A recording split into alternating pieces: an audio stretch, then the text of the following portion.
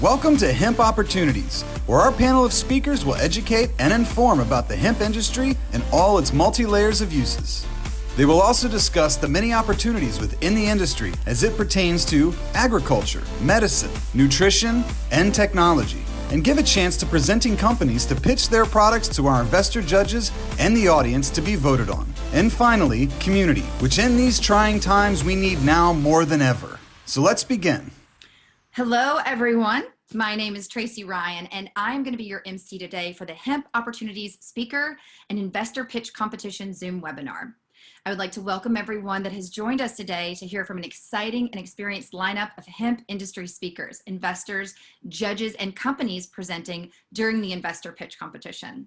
Hemp is global, and we are joined by an audience connected with us today from South America, the United Kingdom, Asia, Canada, Panama, Germany, the United States, and other countries from around the world. The schedule for today's events is as follows. We have speakers and panels from 11 a.m. to 1 p.m., followed by the Investor Pitch Competition. This will be moderated by Julie Lerner, who's the founder and CEO of Pan Exchange, and that's going to take place from 1:05 to 3 p.m. From 3 to 3:05, we will have voting by judges and you, the audience. From 3:06 p.m. to 3:10 p.m., we will have the announcements of the top 3 winners of the Investor Pitch Competition based on the judges and the audience scores. And then closing announcements will be from 3:10 to 3:15. To close out the day, we will be hosting a Zoom room networking portion, so everyone can connect post-show. That portion of the event will take place from 3:16 to 4 p.m., so we have a very tight schedule today. As a quick reminder, everyone will have access to all of the speakers, judges, and presenting company bios, in addition to the investor pitch presentations from each company. These can be found at the cannabisinvestingforum.com website. Please check the chat now for that URL. We have a few event items that I need to cover really quickly for housekeeping purposes. First, if you want to submit a question, just use the chat button at the bottom of your screen.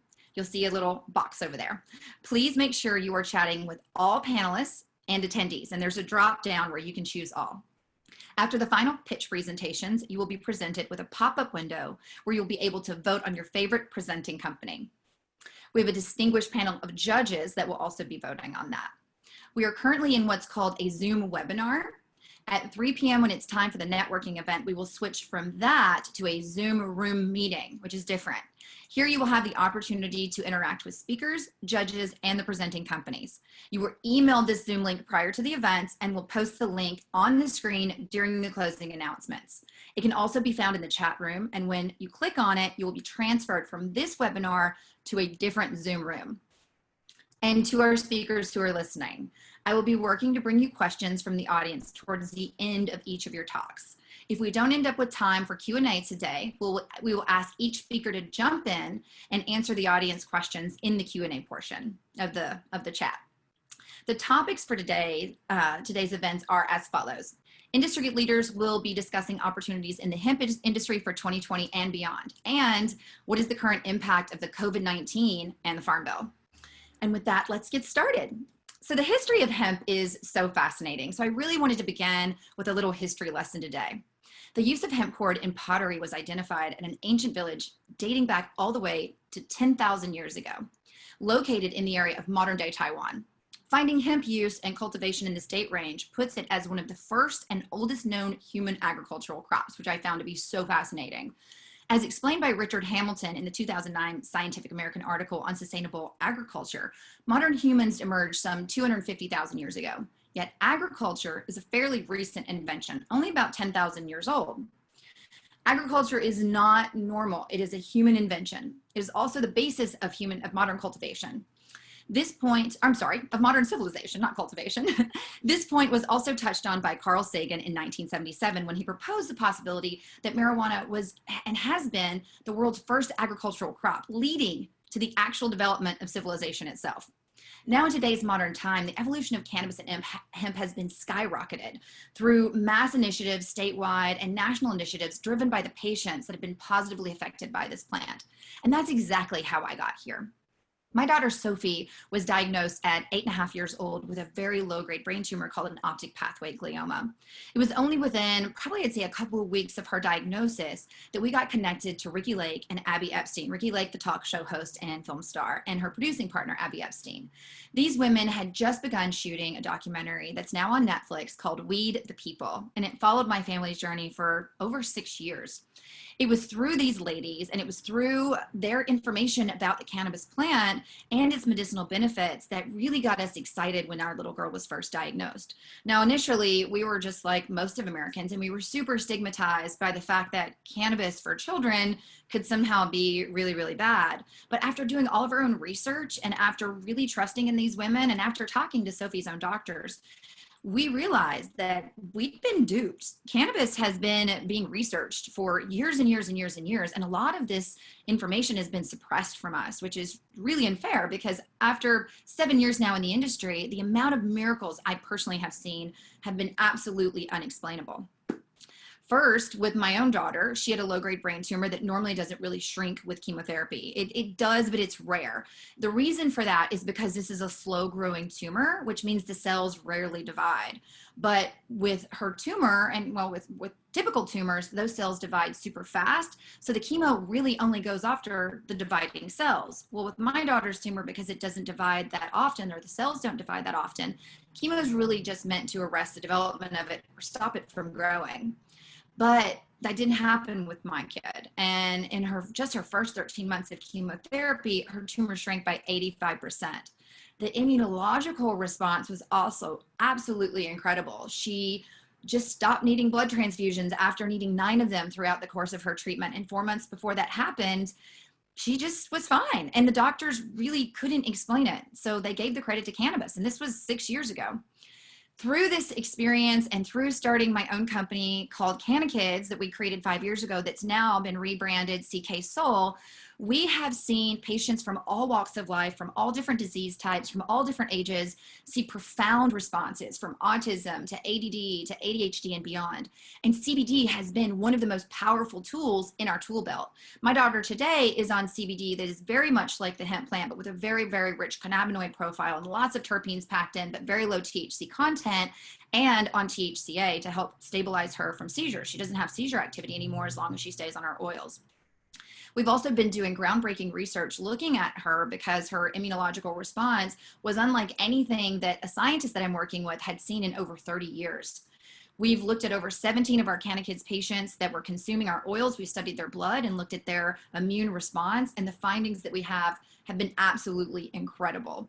We really hope to continue to push this research forward and through that continue to support both the cannabis industry and the hemp industry through the regulatory process, and hopefully at some point really soon start legalizing this stuff.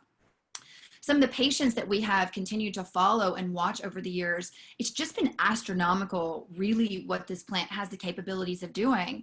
Watching war vets with PTSD get off dozens of medications, watching cancer patients get better when they otherwise shouldn't, watching children with autism, ADD, ADHD. I mean, CBD has been studied extensively for the use of autism and has been found to be very, very beneficial in trials, both in Israel under Professor Dedi Miri at the Technion Institute, who is a colleague and dear friend of mine, and also at trials around the United States.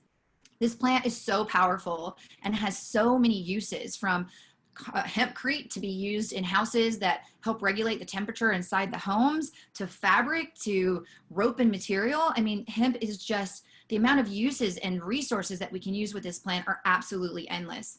I'm really excited for you to be able to learn more and more from the speakers that we have today. Some of my very favorite people in the industry will be coming here to talk to you very, very shortly. And I want to go ahead and get started with our very first speaker, who is a lovely, lovely woman who I have admired and followed in the industry for a very long time. And her name is Ms. Kimberly Kovacs. Kimberly is the CEO of the ArcView Group. She has over 20 years of executive leadership and experience. She was the founder and CEO of the cannabis wellness technology platform, MyJane. And prior to MyJane, Kim founded 6 additional companies, raised more than 100 million in equity capital, and has been an active angel investor for more than 10 years. Most recently, she served as president of the Los Angeles Venture Association, where she launched the Canalava Strategic Group designed to bring cannabis industry leaders together in Los Angeles, which I personally had the privilege to speak at. It was so much fun. So ladies and gentlemen, it is my pleasure to introduce you to the female powerhouse, Miss Kimberly Kovacs. Oh, thank you, Tracy. So good to see you. It's been a while. How's Sophie doing? She is so healthy and doing so great. She is thriving. She's off treatment for over 8 months now, and we actually are really enjoying life, even though we're stuck in home, probably like you are. I was going to say, yeah. Well, I'm stuck in my virtual office over here at ArcView, but no, it was great. And one of the most precious moments I had, we were doing a panel together for a group of advertisers in Los Angeles, and Sophie came on stage and asked if she could recite the Pledge of Allegiance. She did. And it literally brought the place down in tears. It was just such an emotional thing. So anyway, thank you for that. And thanks for being and letting me be here. You know, I'm really excited about, you know, cannabis and hemp and, you know, just the whole thing. And so in trying to decide what to talk about this morning, today during this webinar, you know, there's a lot of great speakers lined up, people who are experts in the industry, you know, such as Tracy and others. You're going to be hearing from some great companies. But what could I share that is really relevant, I think, for, you know, a lot of you out there and from an ArcView perspective, which to me is really a playbook and how to invest in hemp and kind of what do investors really look at when they go through and they're making their investment decisions. And so we're going to have kind of a 4 or 5 step approach to this overview. I'm going to try to go, you know, sort of as quickly as I can through some of it and then spend some time on the more important stuff. But the first one, and as an angel investor myself, and by the way, I joined ArcView several years ago before taking the helm as CEO. But really what it is, you know, get educated. And what I mean by educated is really understand the industry in which you're going to invest in. And in this case, hemp is the industry that we're talking about. And so there's a lot of different places to go. So we've got ArcView Market Research, which we do in conjunction with BDS Analytics, and we put out industry reports and so forth. Some of them are free, some of them you need to pay for. As a member of ACA, BDSA has a free white paper about the hemp industry and, you know, how it's different from THC and various things like that. The other thing that's really interesting is there's a lot of governmental sources, especially as hemp now is legalized in the US. Department of Ag, and so that's their website right here, has a lot of really interesting information about farming and what the Department of Agriculture, you know, their oversight in this industry. We also have NCIA, and there's a whole host of others. So, you know, the first thing I would say is, you know, really get educated about what this industry is all about. And then the second part of that is not just getting educated, but now to start to deep dive and start doing research. So as a cannabis investor, that's what I did initially. I took the time to understand what the industry was about. And then secondarily, I started to get real granular on the different parts of the industry that I was going to then be interested in. So what is it, right? Which states or regions can you actually go into and see? Can you invest, you know, ubiquitously between, you know, different states in the United States? Absolutely. There's a lot of now hemp legislation that is really, you know, directed state by state. And there's actually this really interesting site called the National Conference of State Legislatures. And they produce a report, down here, this link at the bottom on the left-hand side, of different states that have different hemp type laws. So some allow farming, some allow consumption and production and different things like that. So understanding which state laws have will also help you kind of create this, what I'll call investment thesis around hemp in this playbook. The other thing is, what kinds of hemp-based products do I want to go after? Tracy was mentioning, you know, the effects of CBD and things that we can ingest and take either in our body or on our body as topicals. That's the CBD market. But there's a lot of other things with hemp too. There's the industrial applications, there's textiles, there's, you know, food and grain and different things and different parts of the hemp industry. There's technology, there's banking solutions. And so I think, you know, as we start to kind of really look at this and you decide which areas you want to invest in, really understanding those nuances and differences. So then the next thing I would say as a newly minted or soon to be hemp investor is don't do it alone. Okay, so when I was first investing in cannabis, I made a couple of investments, one in an ag tech company actually, and we killed the cannabis plant. And that's because I didn't know enough about the science of the plant, but I knew about technology and I knew about some of the biotech enhancements that we were working with in other types of plants like grasses and ornamentals, but cannabis was so unique. And so for me, joining ArcView and being able to join forces with people who really understood this industry was paramount for me to start making some wise decisions. And so ArcView has a big history. We've been around for 10 years.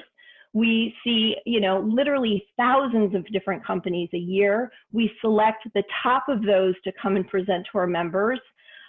We also have what's called the ArcView Collective Fund, where we also see another layer of companies and do a collective membership review of those. So we've invested over $300 million into the cannabis industry, ArcView has. And we also have about 25 SPVs that we're still managing and growing within this industry. So now that you've been educated in the industry, now that you've done your research and you've decided to join forces with, let's say, a group like ArcView, what is it that you want to invest in? And so this, to me, is sort of the fourth step in creating your playbook, which is create a thesis. And I did two examples on here because this is actually two areas that I'm interested in. And I would say pick at least two, maybe three different parts of the hemp industry that are interesting for you, that maybe you can bring some personal experience. So for me, it's technology, and I really enjoy biotech and also things around, I would say, core technologies like fintech and others, and then also CPG companies. And so here's some things that I've created for my own investment thesis that I want to hold true to as much as possible, but it also helps me create an opportunity to get matched through the ArcView platform with the type of company that I'm interested in. And so, for example, on a CPG company, do they have more than one product? Are they currently in revenue? Do they have a solid marketing and social media strategy? What about their competitive analysis or positioning? And the other part for me is, do they have CPG experience?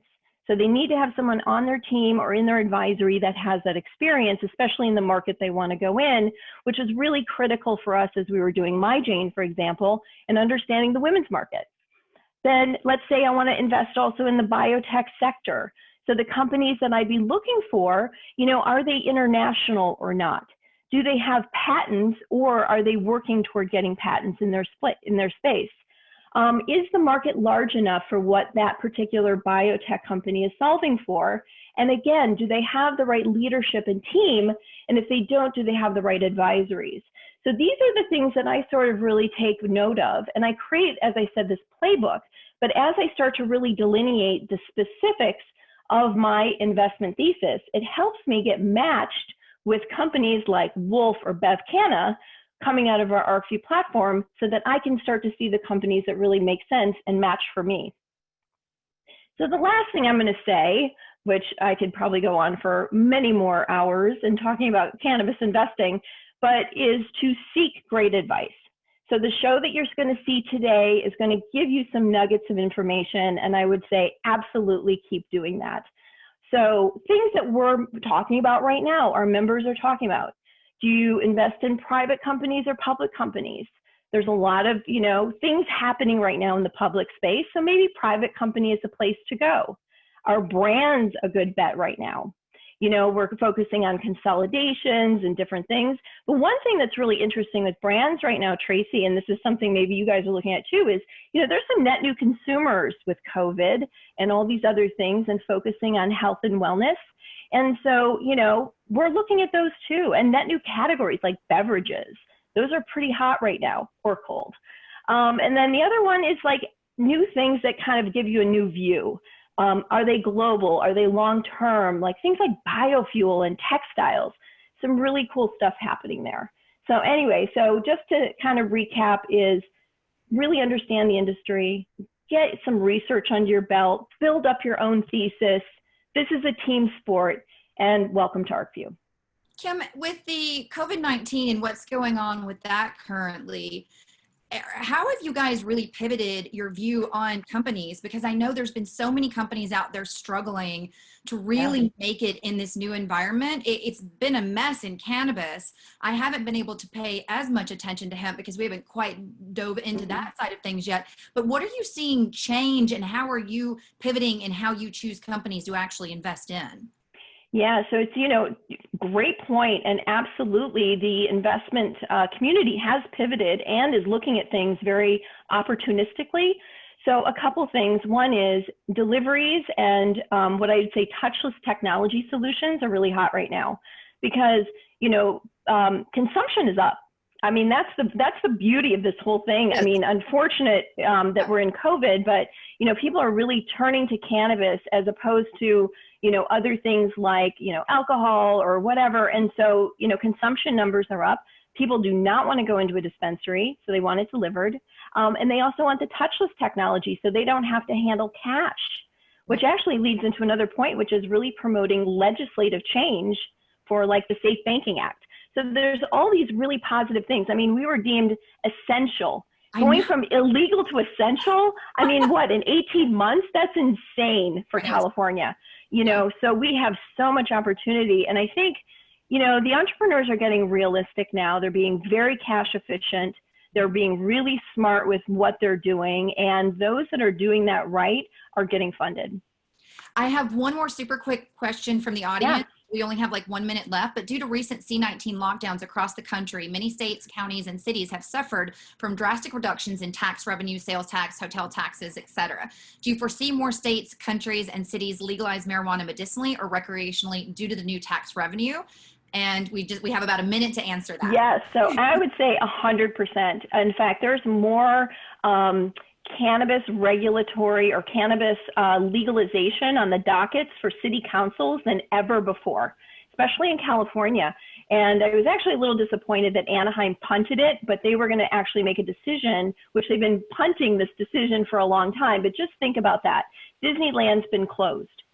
How much revenue has been coming from Disneyland to the city of Anaheim on an annual basis? A lot, right? And they're going to have to fill that void, and cannabis is really a great solution. And because they're looking at their neighbor next door, which is Santa Ana, having, no additional crime, actually cleaning up the streets because of the revenue they have. I mean, there's a lot of positives. And so Anaheim's looking at that going, maybe we should. And they are. So if you look at the city dockets of these city councils, you're going to see a lot more cannabis as a potential solution there for them. Well, thank you so much, Kim. It was so good to see you today. Wonderful. Thank you. Have a great show today. I can't wait to see the rest of it. Thank you so much. All right, guys, our next speaker is Mr. Bob Hoban. Bob is the founder and president of Hoban Law and sits at the center of the world's largest commercial cannabis industry network. Bob has earned a reputation as a cannabis industry deal maker, representing startups, entrepreneurs, and companies in all stages of development.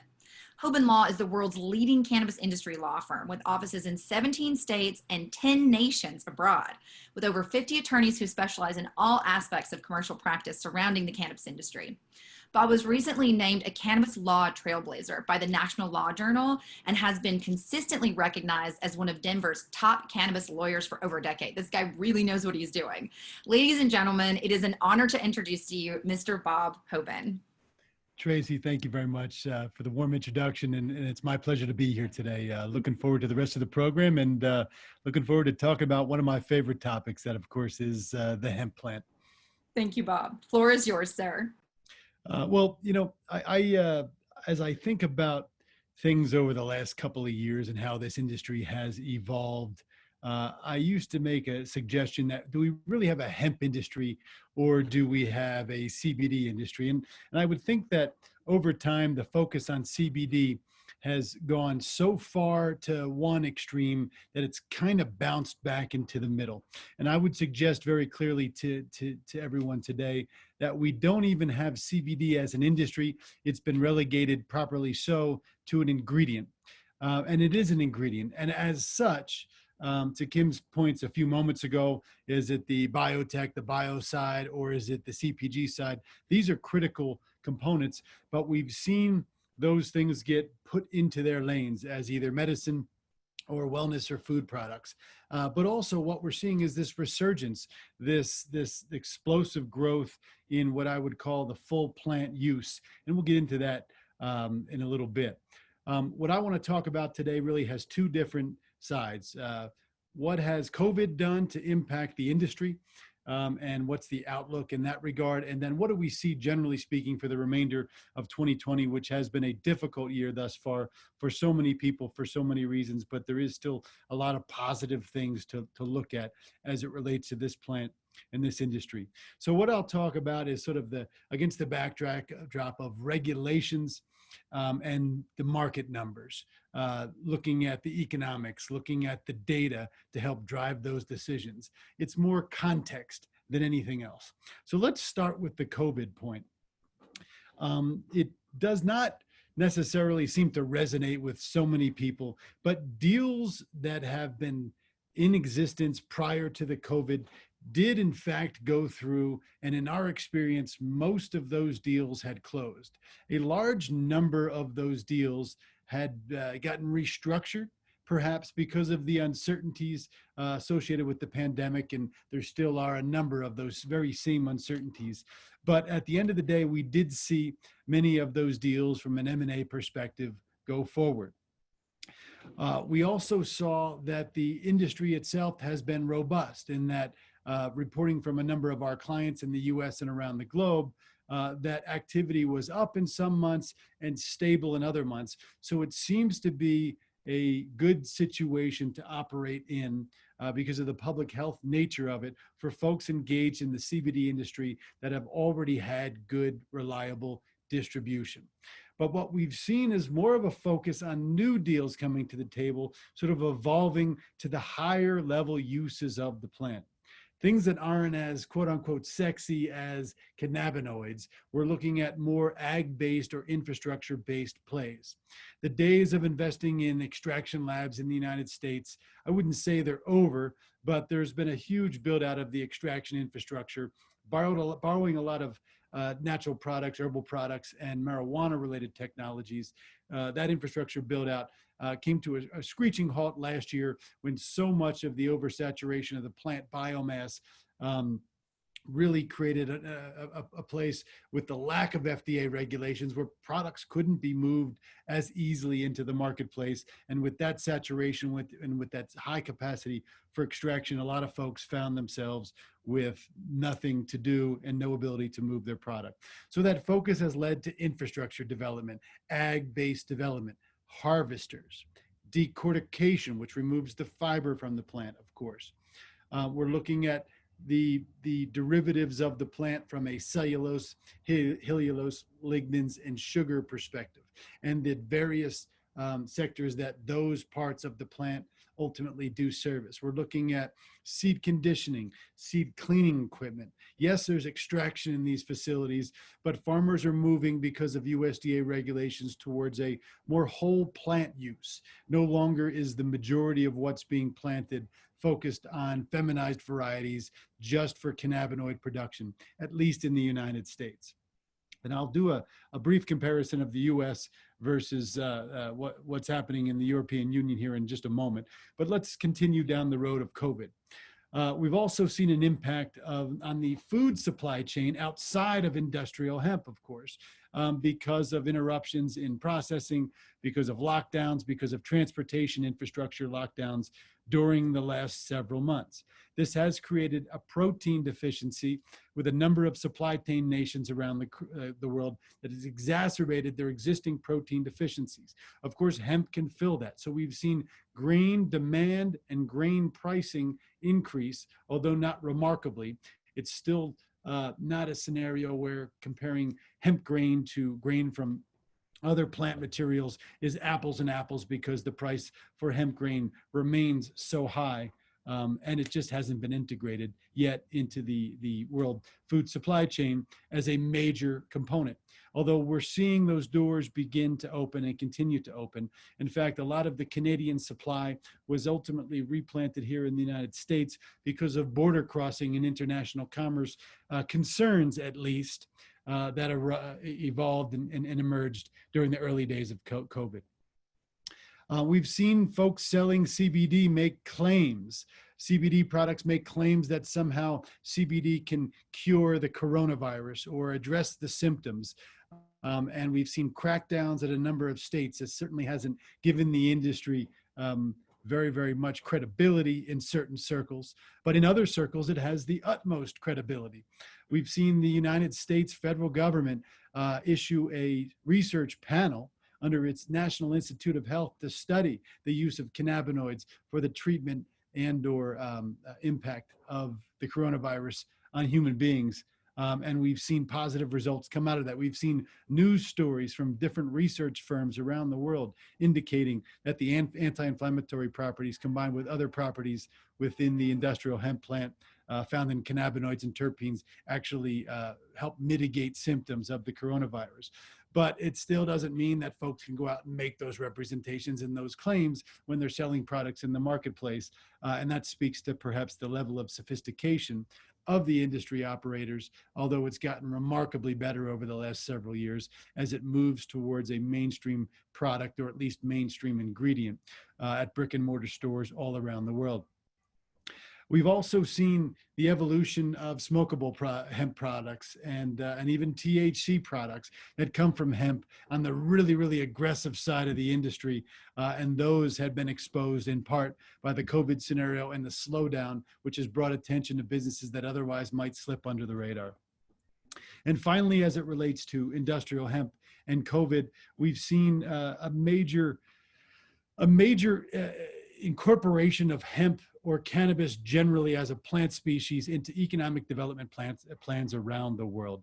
We saw the Costa Rica president about 2 months ago come out and said that cáñamo, industrial hemp, would be a centerpiece of that country's recovery from the economic downturn suffered several weeks ago from COVID, which has likely only been exacerbated now, particularly due to the surge in COVID cases across Latin America. We've seen the same notion about cannabis come from the Colombian government, the Brazilian government, the Mexican government, and their nationalized healthcare systems. So the opportunity that exists for what was previously an export-only market, Latin America, now looking at domestic distribution, in cooperation and in coordination with nationalized healthcare systems creates an opportunistic scenario for folks in the space that have the capability to produce high-level consumer-friendly products on an international scale. So then we move forward and we look at what 2020 has yet to provide for this industry. As I mentioned, I do see much more of a focus from an investment perspective amongst our clients and our clients that are operators, where the investment's coming from, along the lines of infrastructure development. If this plant is going to follow the rules that the USDA set out, then it requires a shift in focus away from cannabinoids only, which is horticultural style, to a more ag-based style of how to produce plant material that comes from industrial hemp. And it protects farmers under the USDA rules to effectively require that plants be planted that service multiple industries, not just a unstable cannabinoid marketplace. So we've looked at the supply chain development. The 2018 Farm Bill, of course, removed any question about industrial hemp and its legality. It removed hemp and all of its derivatives, compounds, cannabinoids. That's not a quote, that's a paraphrase, but it's a very broad exception under federal law to remove the plant and all of those materials from the Controlled Substances Act. That's led to uncertainty, it's led to hesitation, but it's also led to the FDA stepping up and identifying what the pathway is. Now, we haven't seen final rules from the FDA yet. To date, under the 2018 Farm Bill, we've only seen the USDA, the Department of Ag rules, which allow state programs to be adopted and approved, and then create a pathway for farmers to produce legal material under both federal and state law. But what has yet to happen is the FDA has yet to come out and say that these are the rules. This is the pathway, this is the lane. Although it is very likely that the FDA, wink, wink, follows the Colorado model of the hemp foods policy. In other words, that hemp plant-based derivatives under a certain milligram content will be situated as food products, and if there are modifications made to the regulations or an exception, as supplements as well.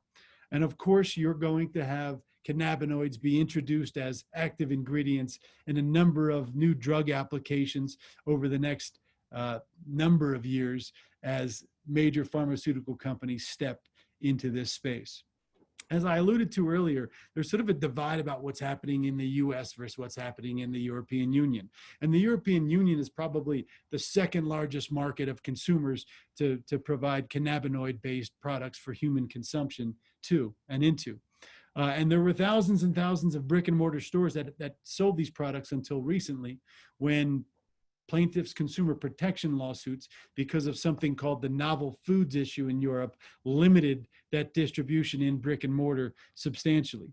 But the focus is very much on the development of the CBD industry right now in Europe. Whereas in the United States, the CBD, the cannabinoid industry, has emerged and evolved to rare and seldom identified cannabinoids in terms of large commercial distribution.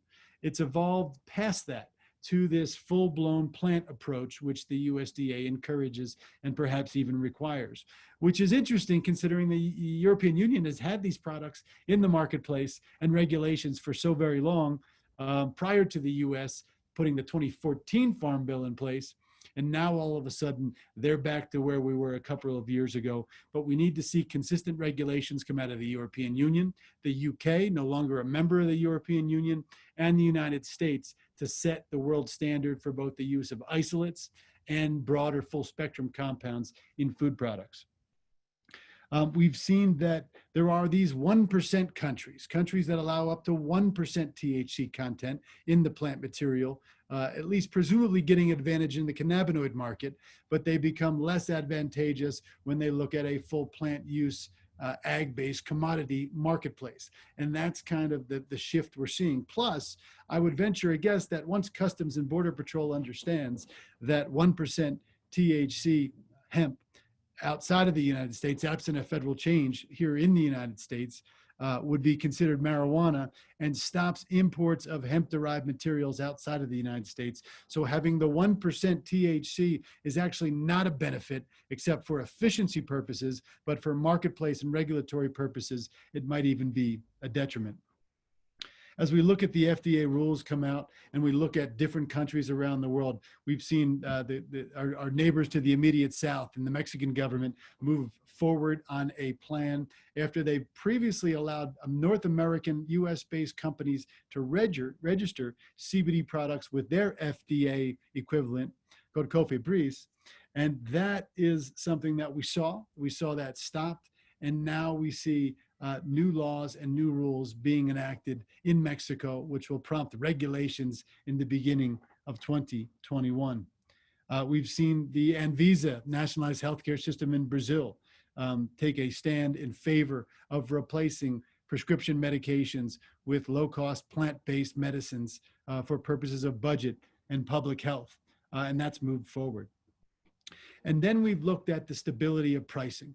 We have not seen stable pricing in the cannabinoid marketplace to the point where one day they're here, one day they're way down here. And that's in large part because of the oversupply, but also because some of the folks that you'll hear for the rest of the day, they'll talk about pricing indexes and pricing standards, a critical thing to pay attention to as an operator or as an investor in this marketplace, so that you understand, A, how to structure a contract in a volatile marketplace in terms of commodity or wholesale and retail pricing, but also how to modify that in the event of drastic market changes, so that we don't see deals that are set on firm numbers simply fall apart because of the inability to perform. But I do see a lot of promise with what I'd call the new hemp economy occurring and being driven in North America through innovation in the ag sector. Not to say that cannabinoids don't have a place, they have a major place.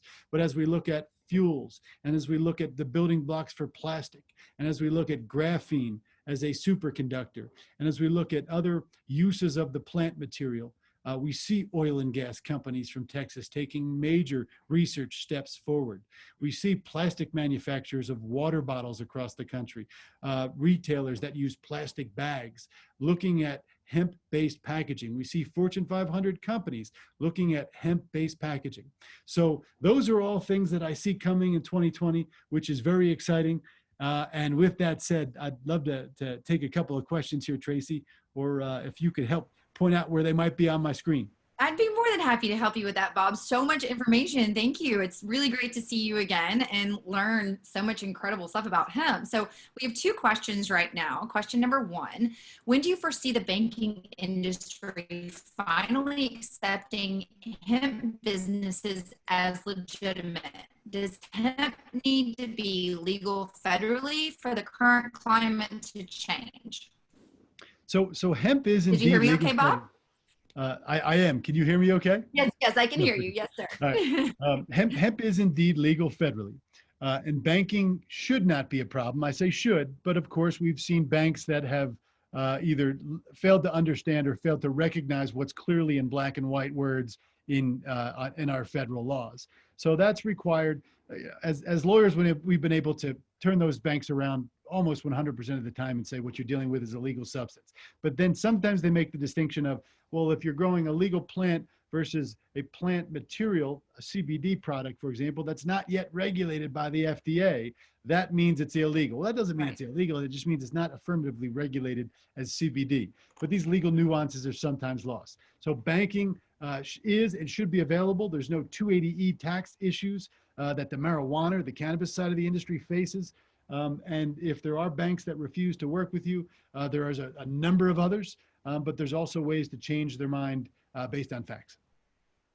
Yeah, the cannabis industry has been super tricky around getting banking. And now that in California, there's such a big spotlight on it, people are really struggling with trying to figure out how to bank their money. So we have a COVID-19 question. During COVID, I saw a lot of supply chains being disrupted in terms of packaging.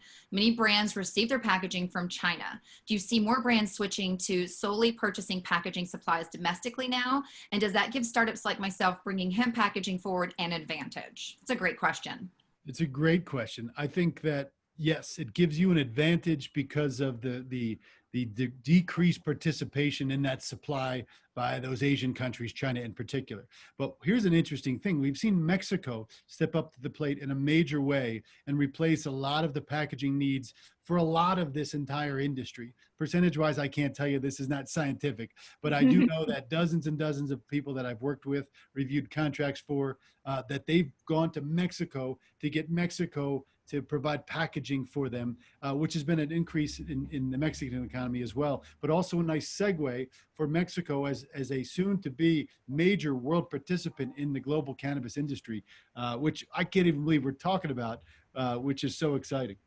I know this whole situation with COVID has been really interesting. And I noticed earlier that you had brought up the point about, there being a light being shown on CBD and cannabis for COVID. And I just wanted to kind of jump in and have a quick little 2-minute conversation with you while we have a couple of minutes left with us. We've been actually doing research with Dr. Anahi Jewett, and we have shown that by taking cannabinoids, and we're not sure if it's CBD or THC or a blend of all, because we're studying the blood of these patients, that it's turning the natural killer cells back on, which is the leading part of our immune system.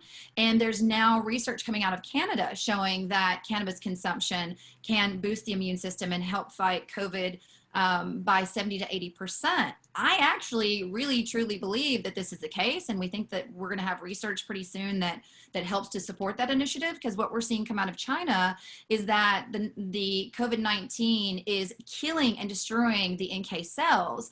So what happens when you have obesity or you have cancer or you have an immunological issue, you already have a broken natural killer cell system, you're already susceptible, and COVID is coming in and wiping the rest of that out.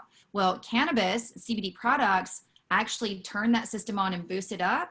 So that's one of the exciting things that I hope we continue to see, which will help potentially get us, more regulatory around this incredible plant. No, it's very well said. By the way, here's the way, this is a lawyer's way of describing science, which is never a good way to do it. But think of two pieces of Velcro, right?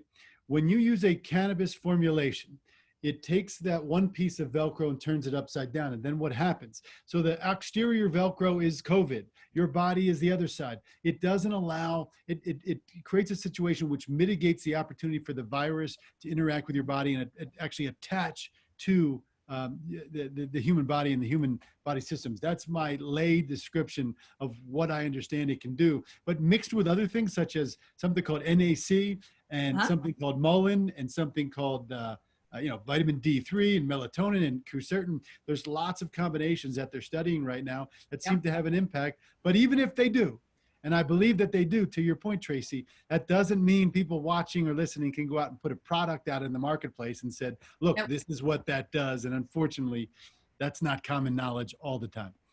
I know. Tell me about it. But we'll get there, Bob. I have all the confidence in the world that we'll get there. And thank you so much. That was a wonderful presentation. I would ask everyone to give you a round of applause, but we wouldn't be able to hear them. So I'll give you one myself. Great to see you. And thank you again for today.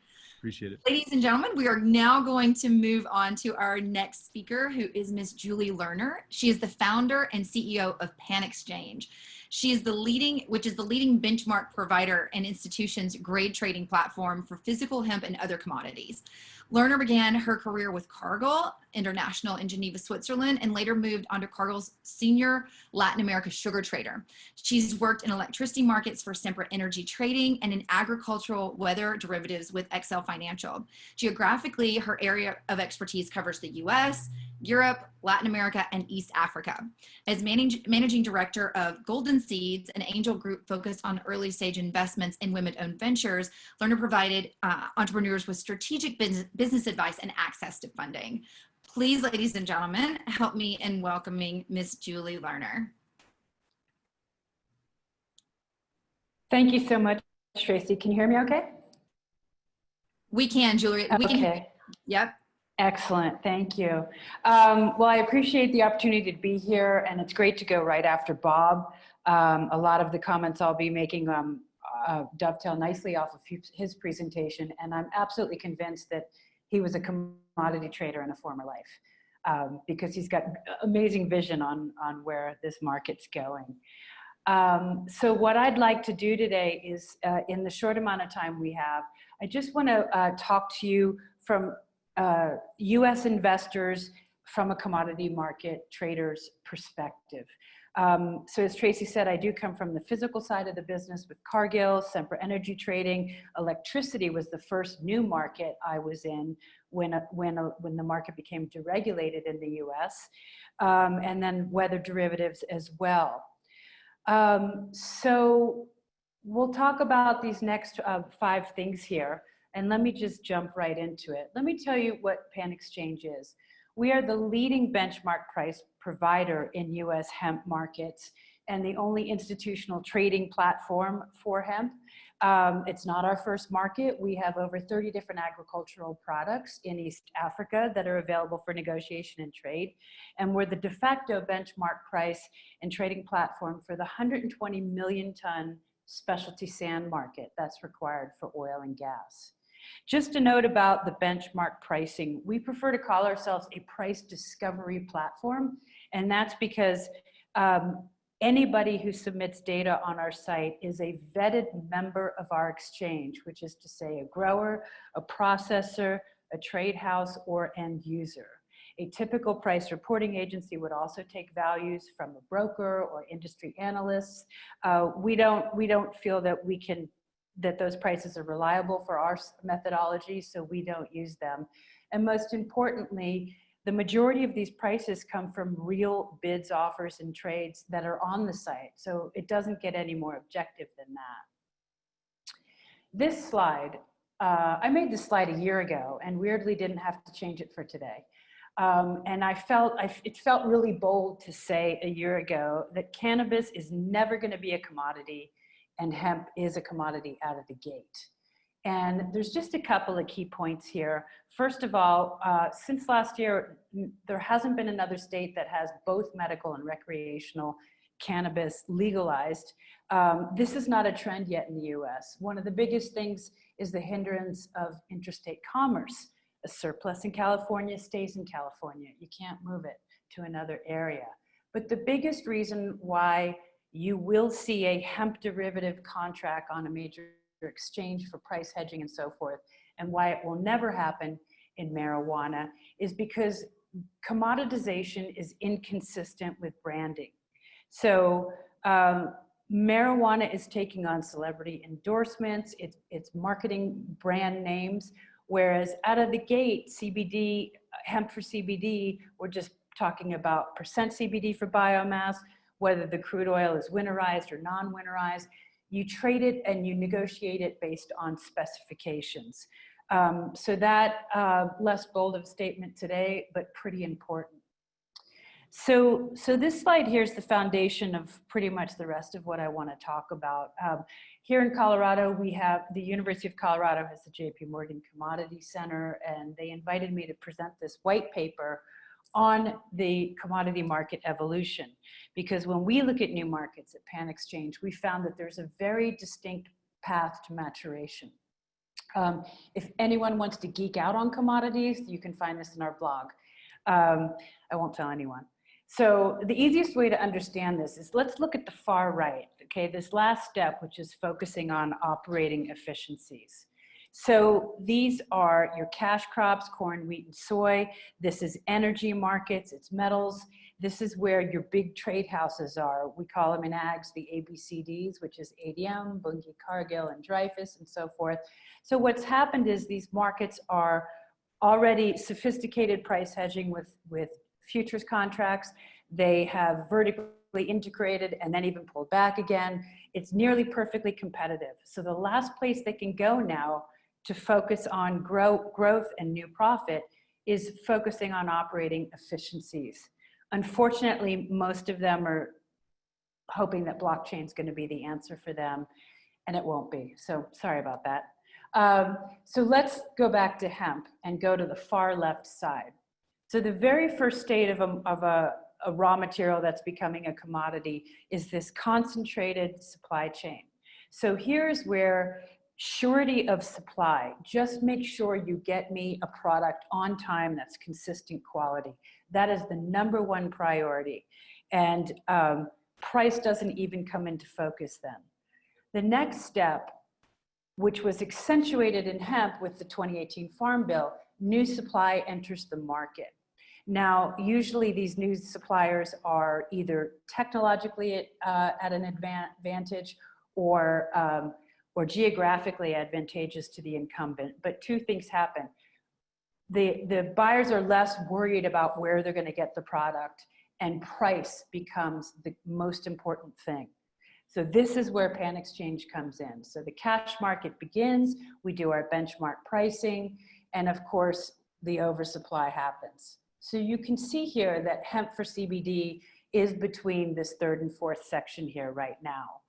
If we're talking about hemp for fiber and herd, we're really, really as far left as you can go at the infancy. We have people coming to us and asking us to help build a market in industrial fiber.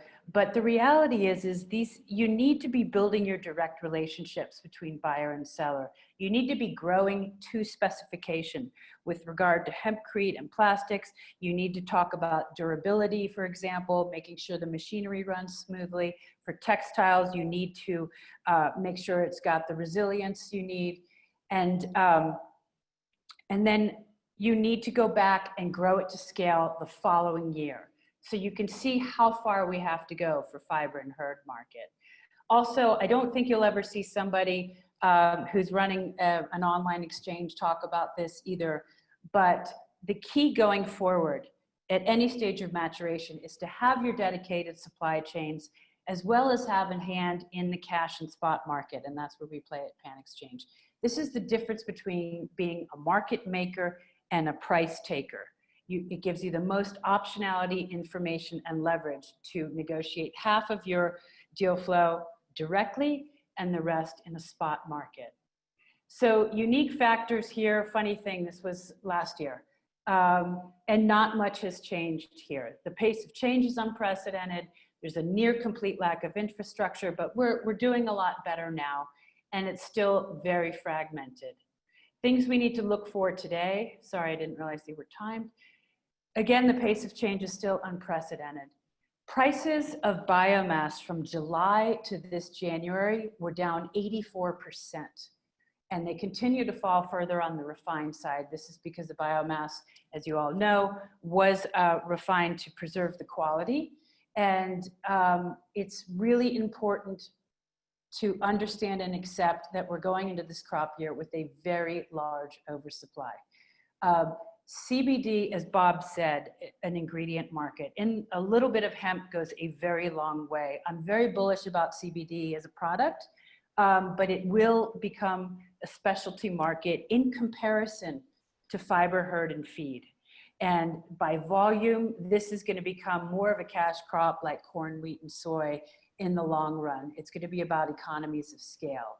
We're a couple years away from an exchange-traded derivative. We're working really hard to bring that to you. And we're not going to see major trade houses come in for at least a couple of years, bringing much needed liquidity and taking some of the counterparty risks and credit risks in this market. I'm out of time. I will put this into the chat channel of some more resources on forward contracting, knowing your nomenclature, and so forth. And I'll turn it over to Tracy. Julie, that was amazing. I just had a quick question about there being this this excess of hemp now available. Do you foresee the COVID-19 affecting the prices that we're going to see hemp going for because of this oversupply? The prices will have less, it's less about COVID and more about the oversupply in general. So prices will likely decrease a little bit more from here. There might be some supply chain hiccups getting things to market, but it does come down to who, I mean, as our past two presenter talked about, unbelievable that it went from a controlled substance to essential. So it depends on where it is essential and where it's not essential. I think that's a big demand factor. It is going up in general, very slightly. Yeah, it's been incredible to see such a transition from us being looked at like criminals to being so necessary for people with health. So especially me being in medical for so many years, it's been a real treat watching us finally start to get a little bit of that recognition. Well, thank you so much, Julie, for coming today. That was a wonderful presentation. Thank you. I'll see you a little bit later on the investor session. I'm excited to see you there. Okay. So we're going to move on to our next speaker. This is Mr. Nick Easley. Nick is the CEO and Managing Director of Multiverse Capital and is a globally recognized cannabis industry expert. He is also the founder and CEO of 3C Consulting LLC, the nation's leading strategic cannabis consulting firm. Nick and his team have worked in 16 countries, 34 US states, and 2 territories, assisting nearly 500 cannabis companies across all sectors of the industry. He is a committee or board member for multiple cannabis industry organizations, including a board member for ASA, Americans for Safe Access, which is a favorite of mine. Nick recently educated delegates on medical cannabis at the UN Intergovernmental Expert Group meeting, which is super impressive. And he consulted them on international challenges posed by the non-medical use of synthetic opioids. Nick has received many prestigious industry awards and is a veteran of the United States. Thank you for your service, Nick. With that, please help me welcome Mr. Nick Easley to the show. Nick, the floor is yours. Super. Well, good afternoon, everybody. Hopefully this technology works well. I think you can see I'm still in my COVID beard contest, so a little different than normal, and being able to adopt a different type of suit coat up here in the mountains of Colorado. So really appreciate the time, everybody. Great speakers before, great to see Bob and everyone kind of getting together. We have less time that we're wasting on our commutes and so forth, and a lot of time to focus on this industry. And you know what I've seen, even being involved with like some of those first legal grows back in 2014 here in Colorado, and how this has proliferated around the country, around the world. The galvanization of this plant is awesome. So I'm going to go into a couple things like what I consider the real hemp industry to be. A lot of people have really dreamy thoughts and opinions of like, I'm going to start a CBD wellness brand and it'll be for pets and like CBD dryer sheets and on and on and on, like we could all go over and have seen, but really making things real from a viable business model as well. Having hemp investments and a very specific strategy in that, it's not just like first emerging markets, we're going to do a big hemp field, tons of CBD, and then be able to bulk sell that and partner with Martha Stewart. And now we're in Coca-Cola and Walmart. Like there's many steps to get there. The great data on that last presentation, a lot of mine comes also from like hemp benchmarks. There's a lot of good commodity like spot data out there of like, what are the true market prices? And if you're still in your financial model saying it's gonna be like $10,000 a kilo for CBD in 5 years, I mean, it's maybe a tenth of that to 20% of that in most markets. Just as a little disclaimer here, so I never get in trouble. I'm not a lawyer, I'm not an accountant, managing director and CEO of Multiverse Capital. So we deal with like Reg D regulations, but this is all based on like over 14 years of legal business experience in this industry, from the first medical markets through adult use in our hemp markets. And even though it's CBD and it's legal, even you might not know why it's legal, have good legal. It's so important. Most of the problems I've seen with clients in the past, like not structuring their IP correctly, their operating agreements, their leases, their contracts, their budgets. So really good legal, really good accounting, really good guidance, mandatory in this industry to really succeed. So I've been in this for about 14 years from farm country in Wisconsin. Was lucky enough to actually see this plant grow in the Midwest in hemp fields already, and it's kind of taking over. But as I've really gone forward to see what this industry is, I've kind of realized like, where is this? But I had to understand like where we came from. You all remember like Reefer Madness and kind of like the background of where this is, but it's still, when you think about controlled substances and unregulated controlled substances, even if it is legal under the Farm Bill and the Agricultural Improvement Act and like going through the USDA, it doesn't just mean you can do whatever you want now. There are still rules, they're still being formed, they're still being interpreted around the globe. So it's really your responsibility to know what you can do under your state's Department of Agriculture or like your country's Departments of Agriculture. That might not be the same as what you need to do with like your departments of health or for processing food products, or so making sure you have all of those sorts of licenses. But this is a lot more risky than most people realize. Yes, we have many more banks for hemp than we do cannabis. I mean, there's over 700 total now in the US that are doing this, and it's getting more and more available and less predatory.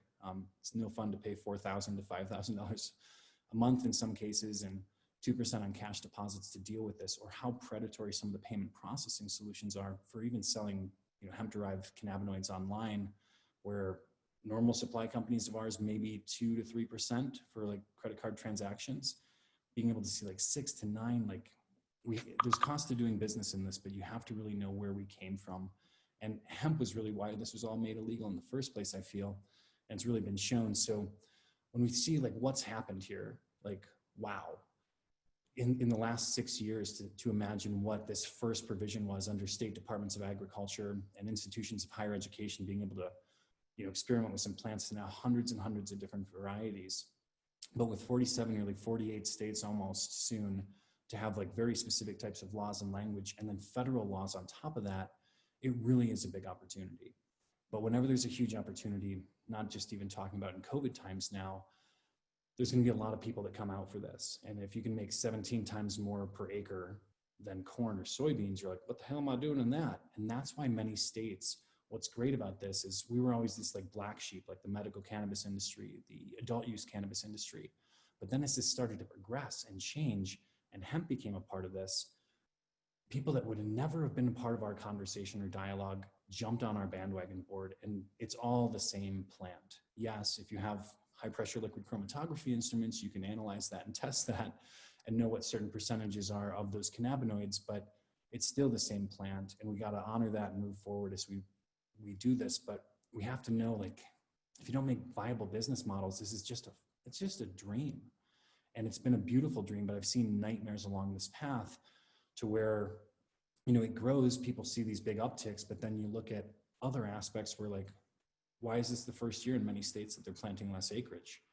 Many people had no idea what they were doing in the beginning, weren't doing soil tests, didn't get the right varieties. Any of the original people in Colorado probably could think back to, I'm not going to say names of companies or individuals here, but selling seeds for like $10 a seed and saying this is, even back then it was like, this is 4% CBD, this is 8, this is 10. And they turned out to be crappy Chinese paper varieties.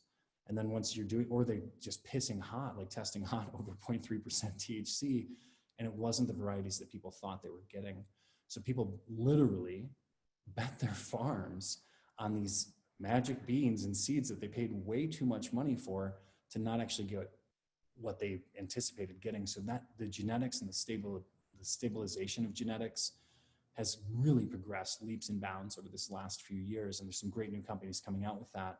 But we're starting to see some changes now.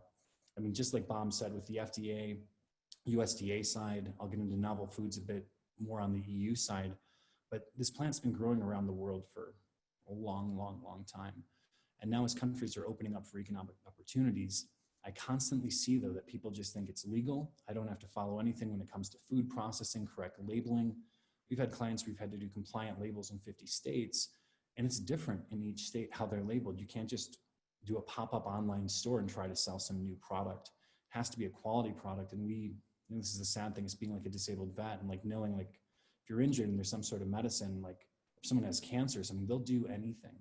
And people were selling fraudulent, untested products that were actually dangerous for years. And finally, with some of those warning letters from the FDA, it kind of like woke some people up that you can't just do this in your garage and buy a few things on eBay, mix them together, buy a bunch of hemp seed oil and call it, CBD oil. And like, if you're buying these products at gas stations or other places, it's probably not the best place, but like, look at those labels and think about what some of these companies are selling. And that really underscored that there were hundreds of great companies in Colorado and Oregon, Washington, all over the country that were doing this well. But even some of those larger Kentucky consolidation plays, they didn't consider some of this guidance, or they didn't have good legal structures for how they raised their capital, and it caused them to tank for what we thought there might actually be.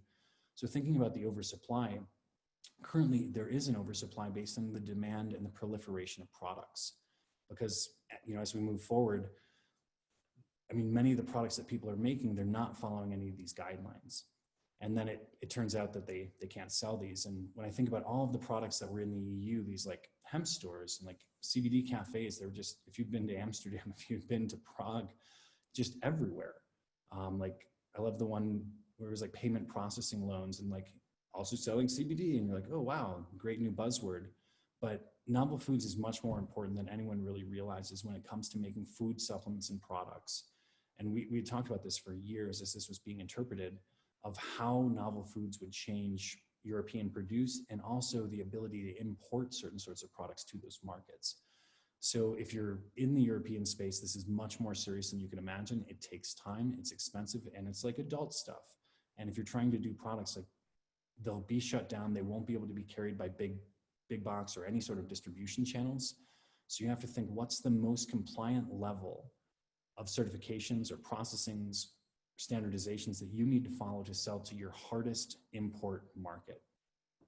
And when we think EU, it's been going on for a long time, but some of the massive plays that are happening in China, some of these other countries, Canada's been producing for a long time, but many of the things there were for the current market and current desired products.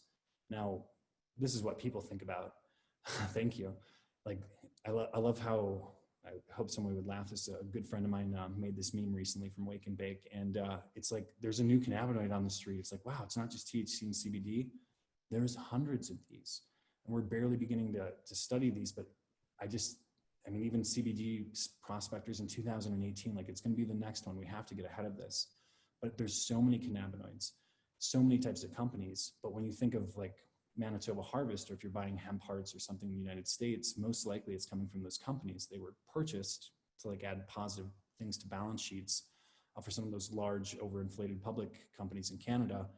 But these millions of uses, when I see that all the, like, we're going to build the houses out of hempcrete, carbon sequestration, all these great things, they're really lacking about $250 million in the United States of infrastructure investment and development for the decoders, the redders, the processors, the massive industrial 1,000-liter CO2 and ethanol type instruments. They exist, they're expensive, and you need to have quality biomass coming into them.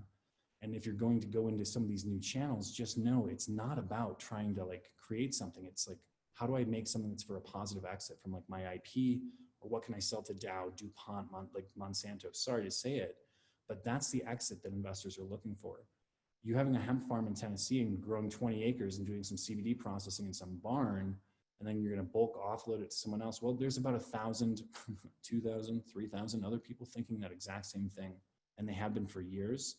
You're late to the game on that. And the game already exploded. So what's going to differentiate you as like a potential exit strategy, and knowing your cost, knowing your genetics, having stable genetics, and realizing that hemp farmers, just like, from childhood, it's like how you bond together with other farmers to be able to get into other new markets. Otherwise, you're selling to your neighbors, and they all got tomatoes too. So kind of like in conclusion here, it's like, you don't want to CBD me right now. I love that meme. But most current businesses are going to fail. I know that as an investor. I know that having worked with hundreds of hemp operators, when they call with problems, and before you get into problems and have to deal with them, plan your operation.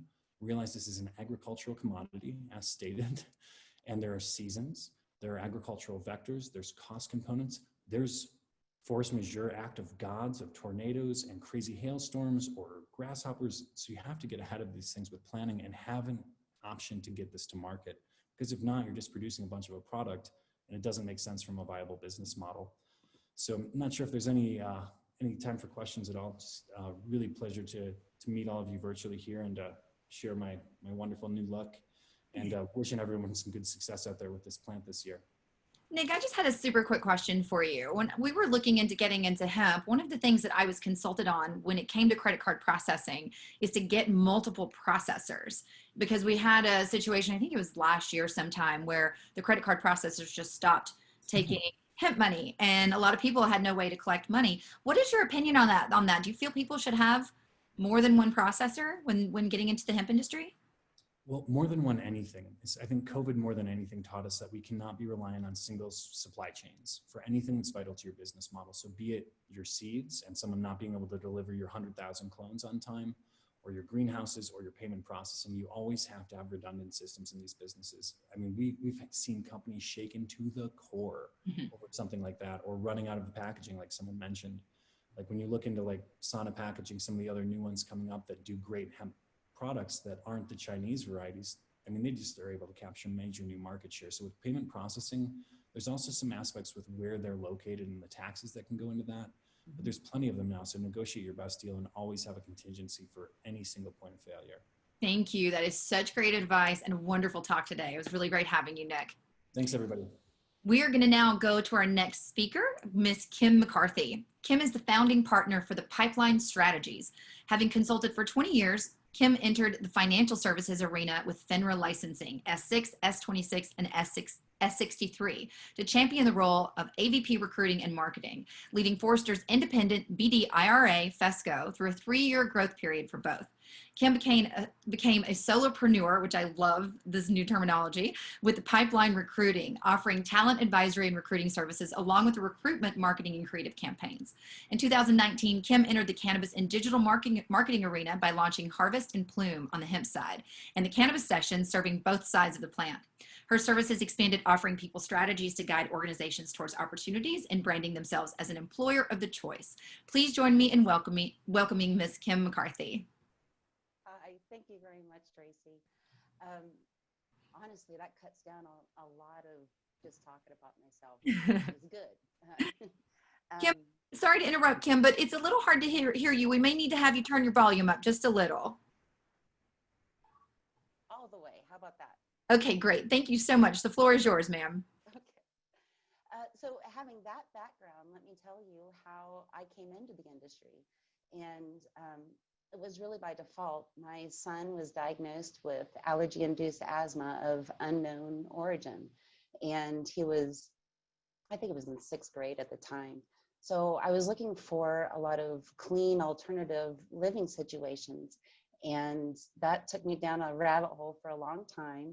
And in that process, I found it was very difficult to find factual information, relevant information, and current information that wasn't leveraged or sponsored, sponsored studies. And so having a background in people strategies, which includes training and leadership development and creating all of the materials, adult learning theory, I saw this as a great opportunity to create a digital publication for the general public, but really B2B and B2C, but an actual legitimate place where you can get the factual information, but it turns into eye candy.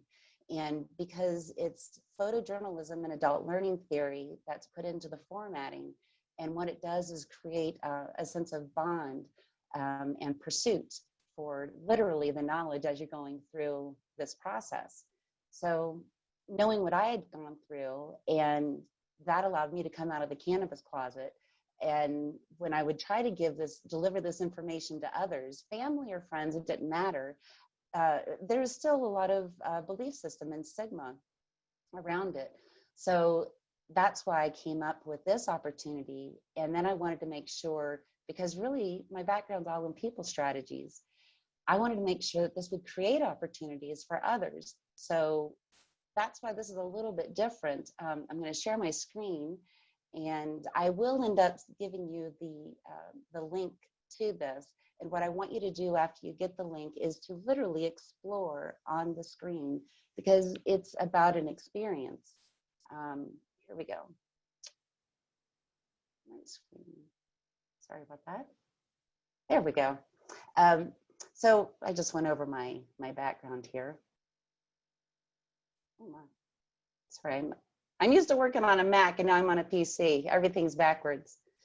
So when you go on to here, you'll see that I have two different digital publications. Harvest and Plume is all about hemp, everything hemp. The Cannabis Sessions is everything plus THC. But we want to focus on the hemp industry for now. And all of these opportunities I've been able to showcase. And in all of these, by the way, are taken from all of the issues. And this happens to be talking about the green rush. And you can see that the categories, all these opportunities in the industry being consulting, cultivation, testing, legal, compliance, media, marketing, it goes on. But the great thing is that we can see how this is building. And by having this information, we can also see the areas that are lacking, and guarantee there's always going to be a correlation between where it's lacking in the professional area. You're going to be finding a lot of misinformation and false prophets online. So moving along, we have, I love this. I'm a huge art fan. And this particular, these are two different artists. And the Snoop painting is with Cannabis and Cannabis paint. And I absolutely adore, this is by David Cal Lawrence. And he does all sorts of industry celebrities, but also a lot of Native American art as well. And then people who are in the industry, the other one happens to be by Jo Swigert in Oklahoma. And she's a tattoo artist and artist on canvas. And we see other areas. Mohan Sundraisen, he has this fantastic ability to literally and creatively weave his philosophy in with his art. And it's taken on through the cannabis industry. Excuse me. And then Diego Beckhart. So moving out of that, then a little bit into the artistic flair, hempstone being different from hempcrete. Hempstone is a different type of, it's really like a paper mache, but virtually indestructible.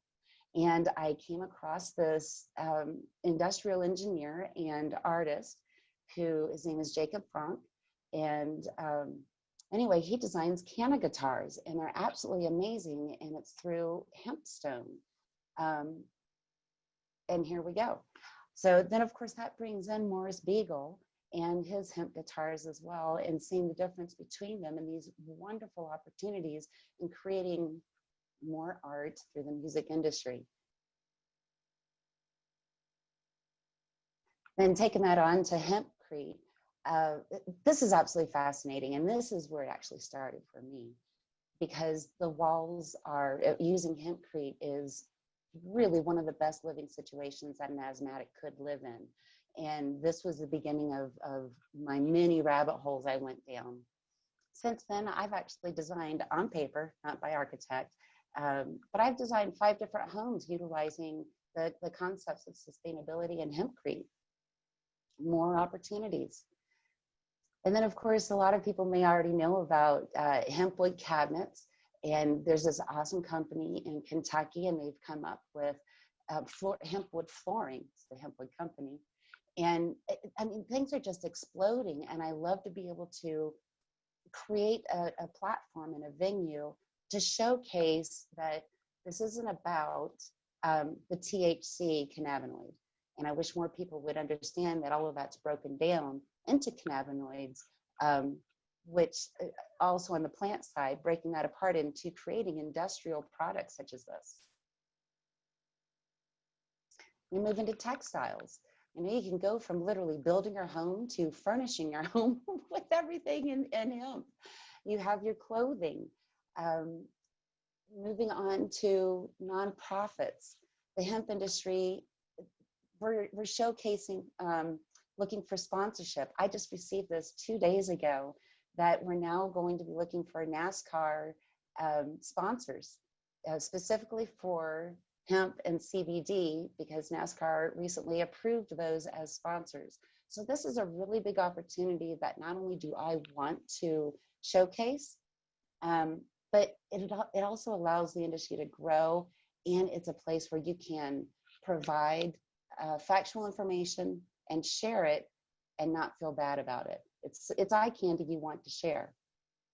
So I'm going to share the link so you can actually go through this on your own, and I'll open this up to Tracy. That was great, Kim. Thank you so much. I had a question for you about hempcrete specifically, because I'm so fascinated by this. What kind of adoption are you seeing right now in construction as a whole compared to maybe what you saw 2 and 3 years ago? You know, it's a little different because I live in Boulder, and Boulder has a bubble, and it's called the Boulder bubble. When you live not in the mountains, then you live by and with different zoning ordinances and codes, and things change. So I see when it's in the mountains, and my mountains are that way, you do see a lot of the more sustainability, and they also have to do with fire remediation and making sure, how can your house withstand a forest fire? Well, guess what? Hempcrete can. Really? Oh yeah, it won't burn.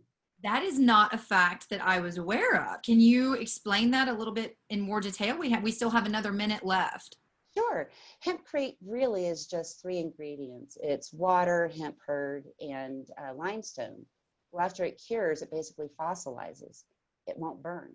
Oh, I had no idea. You actually taught me something new, which is kind of hard to do. Well, thank you. But you know what? All of that you can find in these digital publications, which is the purpose of having adult learning theory. It gets it in there with eye candy. That is absolutely wonderful. Well, thank you so much for your time today. That was a wonderful presentation. Thanks so much. All right, guys, now we are going to move over to our panel portion of the show. This panel is going to be called Leveraging Celebrities and Influencers in the Hemp Industry. I'm going to be welcoming one of my favorite people in the industry as your moderator today, which is Mr. Jim Baudino. Jim will be the moderator for this panel, and we're going to be introducing you to some incredible pro athletes, Mr. Riley Cote and Anna Simmons. Jim, I'm going to tell you a little bit about him first before I turn it over, though. He is an advisor, an investor, an award-winning executive that's currently a partner at Theorola Agency. This is a brand incubator and leading creative and strategic communications company. That was a hard one to say. He started his career in cannabis and hemp with Snoop Dogg and founded the global platform Mary Jane Media. Jim is a global speaker, and he's been focused on raising awareness that benefits the cannabis industry and its long history, while also dispelling all the stigmas that are out there while educating on social and economic issues and injustices. Prior to the cannabis industry, Jim spent 10 years with Toyota North America, where he held leadership roles in marketing and business development, with the latest overseeing national sponsorship and partnership strategies for Toyota's lineup, including 20 celebrities and athletes. He spearheaded relationships with brands like NBC, GoPro, NBA, Pepsi, and Live. Along with internal awards for innovation, Jim was a recipient of the auto industry's prestigious Automotive News 40 Under 40 Award. Please help me welcome my dear friend and colleague, Mr. Jim Baudino. Hi, Tracy. Thank you so much for having me. It's been such a great lineup of respected voices in the industry.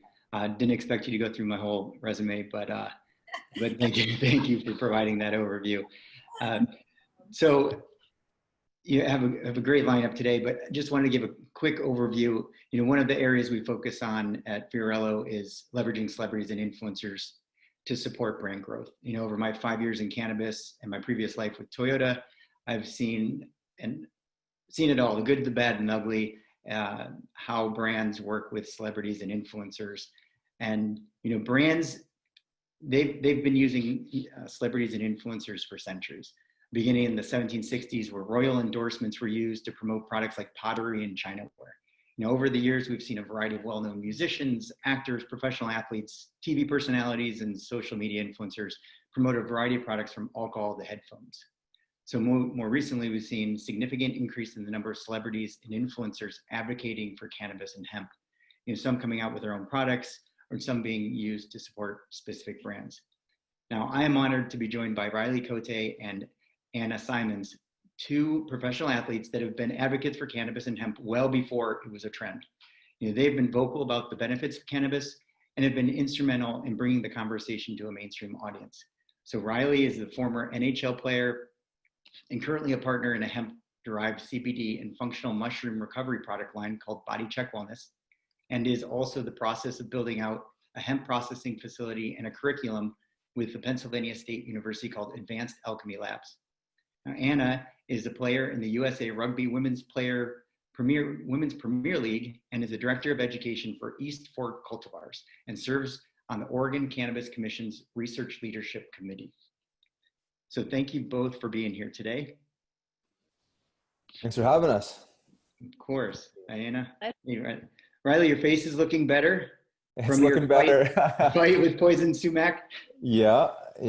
Quick recovery, but yeah, it was ugly for a couple of days. So I'm thankful I'm actually able to see the screen today. So. Well, thank you both.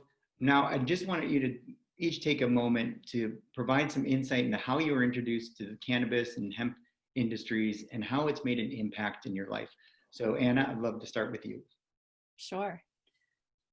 Well, first, so, German. So what I learned from that wasn't really the big deal that we were being told that in terms of harm or doing drugs, especially as a young athlete, you're really discouraged from cannabis.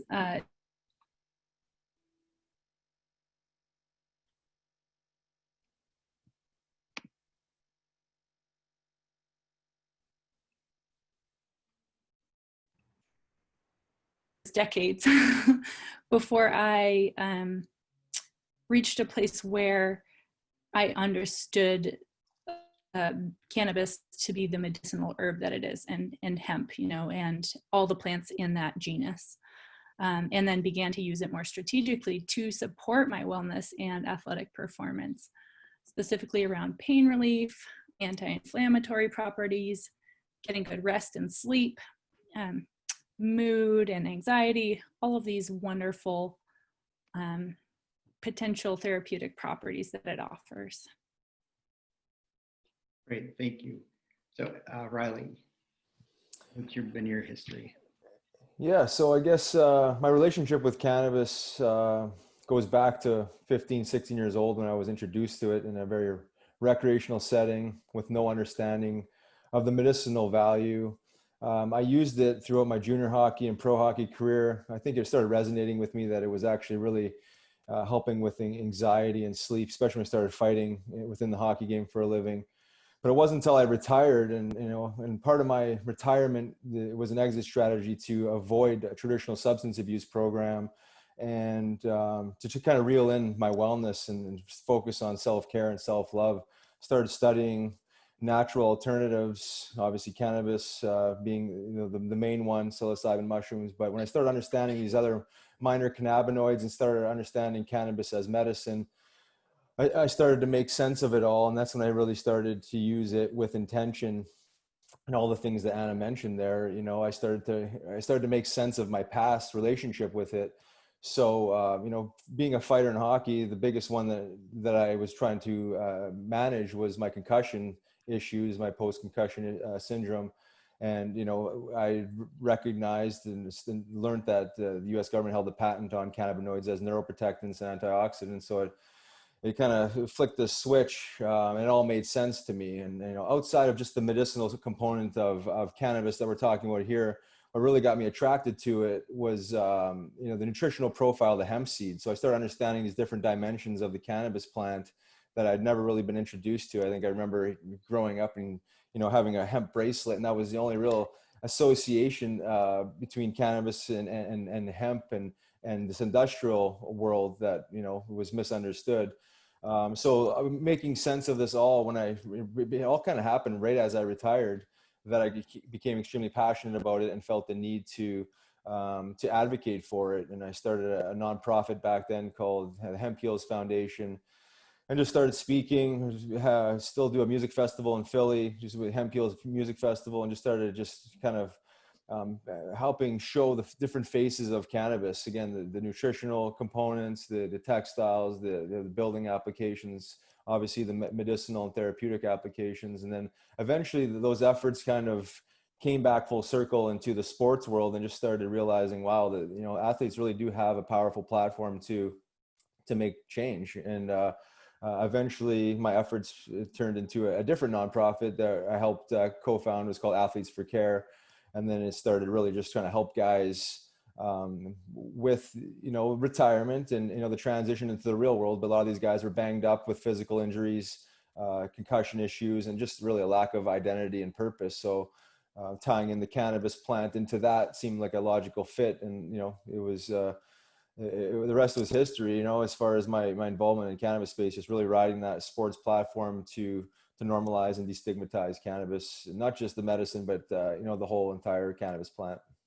Great. Well, thank you for that background. Now, I would like to get in a little bit more detail about what you're currently working on. Annie, can you provide some insight into your current role with East Fork Cultivars?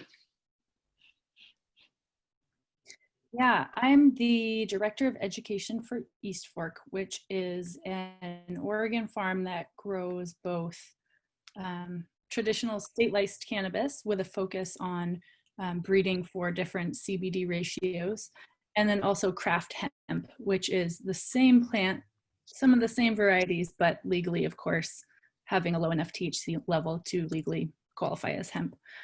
So this was a really nice expansion, I guess, of my personal passion and experience into my professional life. I had started working in the cannabis industry sort of by accident. It was opportunity to help a family friend with their business, and it also really supported the things I was learning through my personal experience. I got a spinal injury in 2013, a herniated disc and 2 bulging discs above it that gave me a lot of acute pain at the time, and then chronic pain that I've had since.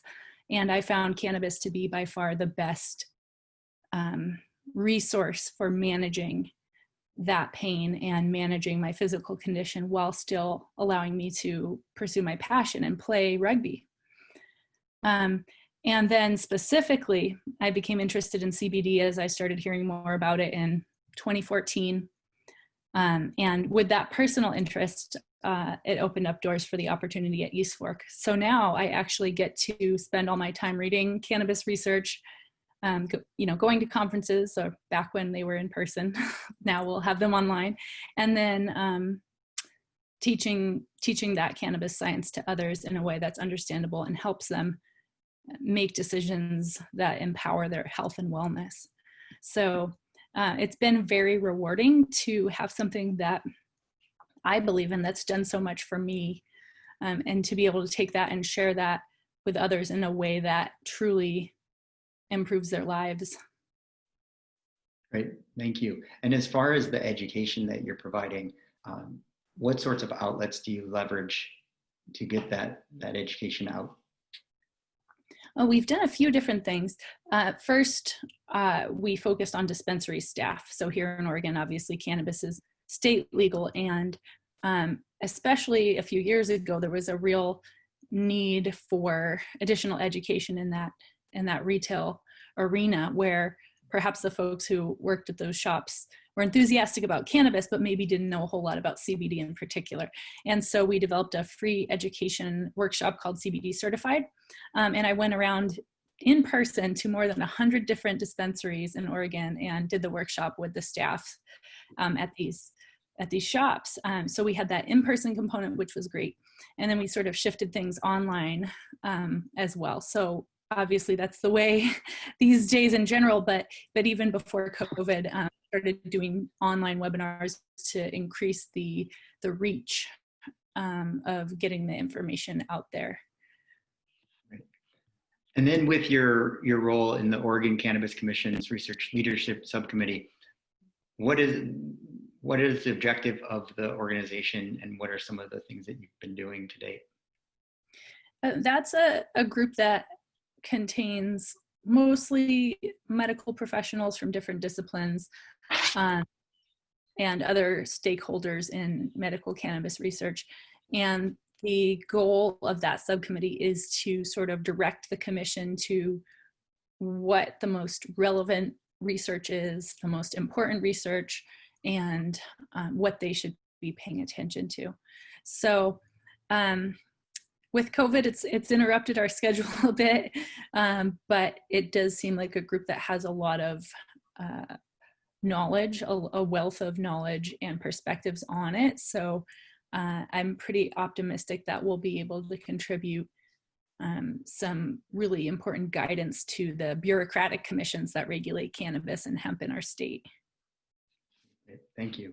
So Riley, you touched on it briefly, but I'd love for you to go a little bit more detail about Body Check Wellness and some of the other programs you're working on, especially with the university and the education as well. Sure, yeah. So Body Check Wellness is a hemp-derived CBD and functional mushroom company. Part of my healing of concussion issues was, yes, cannabis and CBD, but also functional mushrooms like lion's mane and chaga and reishi and the rest of them. So naturally, it seemed like a fit to blend the two worlds together. So and also understanding that the direction of the hemp-derived CBD space was saturated, and we wanted to be a little bit unique in that regard. So integrating mushrooms with hemp seemed like a logical fit based on my experience. So all things wellness, coming out with a couple different mushroom blends outside of the CBD space. So just trying to just stay somewhat diverse with that. But that project is on its own, and then we have Advanced Alchemy Labs, which we actually signed this LOI with the Cheney University. It's the oldest historically Black university in the U.S. and they've been struggling financially, and the state stepped in, and they wanted to create a robust, progressive type of curriculum, bringing in sustainable, progressive industry. Obviously, hemp fits that bill. So we had an opportunity to work with their team the last 6 months, and right before COVID hit, we signed the LOI, and obviously threw a little wrench in the progression of it. But it's an extraction facility and lab, as well as a soil to oil curriculum. We're going to actually help build out, like I said, the soil to oil component to the curriculum, helping the students understand cultivation all the way through the processing and marketing of the product. So in the middle of that, should be a pretty interesting model. The state's behind it, obviously, state-run university. So lots of interesting things there. And then we'll tie in that to Body Check Wellness once it's all up and running. And then outside of the hemp-derived CBD space, I am working with grassroots cannabis and herbology dispensary within the Pennsylvania, mainly Philly area, on just community education. So doing, before COVID, in-person educational community events, and since COVID, it's been online, just content creation and Zoom type of informational and educational type of panels and discussions. So that's kind of it in a nutshell. Right. It's great to see you both so involved with education. And I mean, that's one of the most important aspects of the cannabis industry, is to educating the population, but also whether it's brands and agencies, people in marketing, people in investments, really on just the basic level of the cannabis plant. So appreciate you both doing that work. So I did want to get into a little bit more about the organization Athletes for Care. I know Riley is the co-founder and Anna is ambassador. Can you talk a little bit more about the organization and some of the work that you've been doing and some of the people that have been involved along with you? Sure. Yeah, this goes back about 3.5 years or so, just being on the speaking circuit, in the cannabis space, around cannabis conferences. I started running into the same old faces, and a lot of synergy all around, and just based on what they were going through and how cannabis helped increase their quality of life, save their life, or all the above. And naturally, it seemed fitting. Well, why don't we kind of come together and form an official organization to help not just athletes, but the general public too, right? We realized that the type of issues that athletes were dealing with mimics what's going on in society. So we recognize that, the identity crisis, the lack of purpose for a lot of people, just transitioning from different jobs to another, and just the way people, and say athletes in this case, were managing their pain, physical pain, emotional pain, spiritual pain. So naturally, cannabis was a great tool to introduce athletes to, and just educate this alternative medicine component. It's evolved since then. That was kind of helping guys in the moment transition out of the game, replace, whether it's opioids, alcohol, or just Ambien and all these other, toxic pharmaceuticals that athletes seem to be dependent on or addicted to. Outside of just that, it landed up being, there's a bigger picture here to helping people. It's, it's job placements, it's opportunity, it's speaking engagements, it's building brands, it's all these, different components. So we've started extending our tentacles, if you will, and started having different programs and opportunities presented to the players, again, not just selfishly for athletes, but to extend into the community and help normalize this for the general public. Because for whatever reason, I kind of understand why, being an athlete now, why people say the general public looks up to athletes, and it's only because they put their body on the line, the physical demanding sports, concussions, the whole bit. And if they can get relief from something like this, it makes sense for them that it might work for them. So besides just spreading the good word and at events and community driven events, we're engaging in different research initiatives too. Again, not just selfishly for the athlete, it's to push out to the general public, so they can grab onto this outside of just anecdotal stories.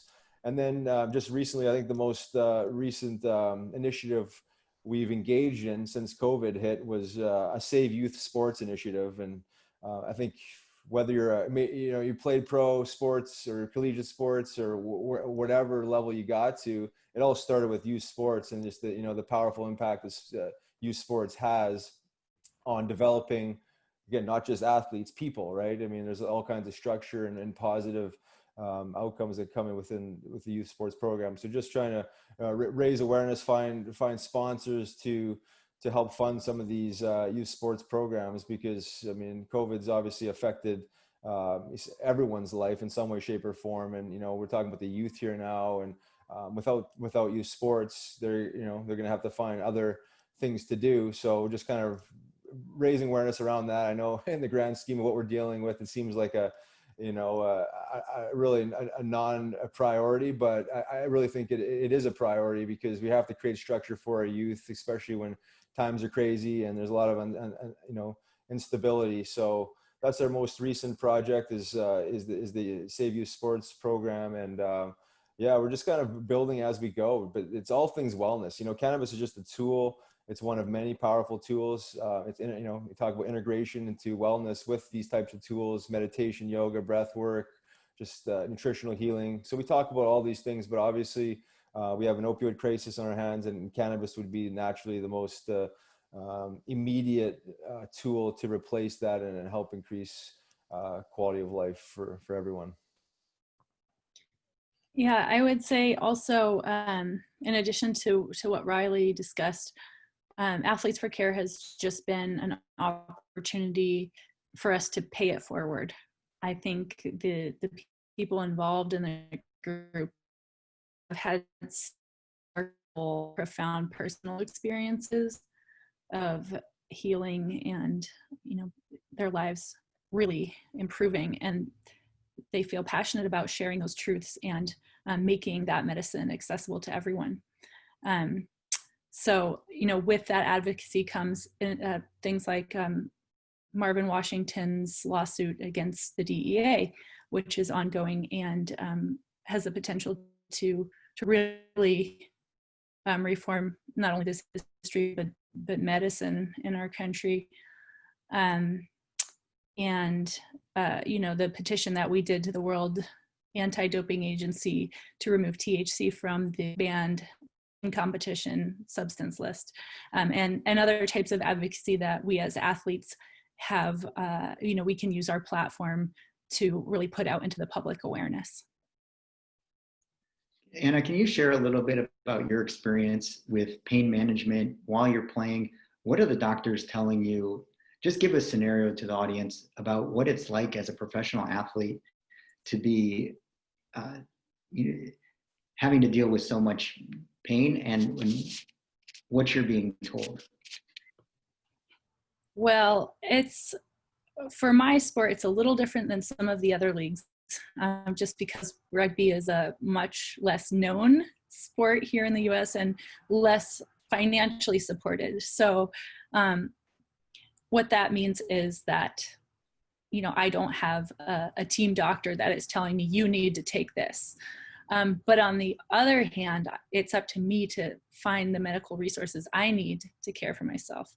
And even when I'm making those medical decisions for myself, I am still making them the way that an athlete does, which is with a great deal of commitment to the team and the goals of the team. So even if it's not a paycheck that's on the line for me necessarily, it could be, you know, we're going to playoffs and I know that I'm needed on the field. So for example, one year that was the case, and I had I suffered an avulsion fracture in my foot, which is when your ligament rips a chunk of bone off of your bone, and it's really painful, swells up like crazy. And so I was taking indomethacin, which is a very powerful prescription anti-inflammatory, for about 6 weeks, and I got bleeding ulcers and just stomach pain and nausea, and it allowed me to compete through the end of the season. And I wouldn't have changed that decision, but now with what I know about the anti-inflammatory properties of CBD, for example, I would have tried that route, doing, you know, high doses of CBD to see if that could control the inflammation. And of course, THC I was already using for pain management. But, you know, I've prescribed everything under the sun in terms of painkillers, anti-inflammatories, muscle relaxants. I've had trigger point injections injected into spasming muscles. I've had a couple surgeries. I've had broken bones and chipped teeth and all these things.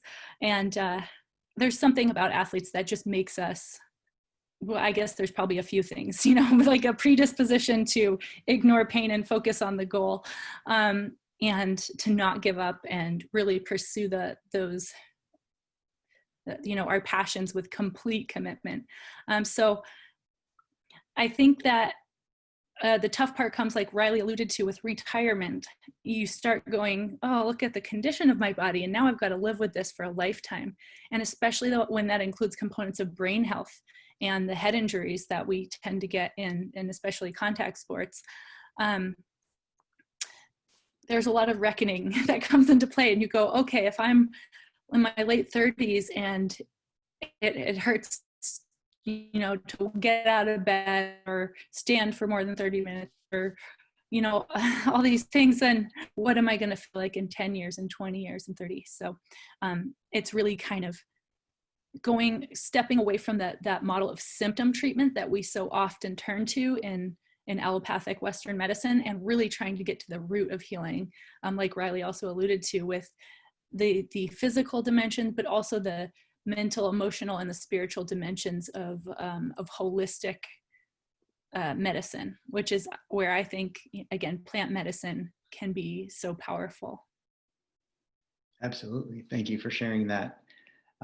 So I did want to now touch on a little bit more around celebrities and influencers in the space, because there are so many new brands coming out and new celebrities, and everyone saying they're using CBD for some treatment of various issues.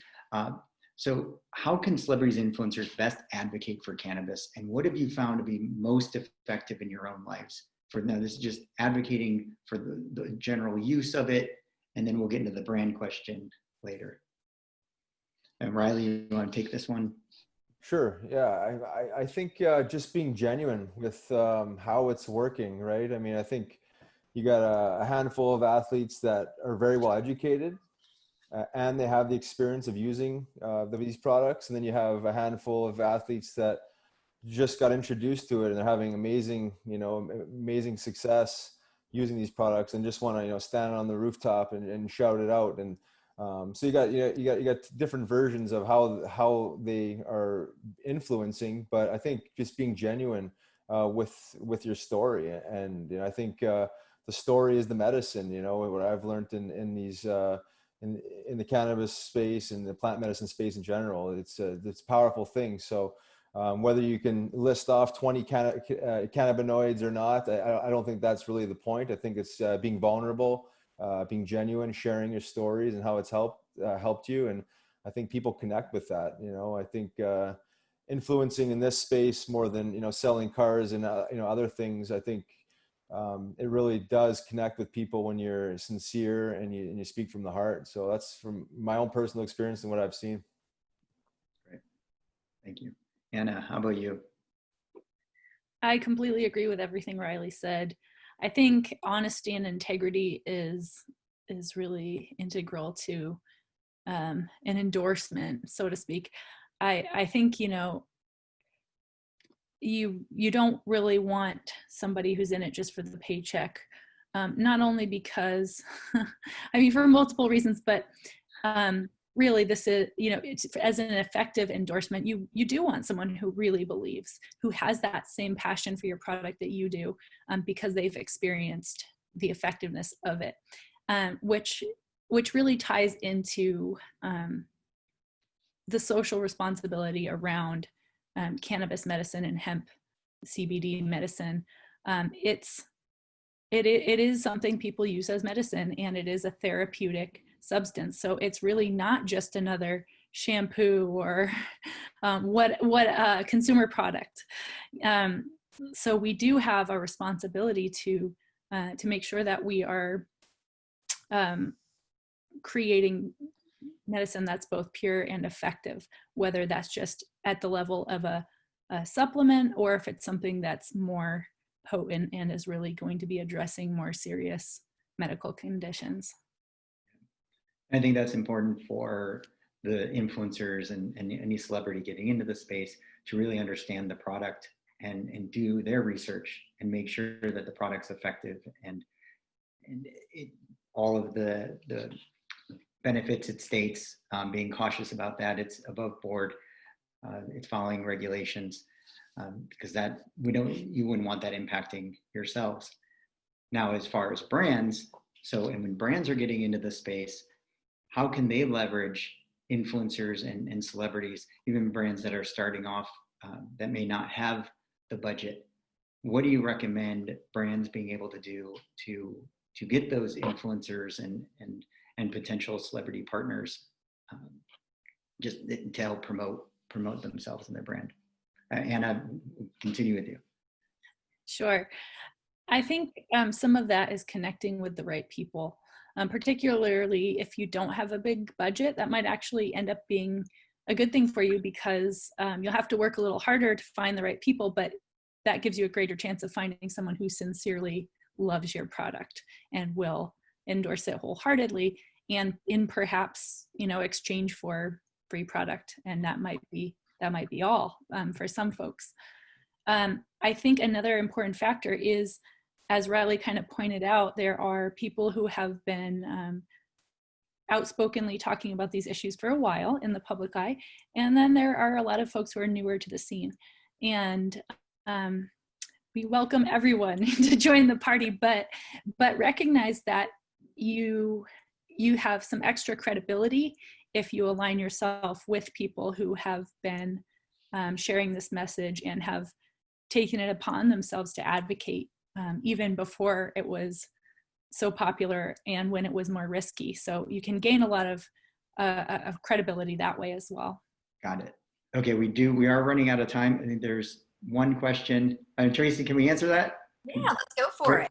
Riley, what do celebrities and athletes look for in companies when deciding who to endorse and market with? I just think it goes back to what Anna was just talking about. You find a brand that you connect with, right? I mean, if you're heavy into the recreational cannabis, you would align yourself with a company that's really branding themselves as a high THC recreational cannabis brand. If you're more in the science of it, or more in the non-psychoactive side of it, you align with someone that's a little bit more in that world and research heavy and whatnot. I think it just ends up being the individual connecting with the right brand. I think this is again a little bit different than finding that car dealership or that shampoo company, because I think there's so many different companies, and then the philosophies, at least on the medicinal side of whether it's cannabis or hemp, are very similar. But there is there is still some philosophy differences, especially when you start leaching over into the recreational type of world. So I think it's just all based on the individual itself. I mean, how much are you willing to put yourself out there? How educated are you on these products? Or you just want to put your face on there? Or do you want to do actual education and actually, getting in the community and talking about this? So everyone's at a different level in their, in their cannabis journey. And based on that, I think it's the decision lands up being just how much you or little you want to get involved in, and the type of brands you want to get involved with. Well, thank you so much. Thank you, Tracy, for having us. That was a wonderful, wonderful talk. I hope you guys enjoy the rest of your week, and thanks for coming today. All right, Thanks thanks for having Anna. me. Thanks, Riley. Appreciate it. Thank you. Thanks, Anna. All right, guys, we are going to now move on to our next speaker, Mandy Lyle. She is the founder and CEO of Potency number 701. Growing up, her father spent 13 years of his life in prison for marijuana and other marijuana. And although this stigma has been carried with it, Mandy has took it as inspiration to show everyone the beauty in the potent of this plant. She opened her first skincare clinic at the ripe age of 20, quickly developing a knack for plant-based, non-toxic products. And when she moved to LA, she found herself walking through clouds of smoke as her and her fiance ventured into the cannabis business. The two applied their combined knowledge of both skincare and cannabis industry to create Potency number 710, a line of balanced beauty products fueled by non-toxic plant-powered ingredients, with one of their favorites being full-spectrum hemp CBD. As a girl formerly from Tennessee, it is my pleasure to welcome a fellow Southerner, Miss Mandy Lyle.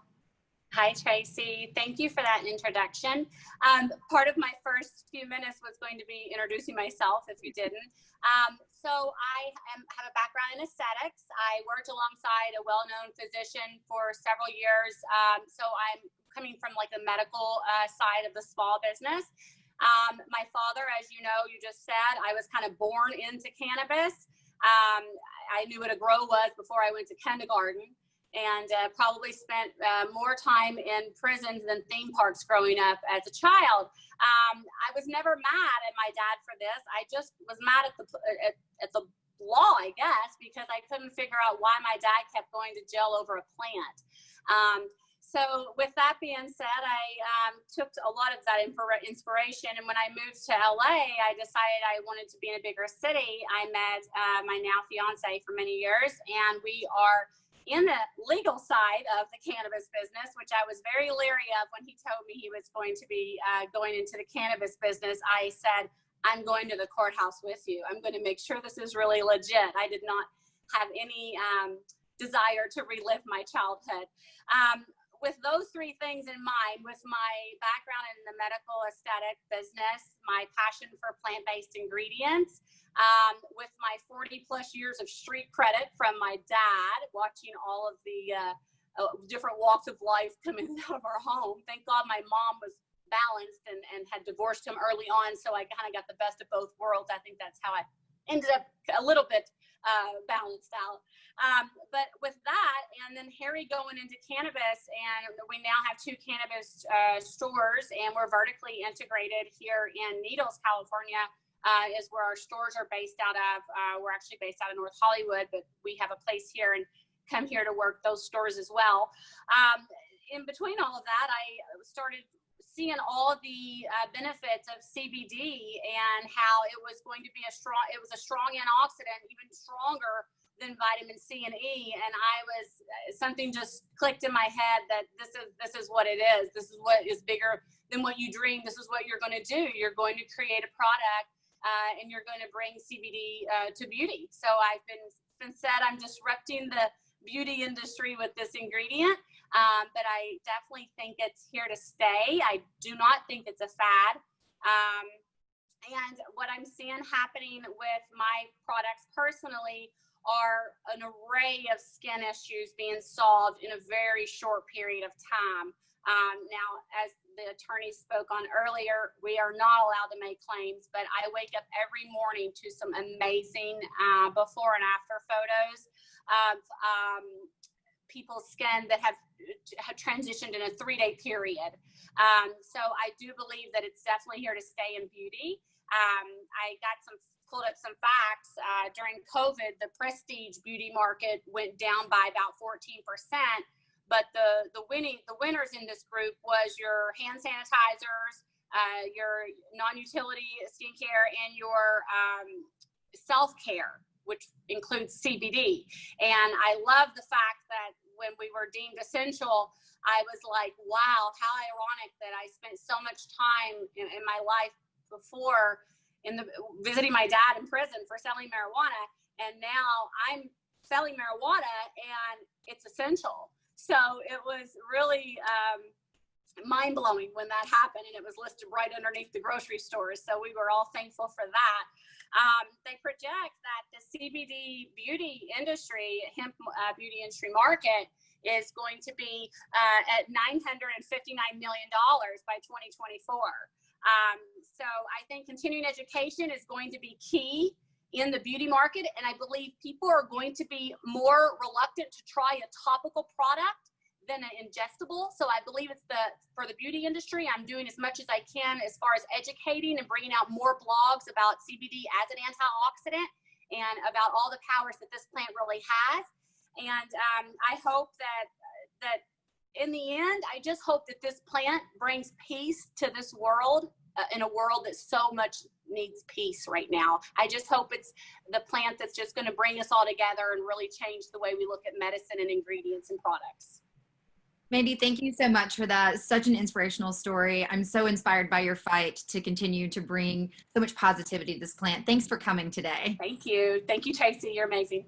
Thank you. All right, everyone. That wraps up our speaker portion of the show today. I hope you enjoyed all of these incredible speakers as much as I did. I learned some awesome new things. We're now going to switch over to the investor pitch competition. I'd like to now bring back our speaker from earlier today, Ms. Julie Lerner, who is the founder and CEO of Pan Exchange. Julie is going to be your moderator, and I'll be back with you after the winners are announced to lead you into the networking portion of the evening. All right, Julie, over to you. Wow, that was fast. I thought you would be around for a while and help me out a little bit. All right. No, I'm happy to do this. I'm really excited about it. Looks like we've got a huge audience and a lot of ground to cover. So we about 18 minutes just to get everything set up, introduce all the investors, talk a little bit about the structure. I am Julie Lerner, by the way, founder and CEO of Pan Exchange. I'll be introducing the judges in just a second, but I'm hoping to talk to you all about structure here. So each CEO is going to have 5 minutes with 4 minutes Q&A. I'm going to do my best to keep you to that, which means I'm probably going to interrupt you. It is your risk whether you want to keep moving forward or allow time for a judge to ask another question.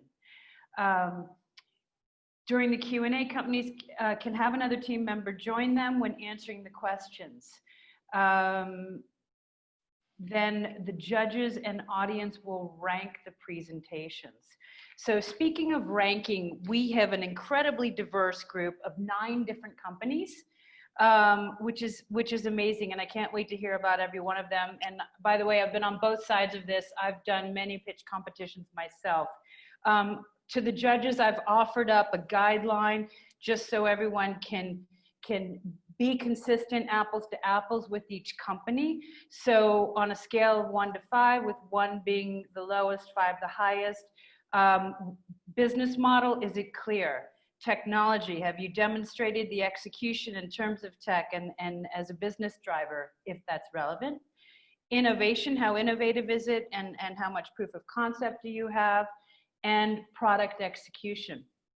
And then judges, I think you've all seen the link that Brad gave you to take that summary and put it into the one score, 1 to 5 for all the contestants. I'd be remiss here if I didn't mention something. As I'd mentioned, greatly diverse group of pitch companies. I know that you're obviously not going to do it right now. I need to talk to you about a TED Talk I've seen by a woman named Dana Konze. Please humor me for a minute. She took 2,000 TechCrunch pitches and Q&A sessions. And here's what she found. The investors, men and women, found that they asked men questions, the male entrepreneurs questions, that was all about upside and the future and kittens and rainbows. Like, what's your addressable market? And then they would ask female investors questions that put them on the defensive, like, how do you expect to protect your market share? And it puts them on their heels. And I don't remember the number, but it resulted in about 78% less funding for the women founders. So personal request to you all, if you could take a second before you ask your questions, try to keep it consistent for all of our entrepreneurs. They work really hard, and just want to be fair and have some fun here. So let's go to the judges. So I'll introduce each one of you, and if I've overlooked something on the bio, please feel free to jump in. And also, for those of you with investment portfolios, we'd love to hear the elevator pitch on what you guys look for, and then I'll ask some more directed questions to others.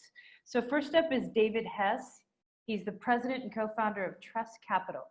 A 2-time cancer survivor, David was introduced to the vast benefits of medical cannabis while undergoing cancer treatments. And he's since dedicated himself to further research, awareness, and business opportunities in the expanding cannabis industry. Trust is a strategic private investment firm embedded at the core of global cannabis sector, originating and managing investments for high net worth individuals, family offices, and institutional investors. Trust has a track record of successful industry investment and works closely with its companies and the industry providing active value-added support. David, welcome. Thank you, Julie. How are you? I'm well. I don't see you on. There you are. Okay. Sorry, I'm getting used to this format. So I hope I covered that well for you. Do you have an elevator pitch for what you look for in companies to invest in? Sure. Typically, we've looked at companies that we've defined as the legs of this industry. So typically infrastructure. And we've generally had a strong eye on ESG companies, companies that have an impact greater than their bottom line, more on the global impact as well. Thank you. Okay. Next up, David Kunick. Apologies if I didn't pronounce that right. He's the CEO of USC Advisors. David's an entrepreneur who specializes in investor relations advisory services. He's raised capital, expanded several companies, employed over 300 people. He's been in the medical field for over 18 years, been a business owner for over 19 years, and in the cannabis industry for over 10 years. David has assisted many companies securing millions of dollars for his clients, ranging from cannabis, hemp, energy, medical, water, and beverages.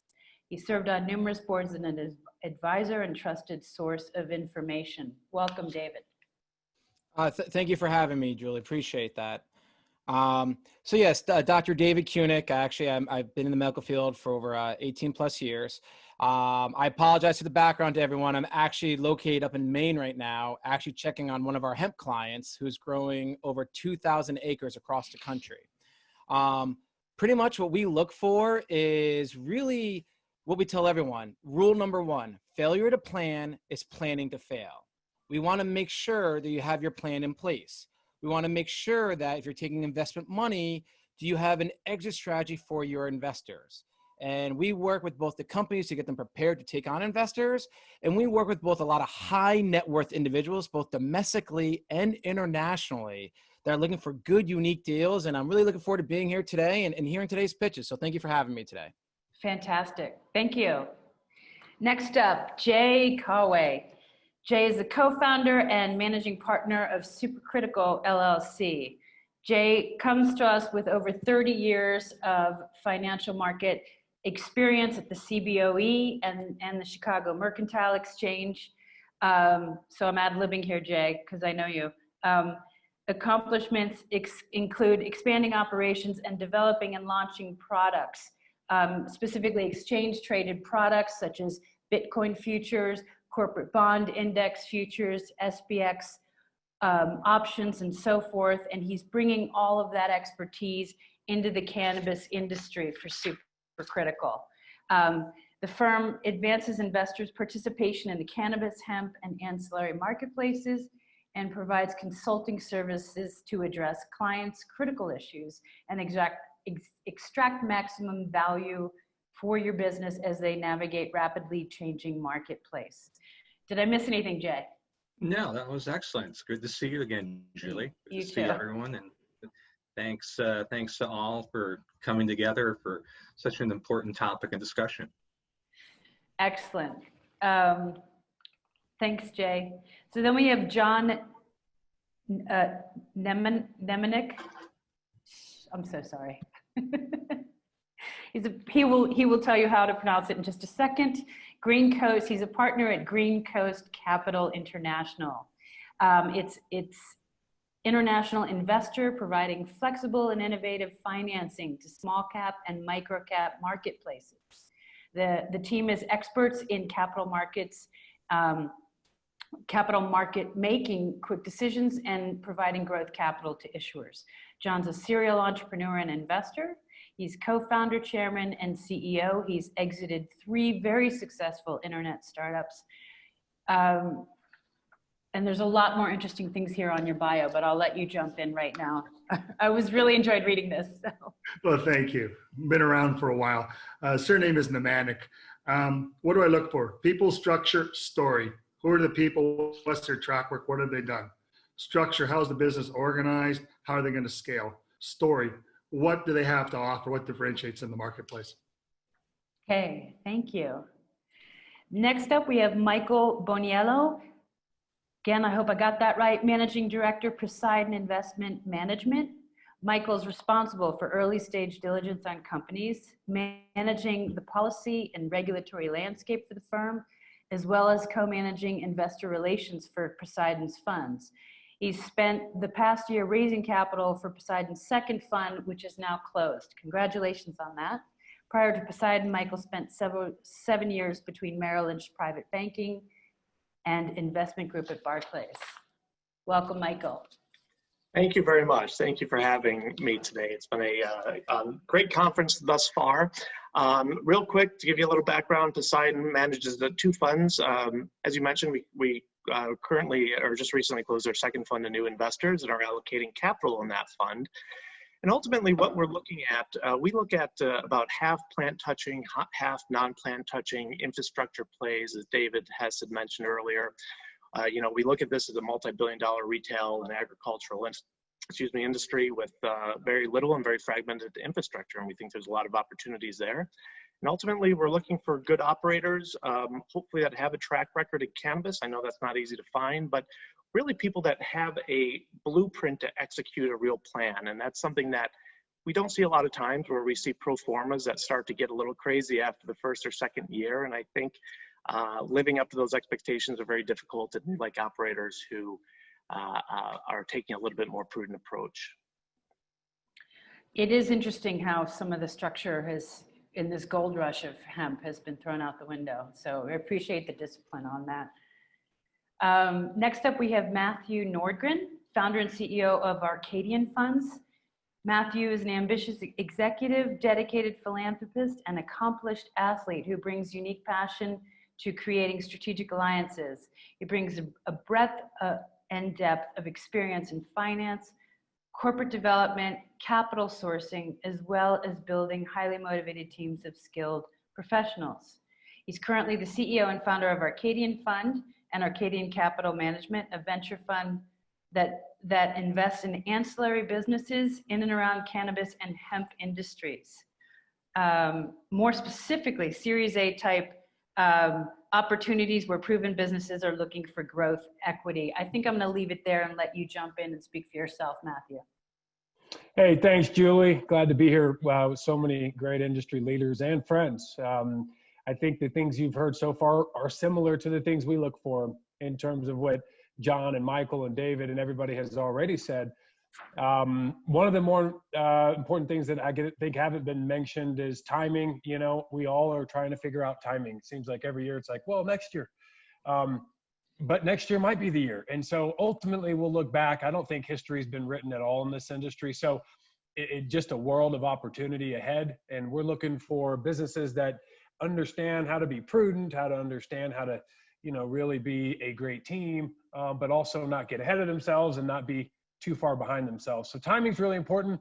I think the last thing that we'd like to say, probably out of our couple of funds, I think we're around 35 companies now. So the ecosystem is important to us as well. A lot of times a great opportunity comes across that meets a lot of our mandates, but quite frankly, we can't see how we can add the value we like to add as investors. And I think my friends on this call will agree. We're constantly trying to provide value to companies. It's not just about writing a check.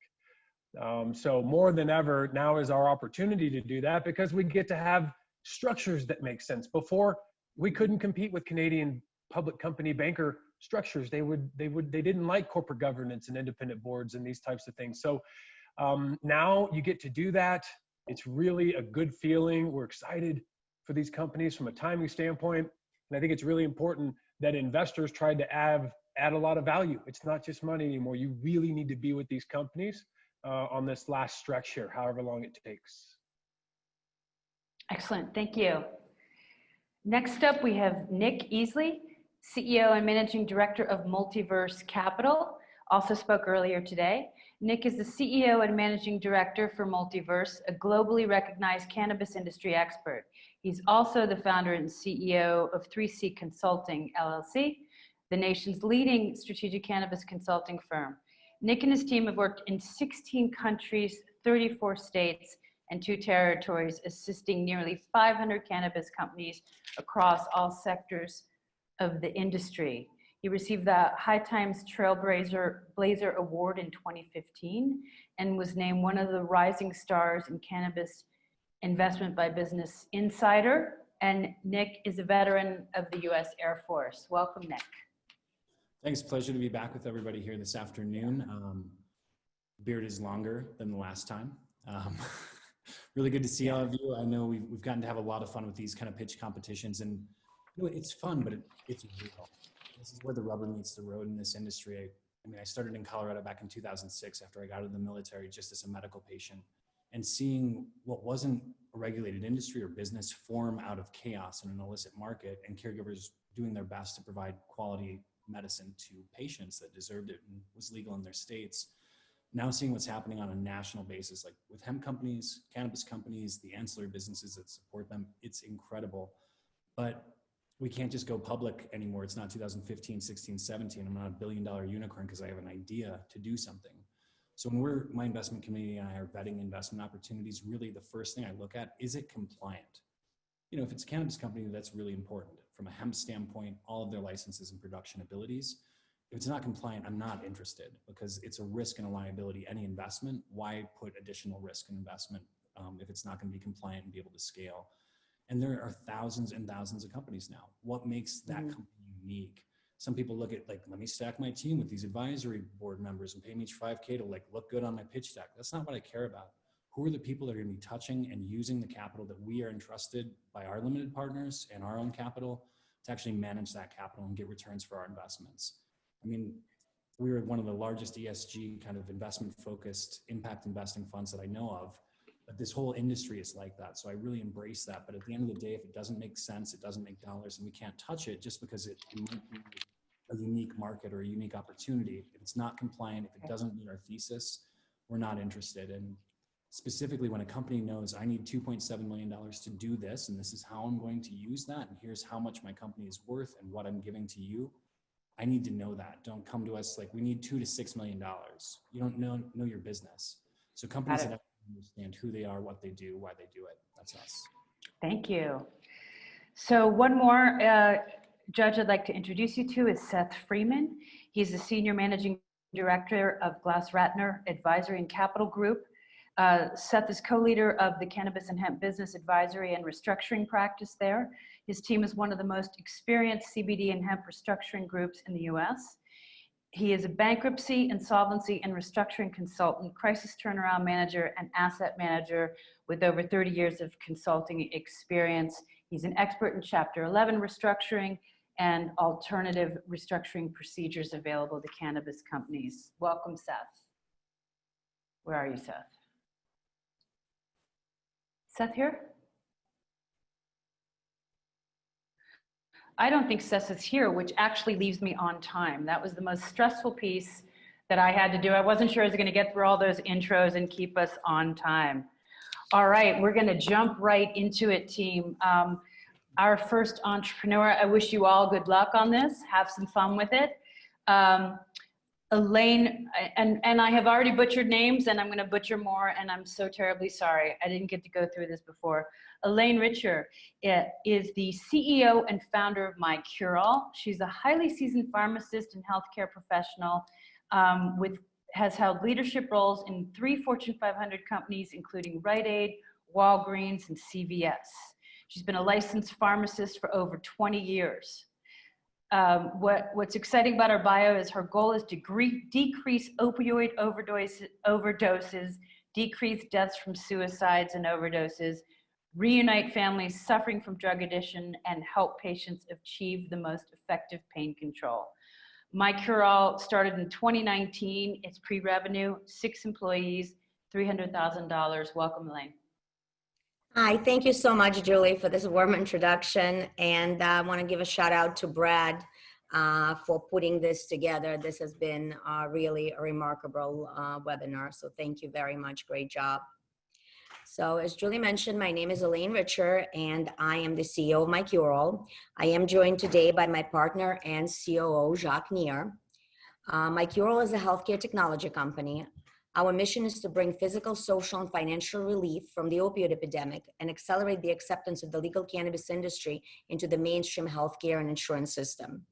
As experts in the pharmaceutical, social work, and medical cannabis fields, our goal is to properly, consistently, and effectively manage medical cannabis administration by allowing patients, doctors, dispensaries, and insurers to work hand in hand for safer and more effective healthcare. Medical cannabis is being established in the scientific community as the medication of choice, but the current methods of prescribing cannabis is wildly inaccurate. Patients spend time and money using trial and error methods to discover what cannabis strains work best to manage their symptoms. Medical professionals do not know the correct strain and dosage recommended based on patients' qualifying conditions. Medication-assisted treatment, supplementary medication treatment, and harm reduction specialists are unable to recommend optimal dosing and strains. One of the primary reasons we got involved, and only one of many conditions, the opiate epidemic, which during COVID-19 has spiked greatly on overdoses and hospitalizations. 400,000 people died from opiate overdoses from 1999 to 2017. Annual deaths from opiate overdoses are projected to reach nearly 82,000 by 2025. According to the National Institute of Health, NIH, substance abuse costs the country over $600 billion per year. So we quickly realized that we should focus on a platform for all medical cannabis and CBD. The MyCureAll app enables patients, physicians, dispensers, and insurance companies to work hand in hand to achieve a natural solution to a plethora of medical conditions. Through our patent-pending technologies, Cannameter and Cannameasure, doctors are able to identify and recommend specific strains and CBD products and cannabinoids for qualifying conditions and presenting symptoms. Dispensers are able to manage inventory of various cannabis strains while providing effective care based on cannabis needs, on patients' needs, which is something that we're currently testing in several dispensaries. Insurance companies will save money by reimbursing for medical cannabis versus paying for opioids and associated costs via treatment plans that are empowered to reduce symptoms and increase functioning in society. Patients will be receiving the correct strain and strengths for their medical conditions, allowing for safer and more effective treatment, and allowing patients to actually actively participate in their own wellness through targeted and consistent treatment plans. Our app will regularly check in with patients to track, analyze, and guide treatment. When you're talking about patent pending technology, let's show a quick video of how it operates.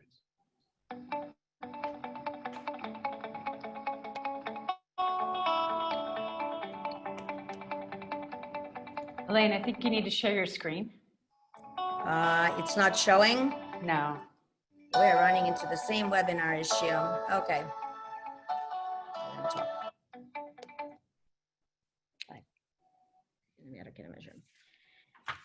So with the Cannameter, which is actually the client enters into the program, there's a baseline for that in which a client ingests their medicinal cannabis. It is registered based on three conditions related towards their qualifying condition. That baseline also takes into their cannabinoid profile. So CBD and THC are being registered right now. In the future, in the back end, we have all the terpenes and cannabinoid properties there. After they ingest their medicinal cannabis, we take another examination of how those particular symptoms were affected by that cannabis. And we make a measure.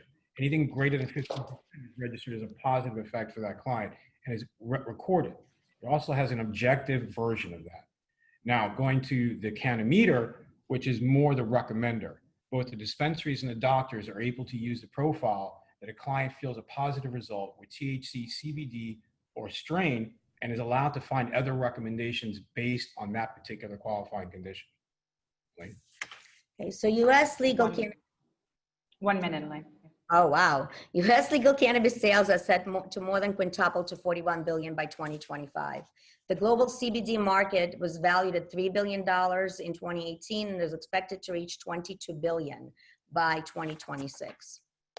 So our company received state clearance from Department of Health and Department of Insurance to operate in 4 states currently: New York, New Jersey, Pennsylvania, and Florida.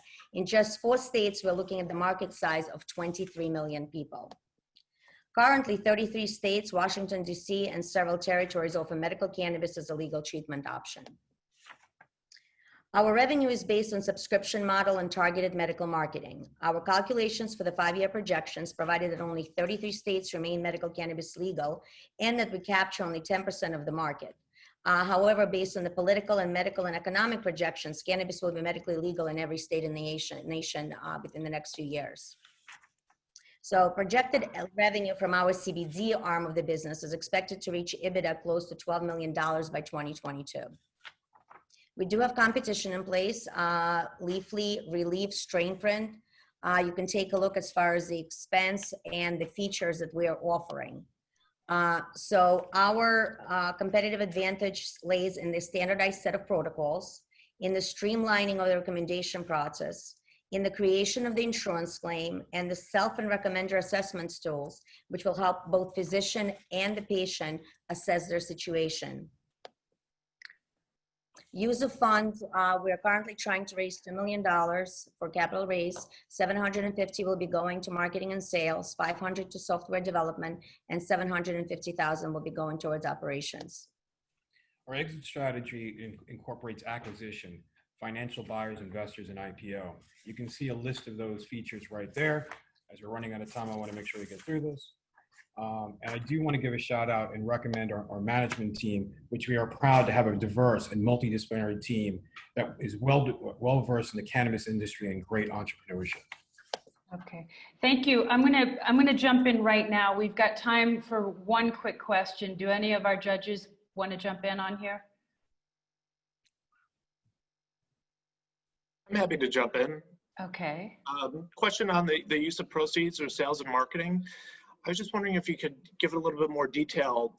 When I look at your deck and your solution page with patients, physicians, insurance companies, dispensaries, who would you be marketing first? You know, how ultimately do you get this to catch on along all of these different types of companies and patients? So as far as advertising and marketing, we want to trigger with the doctors and we want to trigger with the prescribers. We want to make sure the clients know the service is out there, as well as the insurance companies. We want to make sure that we're also getting to the dispensaries and that we're making sure that they see there's an alternative system that can help them with their inventory, that can help them understand the client's health, as well as being able to triage qualifying conditions and reducing the client's symptoms. And the marketing will be, a lot of the marketing will be centered on the dispensary because the dispensary is kind of the hardest sell for us at this point. We have several hundred patients enrolled in the app, as well as physicians. We're working only with 3 dispensaries right now. So that's what we need to get more. And again, we're testing, but that's what we're planning on expanding the most, is going to the dispensaries. Okay. Thank you both very much. That went by very quickly. I'm sure we all have a lot more questions for you. But I'm determined to keep us on a schedule today. We'll see how well that goes. Well, thank you very much. Thank you very much for the opportunity. Thank you. Judges, if you could quickly write down your notes. I'm going to introduce our next entrepreneur. It's Zach Sekar, which I'm sure I'm also not pronouncing right. He's the co-founder and CEO of Polar Extracts. It's a B2B cannabinoid manufacturing technology startup based in LA. Zach is an experienced community builder and also founded Startup Coil, as well as several conference series, including LA Joint Ventures, LA Tech Happy Hour, and more. Welcome, Zach. Thanks, Julie. Yeah. And also, thanks for Brad for putting this on again. This has been wonderful. There's been some really amazing speakers. I'm somewhat of a newbie to the hemp and cannabis world, and I've felt particularly welcome amongst hemp people and industry people. So yeah, just I hope we get to stay connected to all the people who've spoken and who are about to present, because I know we've got some really cool companies coming up. I'm going to keep this brief because I like the Q&A part better, and we've got such a great investor panel that seems silly to listen to me talk. But briefly, I'd just like to speak about what I think is the most interesting thing in the, I guess, hemp sub-segment, which is the phytocannabinoids. Most people are particularly familiar with CBD. That's, you know, the big guy. And really, it's because it's the most studied and the most accessible of the non-THC cannabinoids. And as Elaine just mentioned, there are projections from BDS, for example, of over $20 billion in market share and market value in the coming years. So that's not a secret. Everyone's heard that CBD is booming, and farmers heard that too. So they ramped up hemp production, largely because of the promise of CBD gold rush, which sounds great, except for the fact that, particularly as Bob Hogan was explaining, the infrastructure hasn't actually matured yet in an industry that essentially only began to exist in the beginning of 2019. So what's happening is, yeah, they've ramped up hemp production. 1,000-acre plus farms are popping up, but they don't have enough demand yet or enough processing ability yet. There is a lot of interesting stuff, as a lot of our speakers have talked about, in plastics and hempcrete and using the fiber for fabrics. And those are very interesting things as well. Most of the recent explosion in growth has been the high CBD hemp crop. And unfortunately, as you can see from these news articles, a lot of it's just rotting in fields. And that's because of the big processing bottleneck. No matter how much hemp you grow, it's not going to end up in a bottle of CBD oil. There's something in between. You've got to be able to extract it. So the problem is clearly the bottleneck that's in processing. And at least the way that we see it, the solution is clearly industrial scale concentrate manufacturing. Briefly, so that everyone's on the same page as far as terminology, processing and extraction is what happens between growing and harvesting the green plant on a hemp farm and then manufacturing that into a CBD product for the consumer. Essentially what you're doing is taking out a number of molecules that you want and leaving everything else behind. And when people say extraction, they're usually talking about the very first stage of the whole processing timeline, which is when you go from an actual plant biomass into some sort of concentrate. And a lot of times, especially, again, as some of our speakers were mentioning today, things are kind of trending towards that whole plant extract, to where some of these additional isolation techniques are not even desired by many end products because they want the more full plant, broad spectrum. But again, no matter what end product you're doing, you got to start with extraction. You've got to take out the molecules you want out of that big green plant.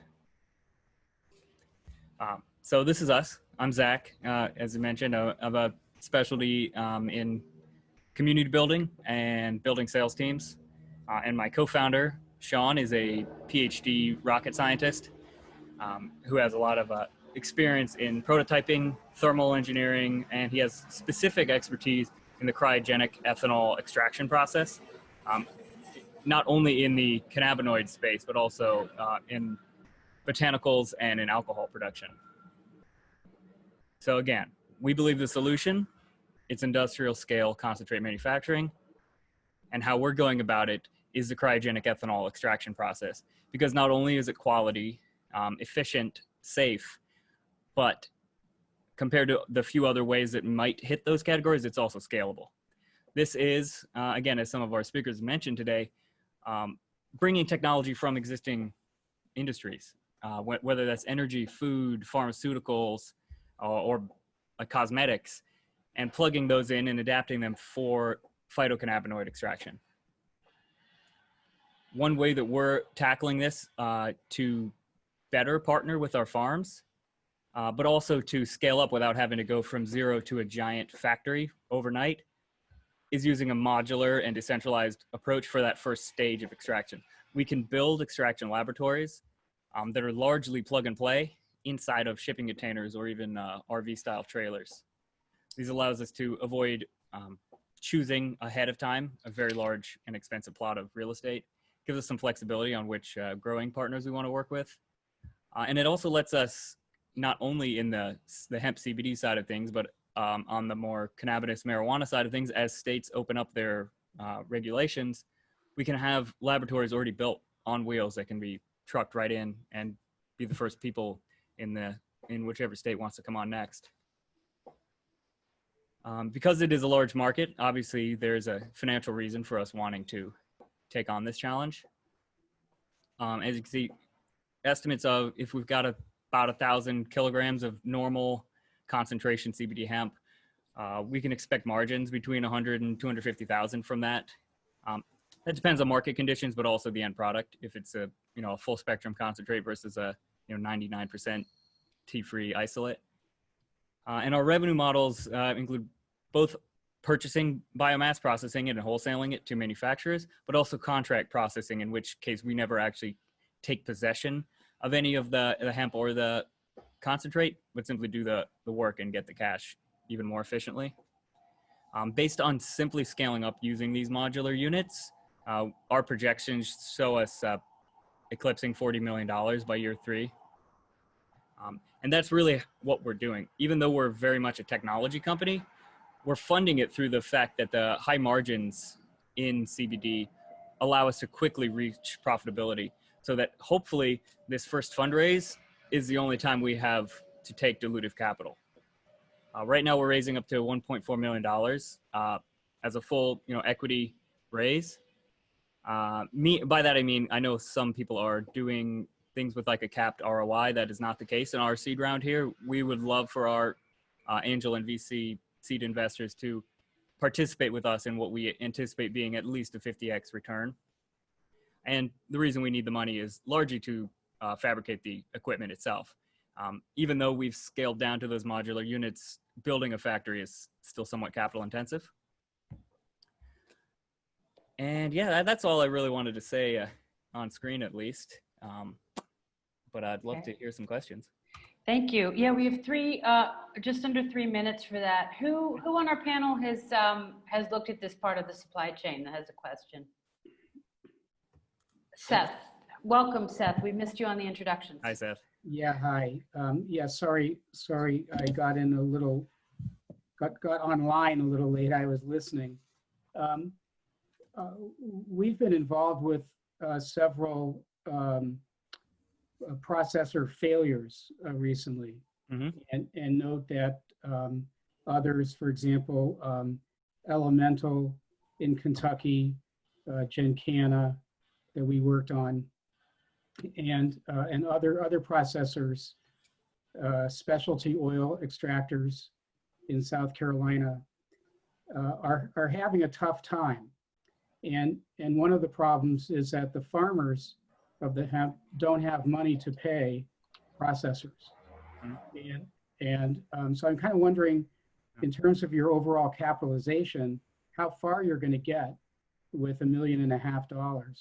Sure. And Well, one more. we actually purchase biomass. That's one of the options. So What's the that? farmers, we can purchase hemp biomass from farmers, so we could pay them rather than them paying us. Okay. And then That's part of the fundraise. the other piece of it is, if you're going to buy the hemp and produce the products, to what extent are you going to develop a marketing department to actually sell the end product after you've produced it?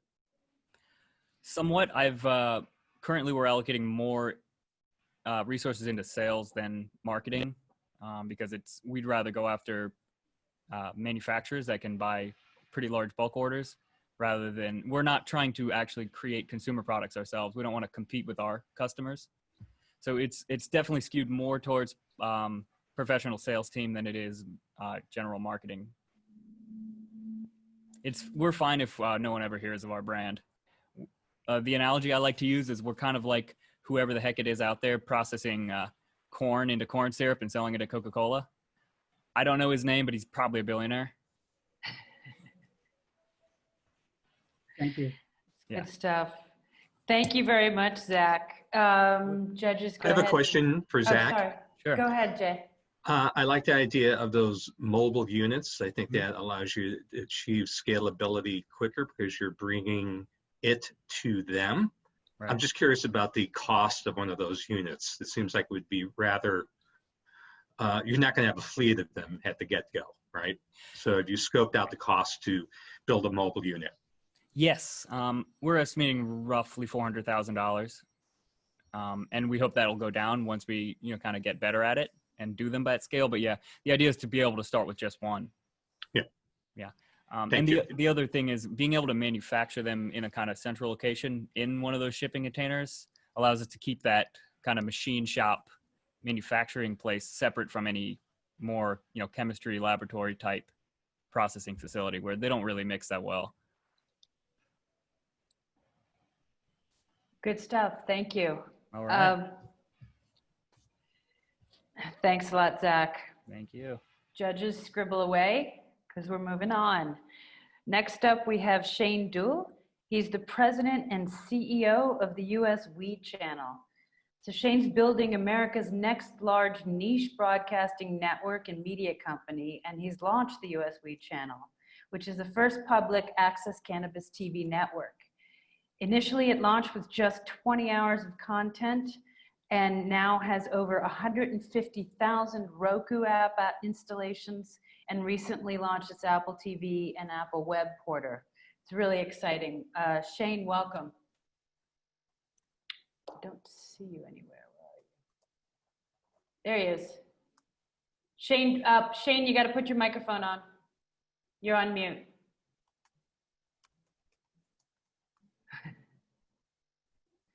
He's got a green screen. I don't know if you guys see that yet, so I'm very excited to see what's going to happen. Very much. Can everybody hear me now? And hopefully my voice isn't duplicated because I'm also mic'd up here as well as holding the red mic. Yeah, you do have some interference. Okay.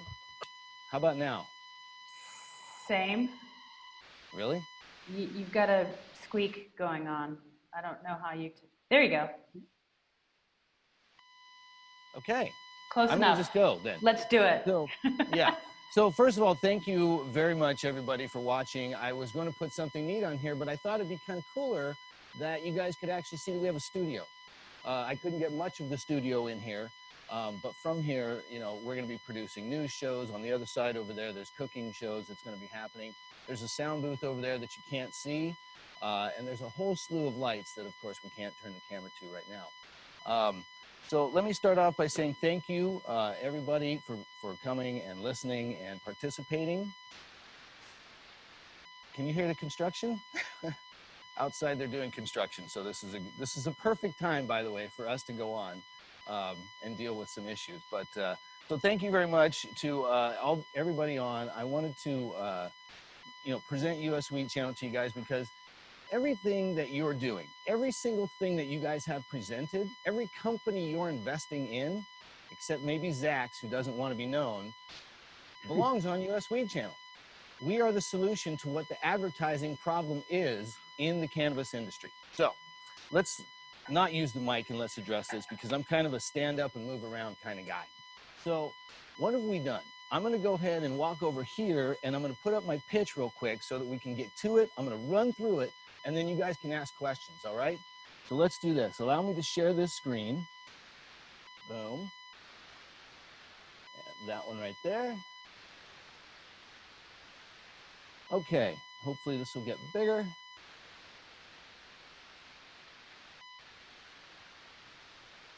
There we go. Can everyone see what I'm seeing? Julie? Yes. Okay, good. Okay, so what we are is a cannabis lifestyle TV network. You know, there have been other competitors out there, and what you'll notice in most of them is that they're trying to sort of push, well, a lifestyle onto the broader spectrum of cannabis lifestyle. You know, look at all the people in our panel here today. I don't see, you know, a lot of people wearing red, gold, and green. I don't see a lot of people with a ton of tattoos and all the stereotypical things that people, you know, say and advertise in cannabis. So let's go through and kind of figure out what we're doing next. So with US Wheat Channel, what we're doing is we just built a small viewer base. We're about to take on our first advertisers, and in a short time, we'll be holding holdings of all sorts of different companies inside the cannabis sector. Now, let's go and see what's next. Okay. There we go. Okay, so we've got a problem. Right now in advertising in cannabis and hemp and CBD, right now the content's a little scattered. You see a lot of people putting stuff out on YouTube. You've got a lot of people doing their Zoom meeting. You've got this, that, and the other. But there's no consolidated place where everybody can be seen. So what ends up happening is somebody makes this great piece of production, whatever it is, and then all of a sudden it goes away. And it doesn't get any more attention because there's no new programs around it to bring attention to it. So now, social media, obviously everybody who's dealt with that, you've seen the shutdowns on YouTube, Facebook, you name it. That's, you know, we've done the negotiations here at US Wheat Channel. We have a branded Roku app. We have a branded Apple app. We're on the web at USWC TV. We have executed and we are on. Now, current advertising restrictions, that goes right into what's happening right now. Literally, you just can't have a cannabis business and go out and advertise on the Super Bowl, no matter how much money you have. Nice try, Mr. Hoban. Now, the next thing is, a lot of our content out there is just horrible. You got two dudes in a bong, you got scantily clad women. You know, this is wrong, people. This is not where we all want to go. So now let's keep going, try to save some time. Now, what's our solution? Well, US Weed Channel, a trusted source. We won't go away once you build your following with us and you put yourself, your name on a show. How do you differentiate yourself? You put your name on a show. You say, this show is brought to you by. And now that's how we work. And now what market are we going for? Right there, 42.9 million. That is a number that is on the US Census from 2012. That's how many people in America said that they smoke cannabis on a regular basis. Now, why is that number important? Because it's 14.9% or 14.2% of the American population. So what are we building at US Weed Channel? We're building the next niche TV network. What does that mean? Well, we've got 12% of America is Black, 17% of America is Latin. They both have niche TV networks that are worth over $10 billion with a B. We're at the 14%. We're right in the middle. We are building that niche TV network. Market size, we just talked about it, the 42.9 million. That's just in America, and I'm pretty sure people around the globe smoke pot and use weed and want to use CBD and or hemp products. By the way, US Weed Channel is already viewed in 141 countries. Oh, time, sorry, trying to hurry. Don't give me a soapbox. We have a few competitors. Most of those are already gone. Product development, we're already running. We're up and running. Check us out. We're streaming right now at uswc.tv. Check out your own show. Sales and distribution, it just started. We just brought on our first ever business development people. We're not simply a place to go and show your video. We have partners. We take your video and go everywhere. We can take any one video and almost make sure that you get 1 million impressions. How does that compare to anything that you're doing in cannabis advertising right now? Trade show, magazine, billboard, I'll blow it away. We already have 151,000 installs on our beta test. We've done that with no influencers, no marketing money, and very little new content. That's how radical we are, because we choose the right content. Now, this is proof in choosing the right content. Right here, we've got the age brackets. Look at that, even Steven all the way around. Gender, show me another cannabis advertising outlet that is literally 50-50. You can't. Let's keep going here. Intellectual property. There's been a few articles written about US Weed Channel. We're literally probably the only openly cannabis entity that has intellectual property. Hey, Shane, I'm gonna cut you off right there because I guarantee you that the judges have some questions for you. Yep, okay, we've got a big team and we've got production partners. Go for it. Julie, I have one. Yeah. So Shane, I know you have competitors. So let me ask you this question. What are the top 2 or 3 objective reasons that make you different than your competitors? Not subjective, but objectively, what are the top 2 or 3 reasons that make you different than your competitors? Well, you sort of broke up there, but I think what you're wanting is what sort of differentiates us, right? Objectively, yeah. The 2 or 3 objective reasons. Mostly is that it's our programming.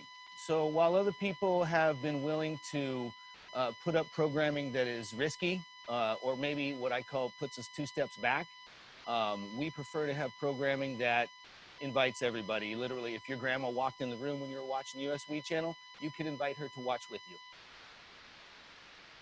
It's a great answer. Do we have a real quick question from someone else? We've got a minute left. Okay, well, then with my minute, I'm going to address what you guys wanted to hear earlier. Watch this. Okay, first of all, thank you, Brad Turner. Thank you, Jim, Anna, and Riley for the whole talk about influencers. Because people, when you get an influencer, where do they go? In your TV show on US Weed Channel. That's where they go. Okay, next thing. Everybody, love you for being here. Somebody talked about these things right here. Is US Weed Channel timely? Yes. Is it innovative? Yes. Programming, options, everything. Is it in use? Check us out right now. We're streaming this show. So it's executed, and the product market share. Well, at 42.9 million American alone, if we got 10,000 subscriptions a month, it would last for the next 100 years. So the market size is almost indefinite. Thank you, Shane. I've got to cut you off now, just to be fair. That was fantastic. Of course. But anybody has any questions, just get in touch with me. Trust me, they're all good answers. Thank you very much. Thank you. It's exciting to know that we're all on your channel going live. So very cool. Thank you, guys. Okay, judges, if you can go ahead and take your notes.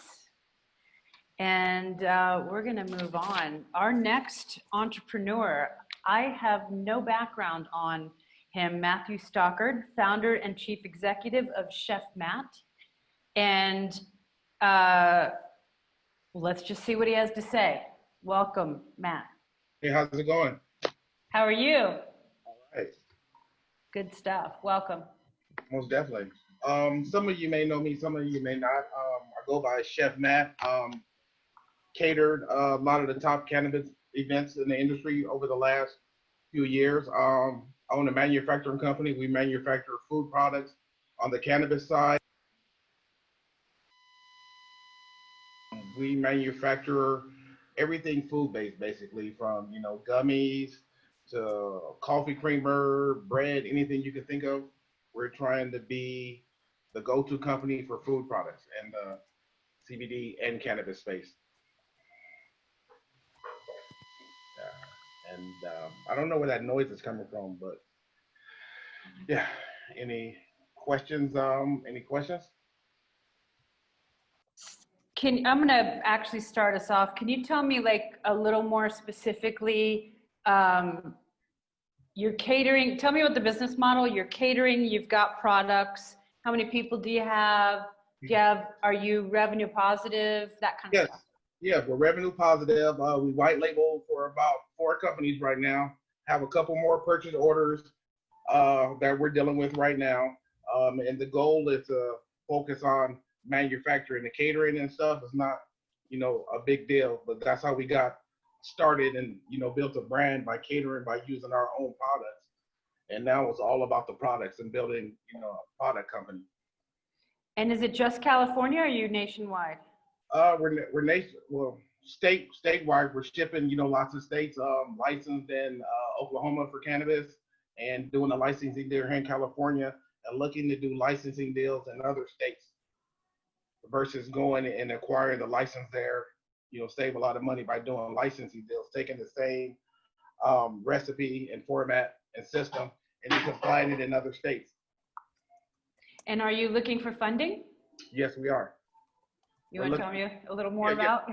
Yeah, we're looking to raise about $1 million bucks. We're looking for like, you know, 600 to go more towards cannabis and like 400 to go towards the CBD side of things. Okay, judges, who wants to jump in? How many people on staff at the company, Matt? You mentioned you had operations outside of California. So across the U.S., how big is the team?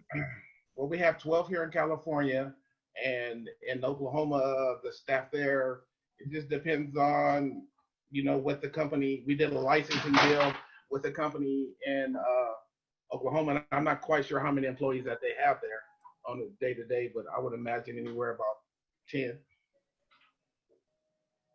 Matt, Nick here. Thanks for at least presenting here. I like companies that kind of start from one thing and go to another, especially like the consumer package side. California, Oklahoma, very different markets when it comes to like 9,000 cultivators. Like Oklahoma's kind of a mess when it comes to a regulatory medical program, but which is good for your company because you can pretty much make Reach Your Pops or anything. But help me understand, if you're doing the catering and you don't have these licenses, you're physically like possessing the cannabis or infusing certain goods. Is it just for like private event catering or to actually be sold as a packaged good in a dispensary? Again, we're not talking about catering at all. Catering was how we got started in the industry, but we're not really catering anymore. Now we're a product company. We manufacture like olive oil, honey, you know, peanut butter and jelly, you know, all, you know, ketchup, mustard, stuff like that now. So we've moved on from catering. So catering is like not even a thing anymore for us.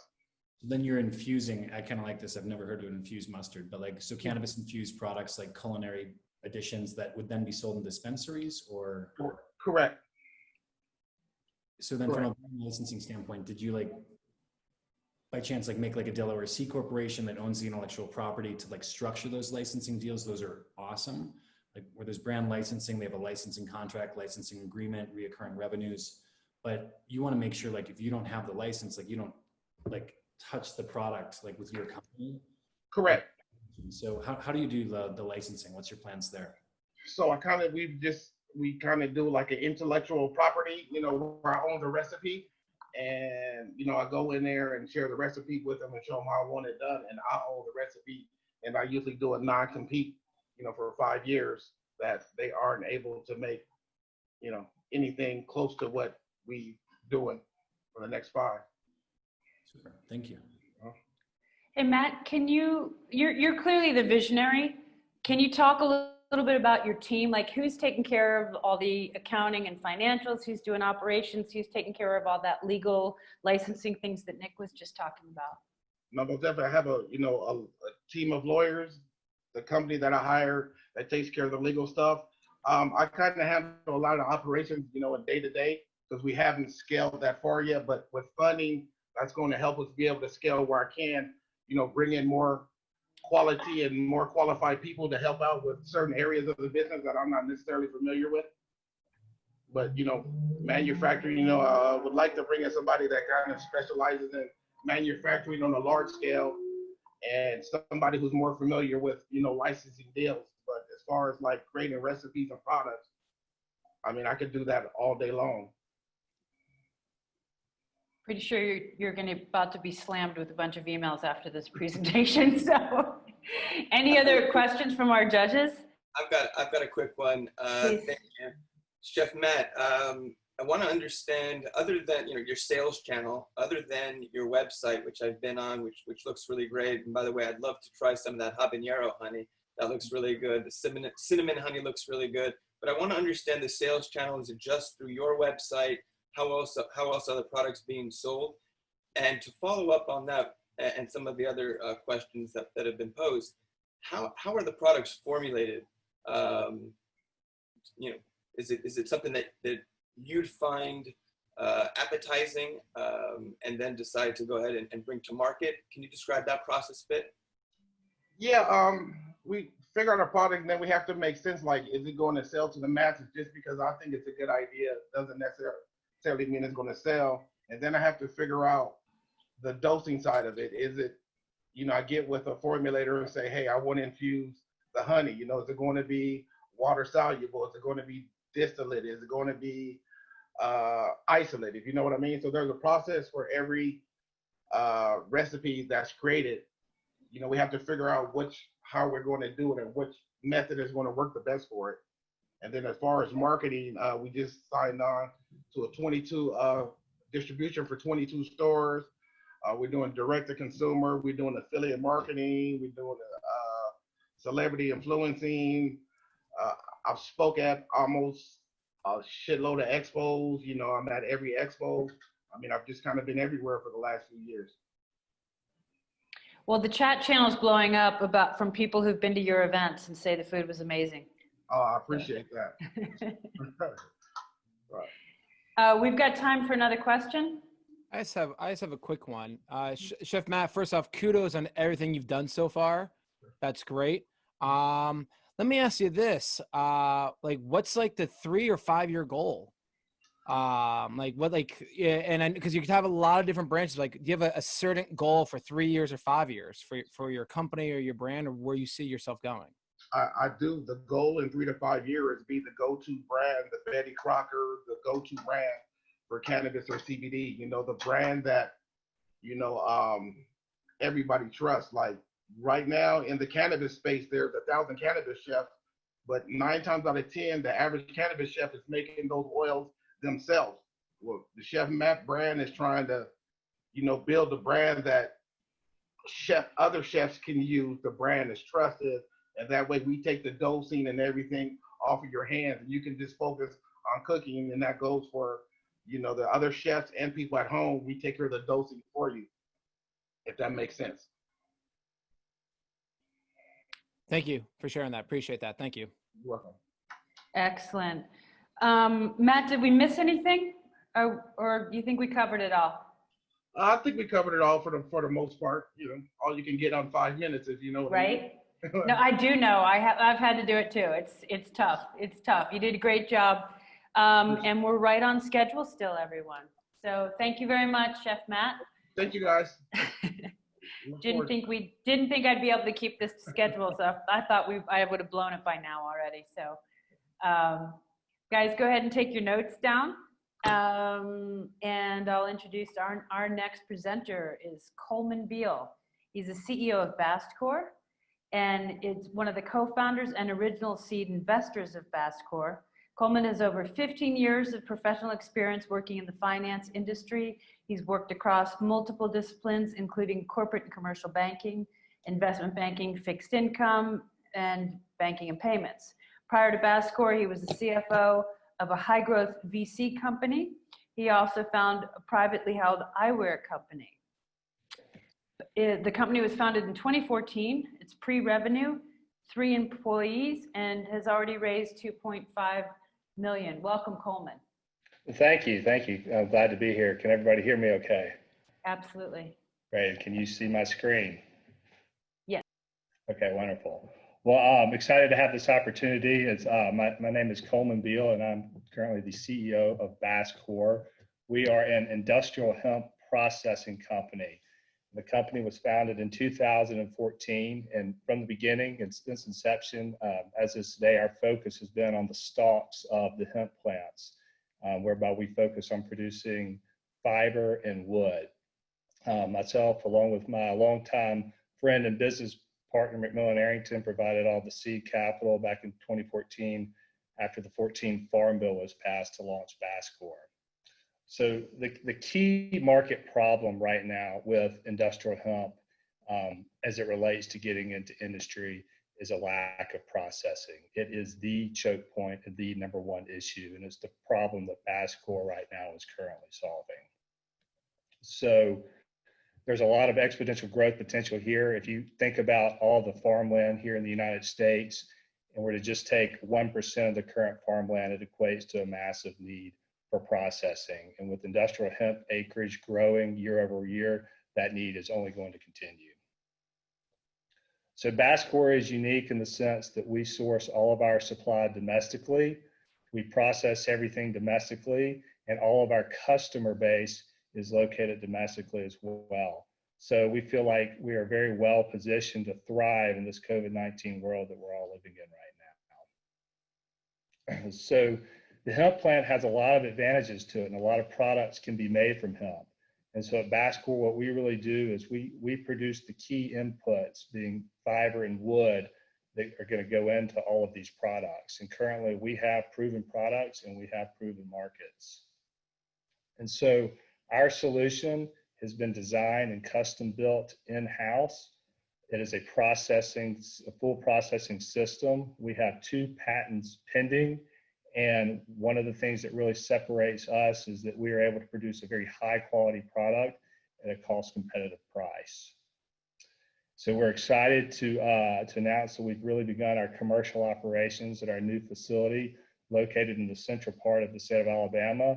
It's located in Montgomery, Alabama, and the building has some unique history behind it, and it originally powered the first citywide electrified trolley system in the United States.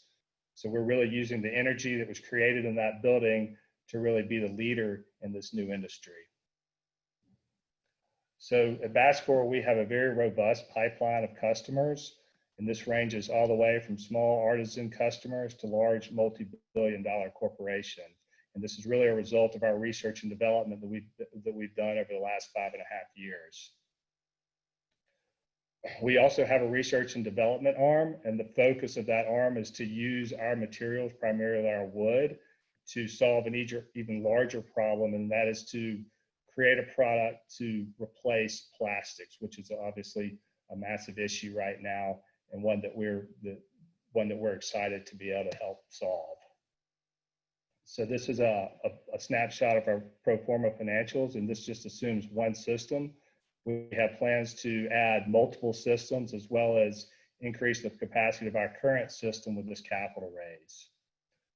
So we've raised approximately $2.5 million to date. We're currently seeking $3 million, and we have an oversubscription option available up to $5 million depending on market demand.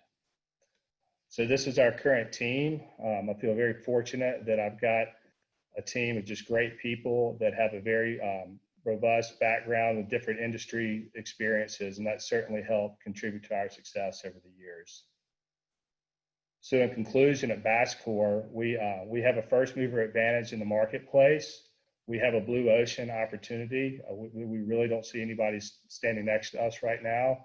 We also feel that it's important for us to be able to have a positive economic impact on the community that we serve. So we have the supply chain in place, we have the process, we have the pipeline of customers, and so now we hope that you will join us on this journey to make Basscore a success. So with that, I thank you for your time and ready to answer any questions. That's fantastic. That's how you get it done in 5 minutes. Really impressed with that. Very good. Does someone want to go first here? Just let me know. on I'll the jump in. Hey, Coleman, that was great, man. Really enjoyed the presentation there. It's interesting. Nice to see Morgan Paxi on your board, a very smart man, as Michael knows. And that goes a long way for a lot of people on this video. I mean, he's somebody who knows these businesses as well as anybody. My question for you on the competition side, given the fact that you can only go so far with it right now, right? I mean, there's a lot that has to happen from a demand standpoint before you can even get to that supply. You're addressing one local area, which is probably a really smart thing to do, I think. Talk about competition though, and is that healthy? And when do you think you would see competition? And give us some timelines as the next 12 months may unfold in your business in the hemp world. Yeah, I mean, right now we're just not seeing a lot of competition come online. I mean, our business is capital intensive. It is hard work. We've learned that, and so it's not easy. And so the materials and actual products being produced right now, I was just on a phone call 30 minutes before I hopped on this call with a large customer, and they reiterated the same thing. They said we're not seeing any material produced from, at least in the U.S., anybody else other than Bascor right now. Appreciate that. Well, look forward to seeing your growth, man. It's really, really a good presentation. Be curious to hear Michael's questions if he has any too. Mike, yeah. Happy Michael, to- you go next, and John, go ahead. Sure. So I will disclose that Poseidon is investors in Bascor, as you saw my colleague Morgan Paxi on the presentation there. But Coleman, I was wondering if you could just talk to, when you talk about the pipeline, maybe if you could talk to what you're hearing from some of these companies in terms of finding different solutions. You talk about the apparel companies, industrial conglomerates. Maybe generally speaking, what are you hearing from a lot of these large companies who are trying to solve for their processing? Yeah, that's a really good question. And, I would say that if you look back 12 to 18 months even, I think that people were interested in hemp, although at least from a large corporate level, the question has always been, this thing is so new and so nascent that, as hemp, it's going to take some time, right? And over the last, I would say 12 months and even the last 6 months, the conversations have changed dramatically. The end consumer is inquiring about industrial hemp. And so hence, there is a lot more focus on bringing supply and bringing product to market. And I'm hearing it from brands time and time again. I mean, these are all the way from small companies to multi-billion-dollar corporations. I mean, it is a conversation that is becoming more and more frequent, and from what I'm seeing. Thank you. And Seth, you had a question? Microphone. You're muted. For me. Go ahead, Seth. Okay, here I am. Sorry. Yeah, good presentation. What is the nature of your contracts? Are they, do you expect them to be long-term or sort of, single purchase orders? Are you going to see streams of income from the same customers in terms of the predictability of your revenue? Sure. I think right now we're in a pretty fortunate position in that we have optionality with the way we want to structure our revenue streams. Meaning, if we wanted to enter into a contract with one company, they could certainly probably take all of our supply, at least for the foreseeable future. But at the same time, I think we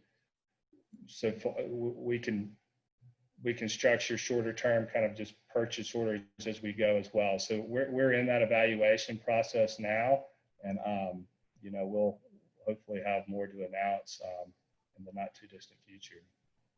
Thank you. Can I ask quickly about, are there any limits to what types of hemp that Bascor can process? Yeah, that's a good question. Absolutely. I mean, everything that we process is our fiber specific varieties. So that's where we found to be the most efficient, and in terms not only efficiency but in terms of quality as well. And how does that translate into your supply in order for processing? And talking about one of the bigger pain points of the hemp industry being the fact that there aren't enough processors, can you just talk a little bit about the fact that the challenge is also in the type of strains? And I think I read in the deck that you're going to be working with farmers specifically. Are you going to be providing seeds, or how's that going to work? We have provided, well, I should say we have helped source seeds in the past for farmers. It's certainly, it's not something that we require necessarily, although we do require knowing, having visibility and traceability into the ultimate source of that. But at the end of the day, we are not farmers, we are processors, although we have worked with farmers over the last several years with specific fiber crops, and we've learned a lot from that. And so being the fact that this is still early and there aren't a lot of farmers with not only hemp experience, but fiber specific experience, it puts us in a position where we need to work with them and educate them from what we know and what we've seen in terms of best practices. Excellent. Coleman, thank you very much. Feels like you guys have a lot more to talk about. I should mention that after all the closing announcements, there is a networking room if you all want to virtually converge there afterwards. And I know we've got someone can post it into the chat window. So excellent. So we're almost halfway through here. I'm going to introduce our next presenter, and this is Alex, who is the co-founder and chief scientific officer of Levadura Biotechnology. Alex, I'm not even going to try for your last name. I know you're going to, it's just better you can introduce yourself to everyone. But Alex received his doctorate in biochemistry from Baylor, focused on muscles and how they become functional. Before Levadura, he was the director of metabolic engineering at Verdesign, where he guided research teams on the production of dicarboxylic acids. Alex now focuses his efforts on making cannabinoids with the goal of producing them as high quality, pure, and consistent as possible. The Levadura started in 2018, pre-revenue company, 4 employees, and $330K already raised. Welcome, Alex. Thank you, Julie. Can you hear me? Mm-hmm. Yep. And thank you to Brad and the organizers and all the judges. So I'll get started again. My name is Alex Hutagalung.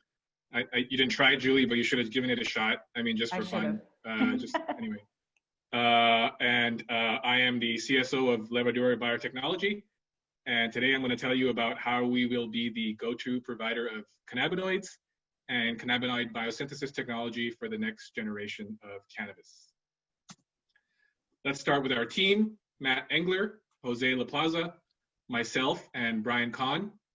Jose and myself bring the technical expertise of yeast, genetic engineering, and industrial biotech, while Matt and Brian lead business development, strategy, and finance.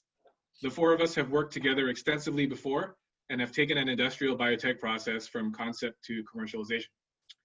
So what are we going to do for the cannabis market?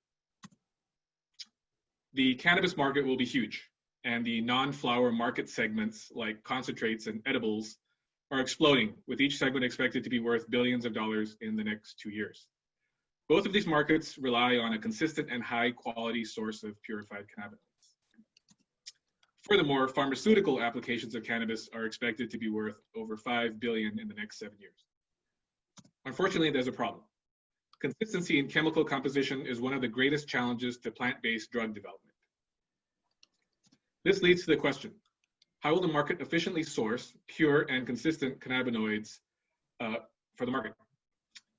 Now, I think we all agree that the cannabis plant is amazing and provides benefits unlike any other plant. However, as a means of cannabinoid production, there's lots of room for improvement. The whole process takes several months, with growing being the rate limiting step. This is a labor and energy intensive process requiring a large footprint, which, if you're outdoors, is subject to the weather and normal agriculture related environmental issues. When it comes to extraction and purification, there are numerous substances that need to be removed: mold, lipids and waxes, pesticides, heavy metals, and aflatoxins, just to start. The end result is an often inconsistent cannabinoid mixture based on the plant and quality of the crop. Levadura solves all these problems. Our expertise lies in our ability to genetically engineer yeast for a fermentation process. Each engineered yeast will produce one cannabinoid in a 1-week fermentation and purification cycle. Production will require a small footprint and will be a sterile and highly controlled process in fermentation tanks. I show you an example of what a tank might look like and its dimensions. All this without the known plant-based contaminants. One of the key components of a technology company is its intellectual property. We have recently filed a US patent to protect the core of our technology, shown below. The key advantage of our approach is how we engineer yeast to convert the input, in our case, vegetable oil, to the output, a cannabinoid, and I'll elaborate on that here. Any kind of vegetable oil is composed of triglycerides. Each triglyceride is composed of glycerol and 3 fatty acids.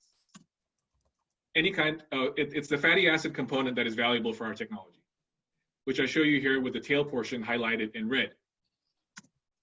Our yeasts, shown here as this Pac-Man guy with an empty belly, consume fatty acids, and our real special sauce is our ability to engineer these yeasts to not consume the red portion, because this is the starting point for cannabinoid biosynthesis. The yeast cells then take the bits of fatty acids they've consumed, combine them with the red portion, and build cannabinoids, like CBGA or THCA that I'm showing you here. In this way, we have developed proof of concept production of CBGA, THCA, and the cannabinoid precursor olivotolic acid. We believe the potential of this technology lies in our ability to control how much of the fatty acid tail we can leave behind to make cannabinoids. For example, the rare cannabinoids of the 4-ol class, THCP or CBDP, which I'm showing you here, have a longer tail shown in green. THC is shown for comparison on the right with a shorter red tail. THCP is found naturally in the plant and has recently been shown to be 33 times more active than THC through binding to the CB1 receptor. Our approach also allows for producing novel cannabinoids. Most plant-based oils are different based on their content of unsaturated fatty acids, like the 2 examples I'm showing you here. Oleic acid in red with 1 unsaturation is a major component of canola oil, while linoleic acid in green with 2 unsaturations is found in sunflower oil. We believe we can engineer our yeast to produce cannabinoids with unusual tails from these fatty acids, which could be great for pharma applications. To provide some context, I'm showing you the structure of agulamic acid, also known as lenabasum, in the drug pipeline of Corbus Pharmaceuticals. Notice its unusual tail. It is at phase 2 or 3 clinical trials for several diseases whereby inflammation is a critical component of their pathology. Hey, Alex, can I jump in here? Sure. And then if I may, I'd love to get some of the judges to ask you some questions.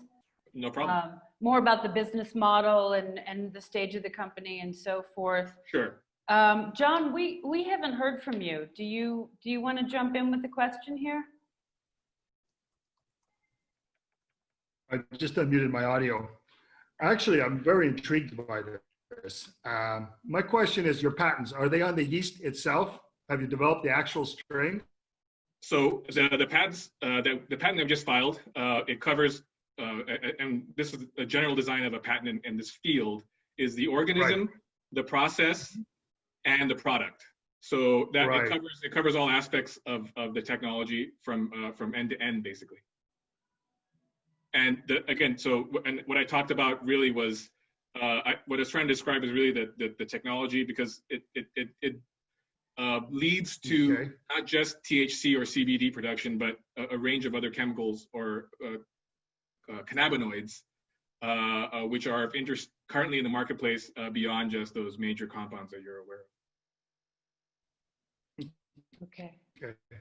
Now I'm going to say this, and please take this with respect, okay? Absolutely. Because if what you have actually works, I don't know if you can hear me right now, my signal has been weak, that's why I've been turning off my camera.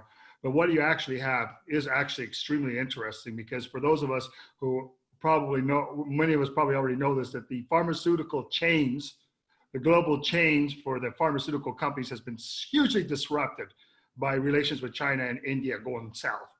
And the need for domestic production is critical. So my question to you is, what one or two components do you think that you could produce that could substitute for some potential pharmaceutical applications or pharmaceutical products? And I know that's a tough question. If you're not prepared to get into it right now, that's okay, but I would take that offline, but it would be interesting to hear what you have to say. I'm not exactly sure to answer your question. I mean, as far as like pharmaceutical applications are concerned, the only cannabinoids in the marketplace that are approved for pharmaceutical applications are CBD. So it would take some time. The compounds, the sort of newer compounds like THCP, or any of the novel cannabinoids, which obviously I haven't made and haven't gone through any regulatory process. That's obviously going to take years to get into the marketplace.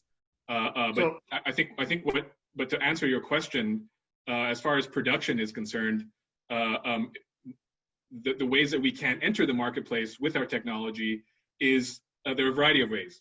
We don't have to build our own facility. We can take this technology and move it to a number of tolling facilities that exist in the United States and throughout the world in order to get production up and running really quickly once we've developed the yeast strains. And an actual a production facility, if we were to build it ourselves, would be quite small, and it would fit into about a 10,000 square foot warehouse. So, you know, depending on the actual, or depending on the laws within any of the states or countries that you're talking about, you could set up a small facility quite quickly, although the cost wouldn't necessarily be cheap. But it is possible to make sure that you're compliant with whatever the current laws are in that state by building that facility right there. And without getting into your specific technical secrets, what do you do to ensure that there aren't mutations in the yeast? Because there can be issues with that. John, sequencing is very cheap nowadays. So literally, if I make a yeast strain, I could throw it and get it sequenced in a few weeks, and know the complete sequence of that organism from head to toe. And that's not a problem at all. That's actually quite easy to do. So if I was Coca-Cola and I said to you that I need pharmaceutical grade CBD and I need guaranteed production over a set period of time, right? And I want consistency because I'm Coca-Cola and I can't afford to screw around with hundreds of suppliers. Can you help me? Absolutely. Absolutely. Okay. I would love to help you. And anyone in Levadura would give the same answer. Absolutely. Perfect. That's awesome. I apologize for dominating the conversation. I'll move forward. That's quite all right. You've like been on reserve because you've been quiet till now, so totally fine. I'm afraid, Alex, we are out of time though. So sure. Thank you so much.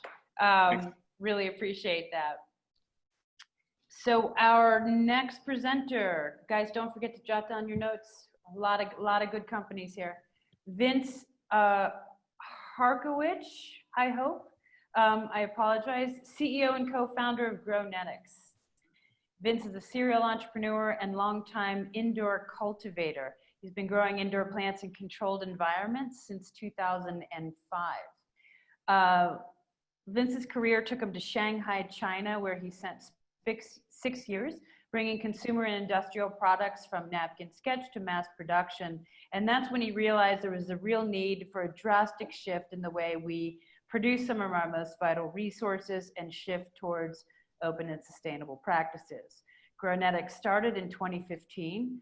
It says here there's only 2 full-time employees, and yet they have almost $1 million in revenue already, and they've raised $1.3 million in capital. Welcome, Vince.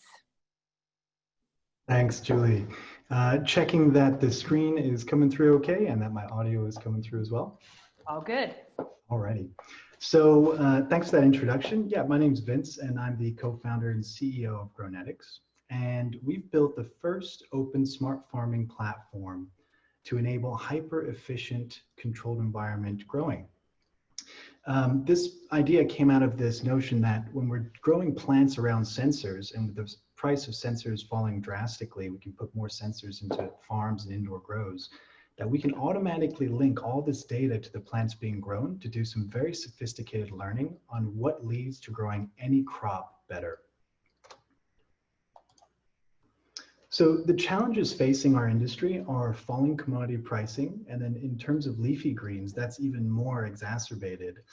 Growing anything from pharmaceutical crops to vertical food in a highly efficient, automated fashion is a brand new field, and it is a very exciting one. And through the course of this presentation, I'll share some of the projects that we've done that really prove what's possible with these new technologies.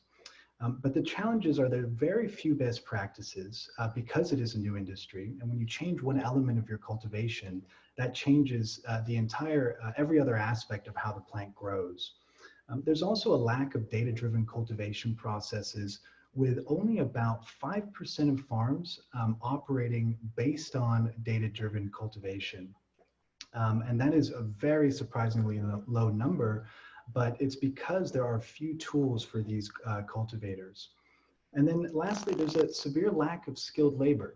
Again, because it's such a new industry, growing in controlled environments, there are not great educational programs training people on how to grow plants efficiently at scale at very high quality. So Grownetics empowers these smart farmers to grow with 2 to 3 times less cultivation staff, 30 to 60% higher efficiency, and 10 to 20 times higher precision. Now, these are pretty dramatic numbers, but I'll show you projects where we've achieved these, and we believe that these can be exceeded as cultivations scale up. Now, how we actually go about this is we've developed a number of firsts in indoor cultivation. Real-time 3D microclimate mapping being one of them. Understanding how plants and how the environment changes when being grown under lights and with different HVAC and fan configurations is the real challenge that our customers face. We also integrate with any sensor. With my experience in China, I know that there's always going to be cheaper and better sensors coming onto the market, and it's imperative that cultivators have access to the latest technologies without hardware lock-in. If you have a business model to be staying ahead of the competition continuously, you want to be able to integrate whatever new sensing and controls platforms available. Now, we also include individual plant tracking, individual plant analytics. We facilitate multi-facility management, crop logistics, and SOP management. We also have variety-specific cultivation recipes to help cultivators understand how one particular crop or strain is doing compared to another and what's leading to those yield outcomes. And we use all this together to feed our AI-powered recommendation engine, which is the first of its kind to be able to make control systems actually understand what plant is growing in the control zone and tailor that environmental control to that specific variety at that site for that customer. And that's how we're able to deliver quality and consistency at any scale. Grownetics is also the integration leader when it comes to smart farming technologies. Most cultivators are faced with juggling 5 to 7 different subsystems to grow their plants, and that relegates the cultivation director to essentially become a facility manager, and it wastes their time instead of being able to focus on what's leading to crop growth and doing the research that they were hired originally to do. They end up being relegated to pulling all these levers and adjusting them all in real time. Grownetics takes all these different aspects, integrates them into one operating platform where all the data can be used to easily understand how the environment and how all aspects of control are affecting plant growth, and then to help them to build continuous improvement models in their businesses to stay ahead of the competition and to continue to improve and follow where efficiencies are coming from. The first case study I'd like to share is just a fantastic project that we did in Northern California, where we were able to prove over 90% higher efficiency than traditional first-generation indoor growing under HID lights. And this shows how an open platform allows cultivators to take the latest technologies and hyper-efficient growing, combine them into true next generation efficient smart farms, helping us to go away from growing plants with coal or doing research, doing indoor cultivation, growing plants with coal, and moving towards truly efficient, sustainable alternatives to large scale industrial agriculture, which has its place but needs to be supplemented by hyper efficient urban and vertical farming. The second case study we have showcases just the sheer amount of data that we can collect for our cultivators. Crops for Health is a hemp cultivator heavily focused on genetics development, and by leveraging the GrowNetics platform, they're able to automatically link all the environmental data related to growing, all the nutrient data related to growing these different varieties that they're breeding and producing, and then taking that data, and then when they go to sell these varieties to customers in the future, they'll actually have the ideal grow recipes to also deliver to those customers, promising not only will I give you these genetics, but I'll also give you the ideal conditions to produce these cannabinoids that these genetics produce. Okay. Hey, Vince, I'm afraid I'm going to have to cut you off there and let the judges jump in and ask some questions. Sure. Sure. Jay, I feel like this is up your alley. Do you have a question for Vince? What's the amount of raise that you're requesting, Vince? We're currently raising 1.1 in preferred equity. Okay.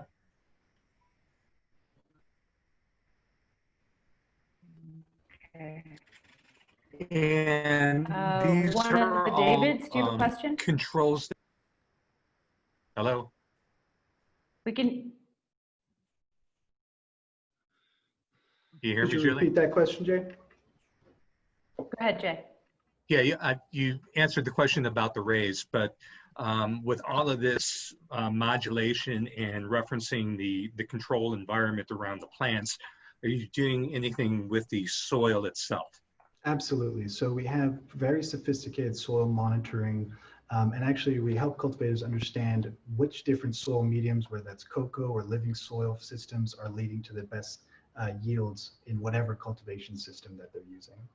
With the objective being that you will determine what mix works best for which strain, and this can apply to plants outside of the world of cannabis as well. Absolutely. Okay, thank you. Hey, Vince, just quick question. I saw some of your numbers on future projections in terms of size. What kind of scale are you doing right now? And do you have concerns with scaling in any direction? So our projects are getting larger and larger because it turns out growing at massive scale is one of our sweet spots. It's really where GrowNetics shines. So the projects we're working on now are over 200,000 square feet, going into the million square feet size grows. Thank you. Excellent. David Hess, do you have a question by chance? You look pretty engaged on that. Yes, and full disclosure, we are on the cap table of GrowNetics. We've been big supporters of GrowNetics for quite a long time. And I just want to acknowledge it's to all the presenters. Everyone's doing a really great job. I know 5 minutes is not a long time to get everything you want to get across. And don't forget, there's networking after, as Julie has mentioned. And I think all of our contact info is available on the website as well. And, you know, again, or rather my question would be, Vince, can you quickly just describe the moat that GrowNetics is sort of building around itself, and the barrier to entry for others that are either in the space right now that, you know, some of the unique differences about GrowNetics, some of the value add that you offer, and the barrier to entry for others that are thinking about entering the space? Yeah, sure. So we're an open platform, which is to say that we see us being able to help all entrants in the controlled environment space rise quickly. We partner with sensor companies, controls companies, lighting companies to take all their data and facilitate their ability to actually give their data context. So that's a unique position that GrowNetics holds right now, and it's been recognized not just in cannabis and hemp production, but also in research institutions and universities, where we're working with some of the top indoor ag schools, Michigan State, USDA, on developing these first of their kind efficiency models. And so our connection and our positioning in the industry, being experienced cultivators and building this very open platform to help researchers and leading cultivators in the cannabis space understand really what is leading to those optimal yields is a position we uniquely hold. Thank you very much, Vince. I'm afraid we're out of time and we have to move on. Thank you, judges, for your questions. Thank you. go ahead and jot down your scores. And I'm next up, I'd like to introduce you to Christine Yee. She's the co-founder and chief brand officer of Potly. It's a premium cannabis and hemp infused ingredients company where she oversees all things brand identity and strategy. She was formerly a strategy manager for Asana Inc.'s premium segment and management consultant at PwC. Potly was started in 2018. They have 340,000 in revenues to date, 3 employees. They've got $250,000 raised with another 450 committed. Congratulations on that, Christine, and welcome. Thank you. Thanks, Julie. And thanks to everybody who's listening on. I think I'm second to last to present. So I've certainly enjoyed listening to all the other entrepreneurs and getting some good ideas as well. So let me just share my screen and get right into it. And here we go. So hi, everybody. My name is Christine. I'm the co-founder of Potly. And at Potly, we're creating both hemp and cannabis infused ingredients like honey, olive oil, chili oil, apple cider vinegar. We just launched a sriracha earlier this year. And we're all about creating healthy, super integratable edibles products. And for us, nothing is more integratable than ingredients because you can really mimic and alter whichever way you would like to be consuming cannabis and truly integrate it into the day-to-day things that you're already consuming. So for us, we really want to bring the maker out in everybody and really emphasize this intentionality of functional foods. My co-founder and I are both Asian American, and we really grew up with the idea of food as medicine. And so to us, this direct translation of that is Potly and creating infused ingredients for really the everyday life. The two of us met as randomly paired roommates freshman year of college, despite the fact that we're both from the East Bay area. We went to BU together, and my experience since then has been within the consulting and strategy space, working with brands all throughout different stages of their life cycles and helping create growth-based strategies, whether that's initiatives like launching subscription programs or same-day deliveries or new product lines. And Felicity, my co-founder, is a third-generation food manufacturer, so her parents have been in the specialty sauces and spices category for many, many years, and brings in that supply chain background. And since graduating, she's been working in the food tech space, really thinking through how to get consumers to eat food in new and different ways that they're not used to. So we really balance each other out in that way. Our story really starts with our honey, which is our most popular product today and continues to be our most popular product. Felicity's father had started beekeeping on behalf of her mom, who was asthmatic and was consuming hyperlocal honey to help with her symptoms. And we just found that it was the perfect avenue for cannabis. We are constantly thinking about our super conservative Asian immigrant mothers and whether or not we're creating products that even they would like to try. And honey in ancient Ayurvedic medicine is considered yoga vahi, or the most powerful vessel for herbal remedies. So to us, that was really the best form factor to go forward. So we started this as a passion project in 2017. Both of us were working our respective jobs. In 2018, we got our licenses in manufacturing and distribution, which continues to be one of our key differentiators. We're a small brand and we're growing, but we're not co-packing or anything. We produce everything ourselves. We have 2 fully built out manufacturing facilities for both the hemp side of the business and the cannabis side of the business respectively.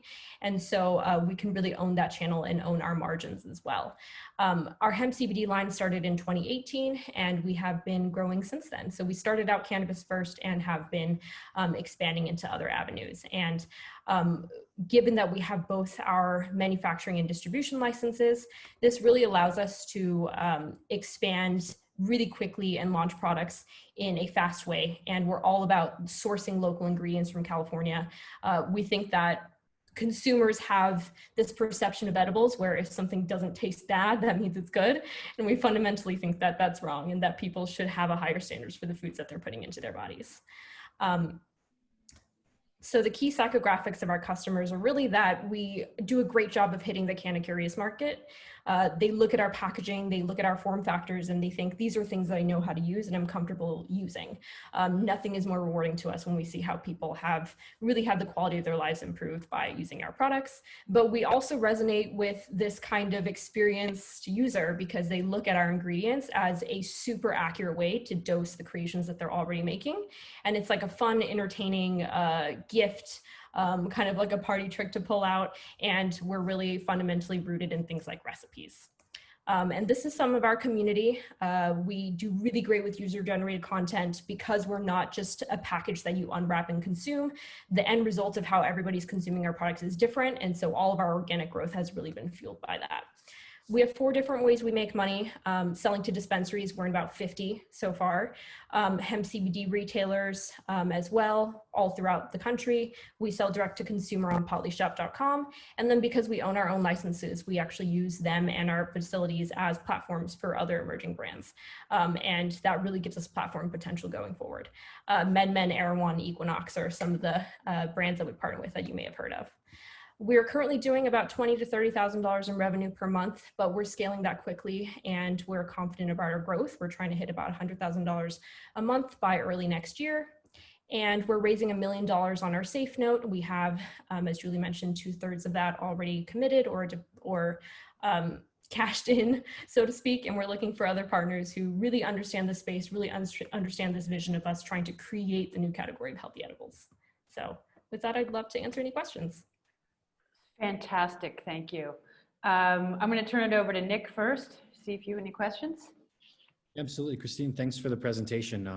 You know, California's a state, I think we've probably done 150 licenses down there for clients and partners and investments. So I really like the space, even though tax rate's a little too high, some things are like a little problematic, and many municipalities haven't opted in. Congrats on the initial successes. It's always hard, like those first revenue, getting the licenses, compliant facilities, Bureau of Cannabis Control, for your distribution license, and then you also have the BCC for your distribution. Doing your own distribution's critical. Like if you don't have distribution, best products in the world, what's the point? You know, so as you're scaling this, you know, $20,000, $30,000 a month. Like I remember my first part-time job. Just kidding. It's a good start. In California now, if you're in 50 dispensaries, you've probably gotten taken advantage of on some shelf scale contracts. You've got your wholesale distribution on your CBD side, very smart on the WISE like 2-structure model, so you can get interstate commerce done on that other side. Kind of like my presentation earlier, remember like compliant labels. But how are you going to do more? Like, how are you going to take over California and take over the world? Because a good brand that's using like locally sourced ingredients, like I can maybe use your California-based honey for some Massachusetts adult use infused things. If you like your secret sauce, how to infuse the honey and so forth. But what are your expansion plans when it comes to either brand licensing, new market acquisitions, or sometimes paying that 15% potentially with some of the big distribution players in Cali to get into like 200 stores here by like, let's say the end of the year? Yeah, definitely. Distribution's a hard game, as you pointed out. We are self-distributing in that we're doing the sales ourselves on the cannabis side, but we do have a logistics distribution partner that we work with here in California on the cannabis side. We're really just getting started. If you look at the dispensaries that we're in, the average lifetime of the account relationship and how long it's matured is really just 5 months. And so for a lot of our dispensaries, Apothecarium being a big San Francisco based chain that we got into late February, right before COVID hit. So really our main growth vehicle for this year on the cannabis side is increasing those account values. And that's something that we haven't been able to do. So we definitely want to increase account values. We think that our brand really is probably a good fit for 150 dispensaries in California. Realistically, not that many more past that. I know like ideally we'd be in 500, but it's just not the case for us, but that's fine. We know it. We have started thinking a little bit about state-by-state expansion from a licensing perspective. And so we have spoken to a few operating partners within the Illinois market, and we are starting to explore that, but really trying to take it slow until we've expanded into California as much as we possibly can. On a quick kind of clarification too. So you're doing $1 million round through that platform. You've done about 600 plus K. So you got like 300 plus K on the table still. Yeah. What was the valuation you were setting like that It's first? a $5 million pre-money cap. Yeah, on a safe note. And then on the hemp CBD side, I actually think that that distribution channel is really interesting in that, you know, even though we're a food product and we sell in grocers like Erewhon, we're not like a UNFI, KeHE Fit necessarily just yet. We do think that there's going to be a large player that's going to come around, but we have no concern scaling when it comes from a sourcing perspective. Yes, our story is rooted in having our own bees and having our own hives, but we have access to a network of really great ingredients within California, and my co-founder's family is really well versed in scaling businesses at a national level and a global level as well. So they ship internationally, and we've really leaned on their operating chops for that. Excellent. Thank you very much. I'm afraid we are out of time, so we can't get another judge in for a question for you, but thank you, Christine. Okay, thank you so much. Okay. So our last presenter, and the last name that I will butcher for today, is Duma Wenshu. He's a co-founder of Province Brands in Canada. So this is a beverage technology company that has developed a first of its kind patent pending process for brewing fermented beverages from non-starch plant materials.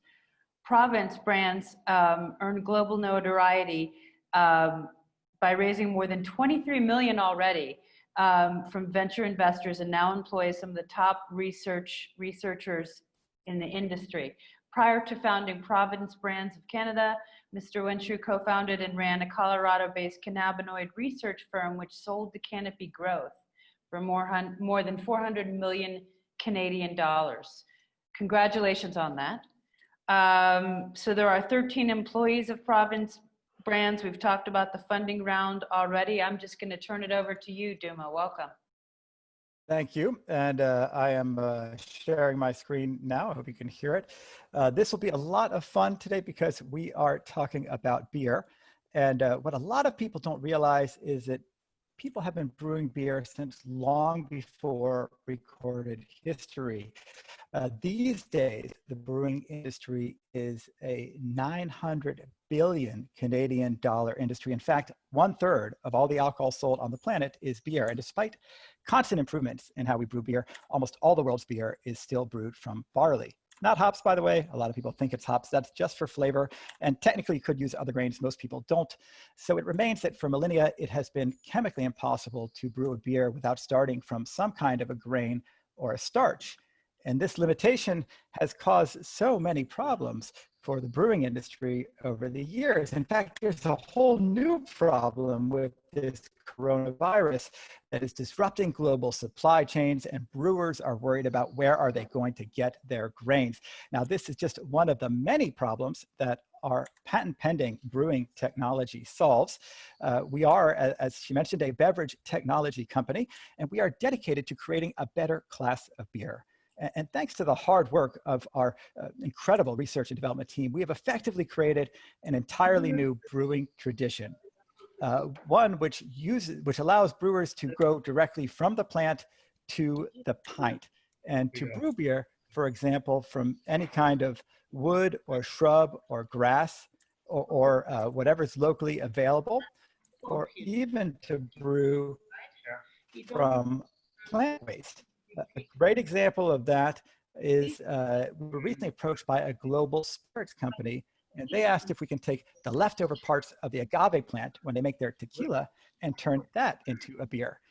It's not just a marketing gimmick. This is actually a way for this company to reduce their carbon emissions and to reduce their waste disposal costs. And why stop with agave? Think about how much plant material all around the world ends up carted off to landfill year after year. Think of the methane that's produced when it ends up in that landfill and breaks down. Think about the carbon dioxide of shipping it to landfill. With our technology, we can avoid all of that. We can also brew from food waste. We can brew from the spent grains, which are left over from traditional brewing and distilling. And we can brew from hemp or marijuana waste from industrial production. And when we do that, we can make products that are alcohol-free and intoxicate using marijuana or its phytocannabinoids. No matter what we brew from, our products have less waste. They're lower cost. We believe at large scale, they're about a 20% savings over traditional brewing. And they're less harmful, not just to the environment, but for your health. Lower calorie, gluten-free, and they'll contain xyloligomers, which are prebiotics. If we make the beverage from hemp or marijuana, it would contain phytocannabinoids like CBD. So how do we do this, right? To understand that, you have to understand how beer has been brewed for many, many years. First, you start by milling your barley. You then mash it and lauter it. And all of this is designed to create a sugar, which goes into your boil kettle. And from there, you can begin your fermentation. What we have done at Providence Brands is effectively create an entirely new front end for the brewing process. So you start by chopping up the plant material. And in this video, you can see our team actually chopping up some hemp material that we're working with. Then you go into a cooking step in the process. Here you can see our team using our proprietary cooking process to cook the plant material. And then the next step is a liquefaction, where using these liquefaction reactors, we actually convert the solid plant material, as you can see in the still image, over a period of about 4 days into a liquid. And that liquid, as it happens, is actually a liquid sugar, which can then go into your boil kettle, and you can brew using all the same technology and equipment that you would have in the old-fashioned way. How do we generate revenue? Well, for one, we're launching branded products using this unique technology. First of those is Cambridge Bay. It's the world's first beer brewed from hemp, just 4 ingredients, no grain, no starch, no sugar, 7% alcohol, tastes just amazing. And in the Canadian cannabis industry, we are preparing to launch Daga Imperial, the world's first beer brewed from marijuana, actually brewed from the waste stream created by the cannabis industry here in Canada. And we recognize that we've got some pretty stiff competition here in the Canadian cannabis beverage industry, but we have an advantage over all of these big brands, because when they make marijuana beverages, they have to infuse those beverages with a marijuana oil in order to convey a psychoactive effect. With our technology, we can actually brew from the plant itself, which means that when the customer walks into the dispensary, there's just so much more the bud tender can tell them about our products and our unique brewing process. They can talk about how we're part of the circular economy, how we give a second life to plant material that would otherwise end up in landfill. They can talk about how we're lower carb, gluten-free, no sugar, just 4 ingredients, cannabis, hops, water, and yeast. They can talk about all the benefits of our process. And this is what we in the beverage industry call a reason to speak. And this is especially important in the Canadian cannabis industry, where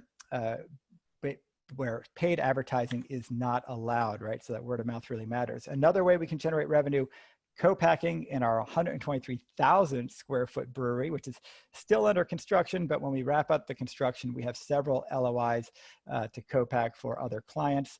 And lastly, licensing this technology, not just to companies in the cannabis industry, but there's opportunity to license to companies in the alcohol industry and the functional beverage industry as well. As was mentioned, we've raised over the past 3 years more than $23 million. We are in the middle of a funding round. I'm happy to talk about that as well, but I will stop here and answer questions. Excellent. Thank you very much, Duma. That anyone may have. Thank you very Thank you. much. I learned a lot about how to make beer. You just basically boiled it down to a minute, which was very impressive. So David Koenig, we haven't heard from you in a while. Do you have any questions for Duma? You know what? It was really good. The one thing, and maybe I missed it, is the 5-year projection, the 5-year forecast for the company. If we're looking mainly just international, we're looking to do domestic and international. So I don't know if you went through that part and I missed it. If so, I apologize. I didn't miss it. You know, when they give you 5 minutes to pitch, you got to leave a few things out. But Yeah. I do have it on the screen right now, if you can see. So basically, this is an expensive process. There's a lot of capex. We do sort of. It does take us about 3 years to become profitable, and we have very, very realistic sales targets, as you can see over those first 3 years. I mean, hopefully we'll sell much, much more than that. And then when you talk about domestic, international, we're really focused on the Canadian market, but in year year 4 and year 5. We do intend to branch out into the United States for the alcohol product, not the marijuana product, only the alcohol product in the United States, and into Luxembourg, where it's a tiny market, but they do allow marijuana product there. So we'd like to launch the marijuana beverage product in Luxembourg.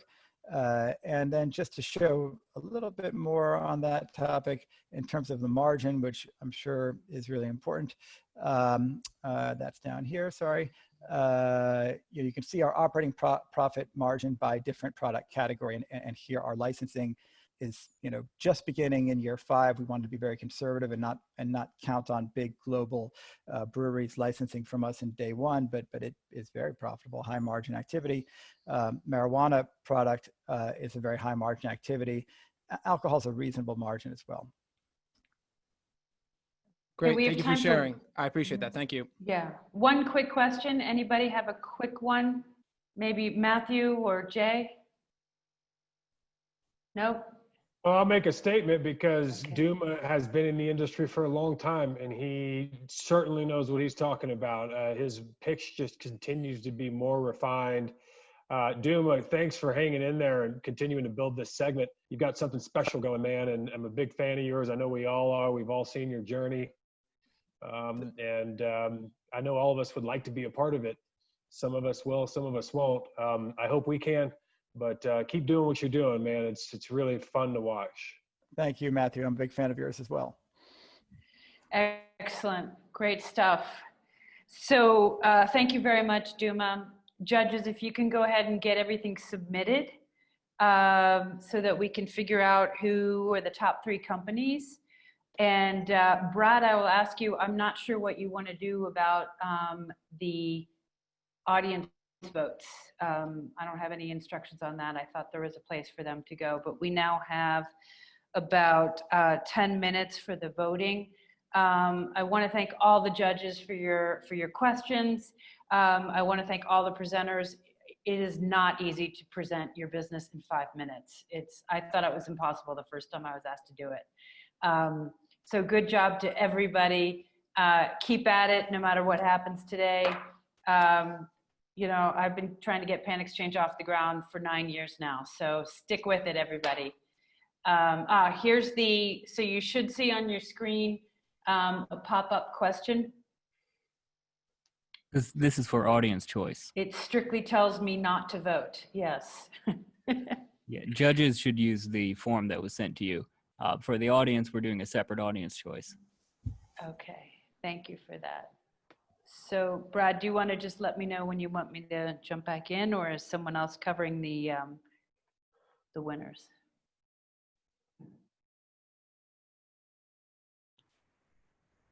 Hey, Julie, I believe you're going to continue to cover the winners and announce them once all of the polling comes in from both the audience and the judges. Okay, great. Great job. Does that get extra credit for also hosting? No, you should actually dock me a few points because that would be cheating. Okay.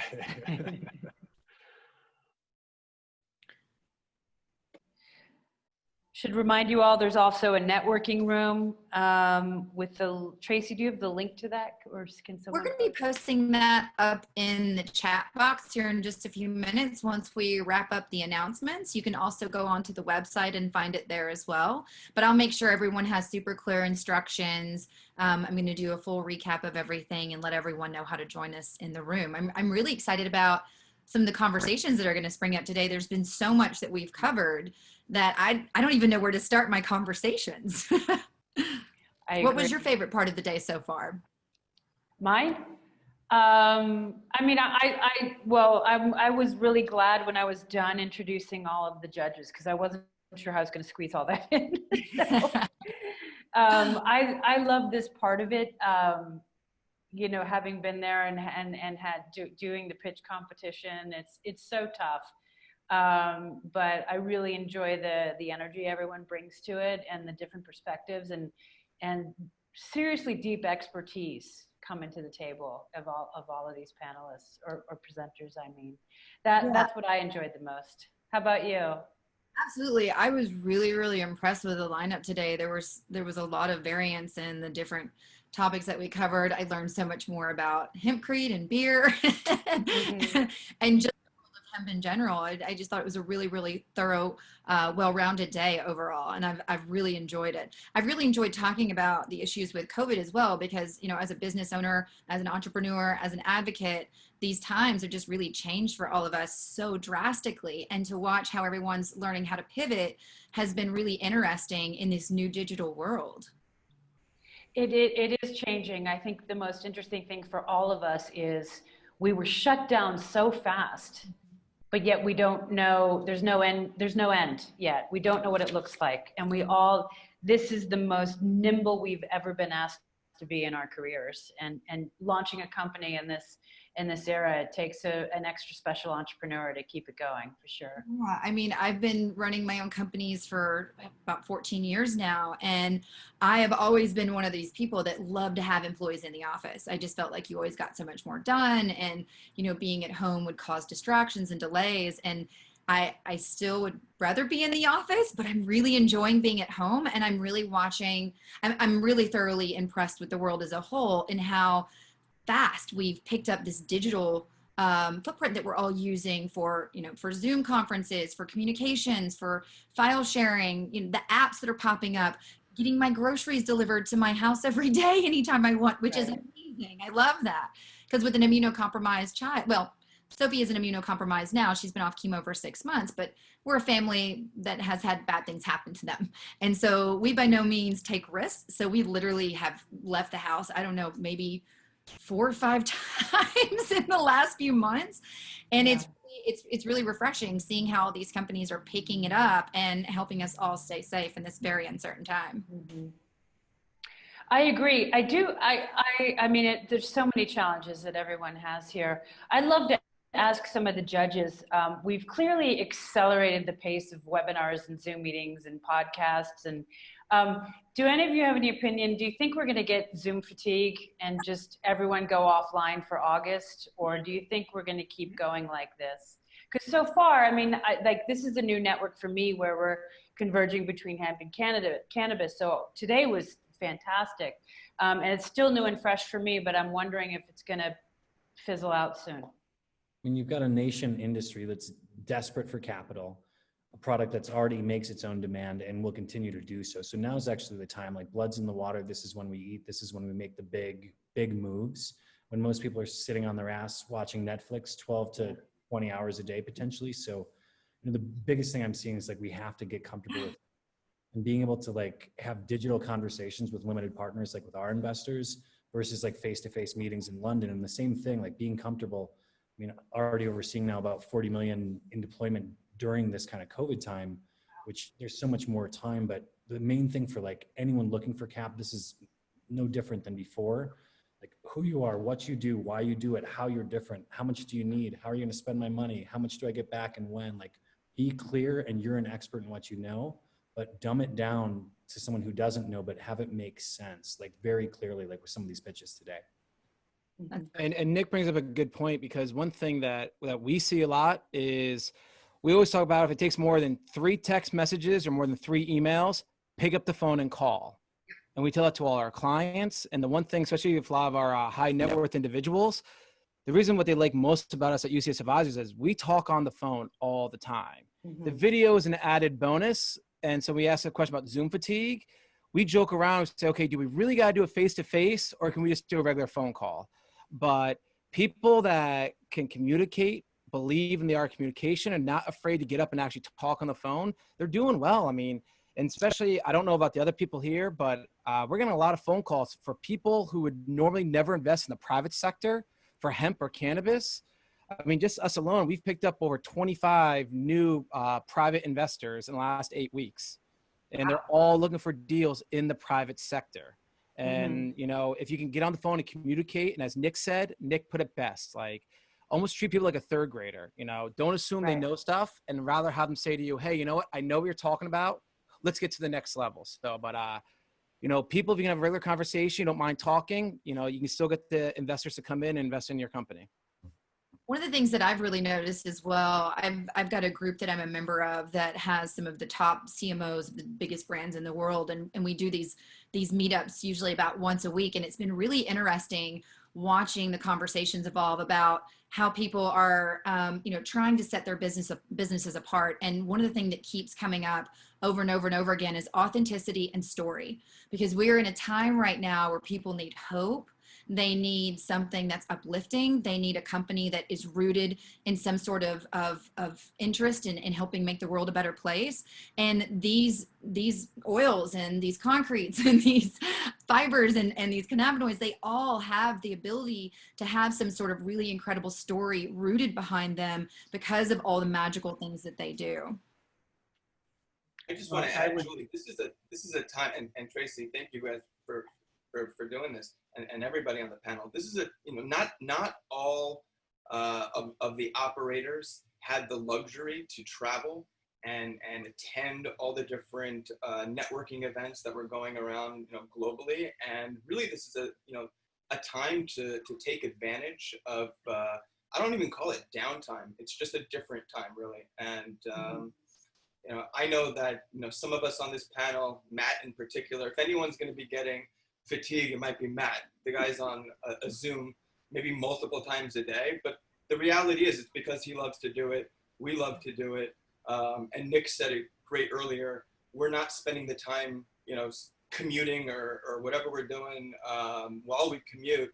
Might as well, get together on Zoom and help forward the industry as best we can. I wanted to say this is, the closest we're going to get to having, personal face-to-face chemistry. But I agree with David, this has been somewhat equalizing in terms of being able to reach people because you can't attend an event. And actually it's more intimate in the sense that you might attend an event hoping to be able to network with the right person you were looking for. And we kind of make ourselves semi-captive on these Zoom calls. I'm in the professional services business, and also am involved in providing testimony in court and deal with a lot of lawyers who are they're kind of going through a transition. They're used to being a lot more person-to-person contact, being in front of a judge, being in front of a mediator or an arbitrator. And so it's a big learning curve for lawyers and financial advisors. We are, at the end of the day, animals, right? So we want to get the feeling of the person we're with. So I will say this, if you are an entrepreneur and a capital raiser, and you can raise money in a business that's actually in deep distress, then you are really going to be successful. Excellent. Thank you all. I want to thank all you. Tracy, thank you for keeping this going and running smoothly. I want to thank Brad Turner. As I mentioned before, this is one of the first events where there is a deep convergence between hemp and cannabis, and I'm really excited about that. Thank you all to the judges. You've been fantastic. I have results. Ready? Okay. From the judges, and the answers are different. The judges winner, they have chosen Bastcor. Congratulations for Bastcor from the judges winner, and the audience is Levadura. And those are our two winners today. Great job to everyone that was involved. Really great job, everybody. I will go ahead and take it back over here from here, Julie. Thank you again to all. And thank you for moderating this. It was a wonderful, wonderful experience. I saw some incredible brands that are super interesting. And that is going to be it for the day. We're going to be heading over to our Zoom room here in just a second. But first, I want to thank all the sponsors, speakers, investor judges, presenting companies, marketing partners, and especially you, the audience, for joining us today. We would like to remind everyone and the investor judges that you can review the investor pitch competition presentations seen today on the cannabisinvestingforum.com website, in addition to an email so you may contact the presenter. And please make sure and mark your calendars for our next event, the Medical Cannabis Speaker and Investor Pitch Competition on July 30th. Again, that's July 30th. We're already seeking companies that would like to present, investor judges, and media marketing partners. You can find the information at the cannabisinvestingforum.com website as well, and you can register for that on Eventbrite. And now for the networking. This is the reminder that you need to register for this. If you haven't done so already, this is a new Zoom meeting. There is going to be a link to access the networking rooms in your chat. That can be found right now. It's also on the agenda page on cannabisinvestingforum.com if for some reason you're having an issue locating the chat. Again, a huge thank you to Brad Turner and Zach, who's been running all this behind the screens for us, and the entire Cannabis Investing Forum with this truly amazing day.